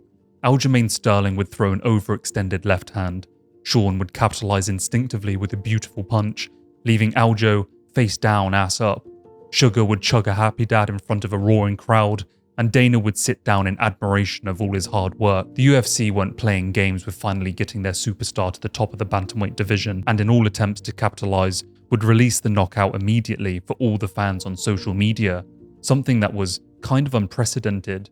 Sean had finally completed that lofty dream of lifting the bantamweight crown. A full circle moment, considering one of his first memories is of watching bantamweight GOAT Dominic Cruz fight Uriah all those years ago in WEC. As the belt glinted rays of Aurea under the brightest of lights, Sean had silenced all those naysayers and doubters, from those who had told him his mentality was delusional and that he was too frail, that he was too caught up and distracted with fame, that he didn't belong in the top echelon of the division. He kicked every last doubt down their throats. Sean proved that he was dedicated, disciplined and focused, cool, calm and collected under the most unimaginable pressure, but perhaps most importantly, he now beckoned in a new era for the division, the Sugar era, a time perhaps for cocky and entertaining pre-fight build-ups and fights filled with highlights. Sean had finally done it, and no one could be happier than me, and every other Fortnite playing G Fuel overdosing dopamine depleted 12-year-old. In the waning weeks of 2023, the UFC announced that Sean O'Malley's first title defense as King of the Skinnies would be against his old rival, Marlon Chito Vera, a chance for Sean to erase his controversial, non-existent, but on-paper loss. The fight would be a huge event, the headliner of UFC 299, to take place on the beautiful shores of Florida, Miami. In lieu of the incredible nostalgic and synth-wavy atmospheric vibe that the city emits, Sean would don the first ever pair of pink shorts for the event, which I don't know if you can tell, I was a massive fan of, and I'm sure that his Pez-dropping, COD lobby shit-talking fans were more than ecstatic at the vibrant nature of his gladiator costume. For me, I felt like it was a good matchup despite those who got snubbed for the opportunity. Sean had wanted for a long time to prove that he was the better man the night that his nerve got booted in, and what better way to prove he is indeed the better fighter than on the biggest stage imaginable, with something more than just an O on the end of a record on the line. This time the Bantamweight Championship in all its glittering and esteemed beauty. The event rolled around fast, and the UFC during fight week was certainly proud to be showing off their homegrown star. It really did feel like the culmination of all the hard work Sean had put in over the years, not only in the octagon, but on social media also. From streaming to YouTube, Instagram, guest appearances on viral shows, orbiting the likes of the Nelk Boys and the Paul brothers, and whilst those people don't exactly interest me, Sean was certainly clawing out an untapped fan base. UFC 299 felt big. It felt viral, and it felt that there was a lot of discussion around it. I can't speak on the numbers, but from where I was sitting, I feel like Sean really proved that he was an A-tier star, up there with the likes of Israel, Poatan, and Oliveira, perhaps soon to transcend to the likes of McGregor, Bones, and CM Punk. The fight itself was an absolute blast to watch, and I think it played out the way that a lot of people thought it would. Cheeto never really got going, always slow to start. Sean took advantage of this fact, fighting at his own distance, but always applying pressure and being elusive where he needed to be. The second round would see Sean knee a hole into Vera's skull, which unsurprisingly had zero effect on the Ecuadorian, but the sound was horrific. Over the course of a fast-paced 5 rounds, Sean gave Marlon the Joanna fade, and left him leaving the octagon looking like he had just gone the distance with a swarm of bees. Many pundits labelled the victory as the greatest the young bantamweight had ever produced. It was clinical in nature and decisive. Not only that, but in his first defense he proved that he could still outclass his opponents where it mattered, all the way at the very end of the championship rounds. Perhaps most importantly though, Sean walked away, absolving himself of that loss from so long ago, and whilst the record is immortalised in ink, the perception is rather different, and many agree that the first fight would have been more of the same if not for that freak nerve injury. In July of 2024, 4 months after his last outing, Sean would get his next matchup, and it was the expected square-off against Georgian-born, American-residing Merab, a man coming off a win against former bantamweight champion Henry Cejudo. They would be headlining the historic card at the Sphere in Las Vegas, something that Dana White had been promising would be the greatest spectacle the fighting world had ever seen. And he wasn't lying. The event was straight out of Mortal Kombat, the fighters engaging in beautiful warfare to the backdrop of ancient Aztec temples, the intermissions between fights, lore dumps on the storied history of combat, with a specific emphasis on Mexican heritage. Some of the footage coming out of the event was just simply mind-blowing, from the costumes to a bloom of petals falling on the crowd. In my opinion, it was one of the greatest moments the UFC had ever pulled off. It's a shame that the co-main and main event went the way that they did. There was a decent-sized portion of the fan base that was fully expecting Sean to bless Merab with a kiss of death early, and if not, play an elusive game at range, sniping from afar and utilising his unique footwork to avoid Merab's predictable, relentless lay-and-pray style. After all, Sean's takedown defense had looked fantastic in the Aljo fight, but the night would ultimately belong to Merab. Sean looked flat and confused the entire fight, almost as if he didn't want to be there. His usual active style was not present as Merab dominated the fight, even giving Sean some kisses for the pleasure. In the closing moments of the 5th round, Sean would stab Merab in the gut with a piercing teep kick. It would shut down Merab, who shriveled up, backing away from the champion as his face turned to worry. But it was too little, too late. The final buzzer would sound, and Merab, in unusual fashion, outworked his opponent to a grueling decision, and ultimately ending Sugar's time atop the division. A new champion, a new era, and a new story to tell.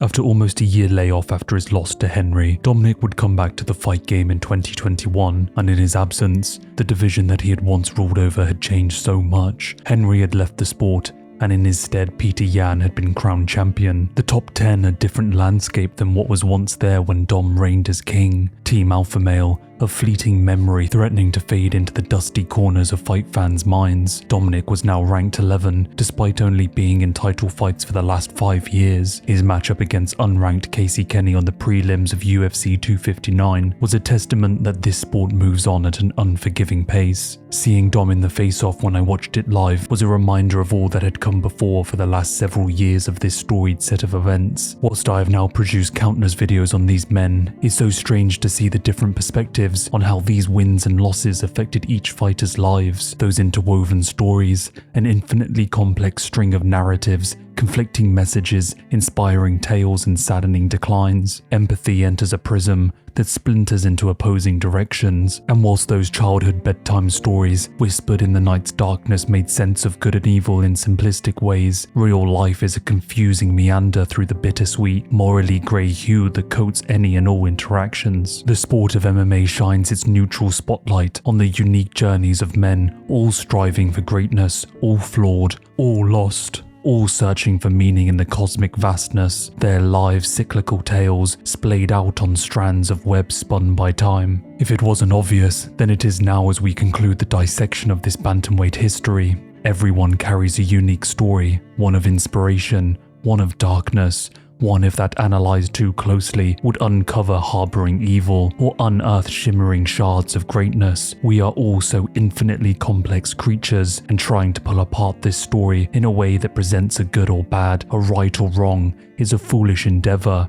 There is only one truth, and that is either victory or defeat. To be frank, there is only life or death. Marlon Moraes, after winning the split decision against Jose, would be snubbed of his chance to fight for UFC gold. Instead, he would be paired up against Corey Sandhagen and be knocked out with a brutal spinning back kick in the second. The start of a 7-fight KO losing streak that would see him not only kicked out of the UFC, but retire from the sport after losing every fight after signing with the PFL. In May of 2024, Moraes would be sworn in as a police officer in Davie, Florida, his MMA career a hazy blur in the rearview mirror. Renan Barao, after losing to TJ Dillashaw the second time, would go 1-6 in his next set of performances, one of the worst fall-offs this sport has ever seen from a champion. After taking 4 years off, he would come back in 2023, only to lose once more. A sorry state from the man that had gone 34-1 before TJ. Cody Garbrandt would return to bantamweight after a failed flyweight venture. He would string 2 fantastic wins together that showed glimpses of the man that had once ruled the division, but he would meet Davidson Figueiredo at the historic UFC 300, who would choke him out in the second round. After becoming champion in 2016, Cody has been an unranked fighter as of December 2021. And finally, Dominic would win his next set of performances against both Casey Kenny and Pedro Munoz. He was seemingly one fight away from another title shot. The UFC would pair him against Marlon Vera, and in much the same way as his prior rivals, this sport would remind Dominic that this game is cruel, ruthless and unforgiving. Dom would be knocked out in the 4th round in a fight that he was handily winning. This is a sport that takes place in an arena where longevity is not discussed. One moment you're at the precipice, a champion, the greatest, and the next you're at the bottom staring up at what had been. And in spite of poetry, or mysticism or symbolism, in spite of storytelling, or what any slew of words could offer, this sport is one thing, and that is honest.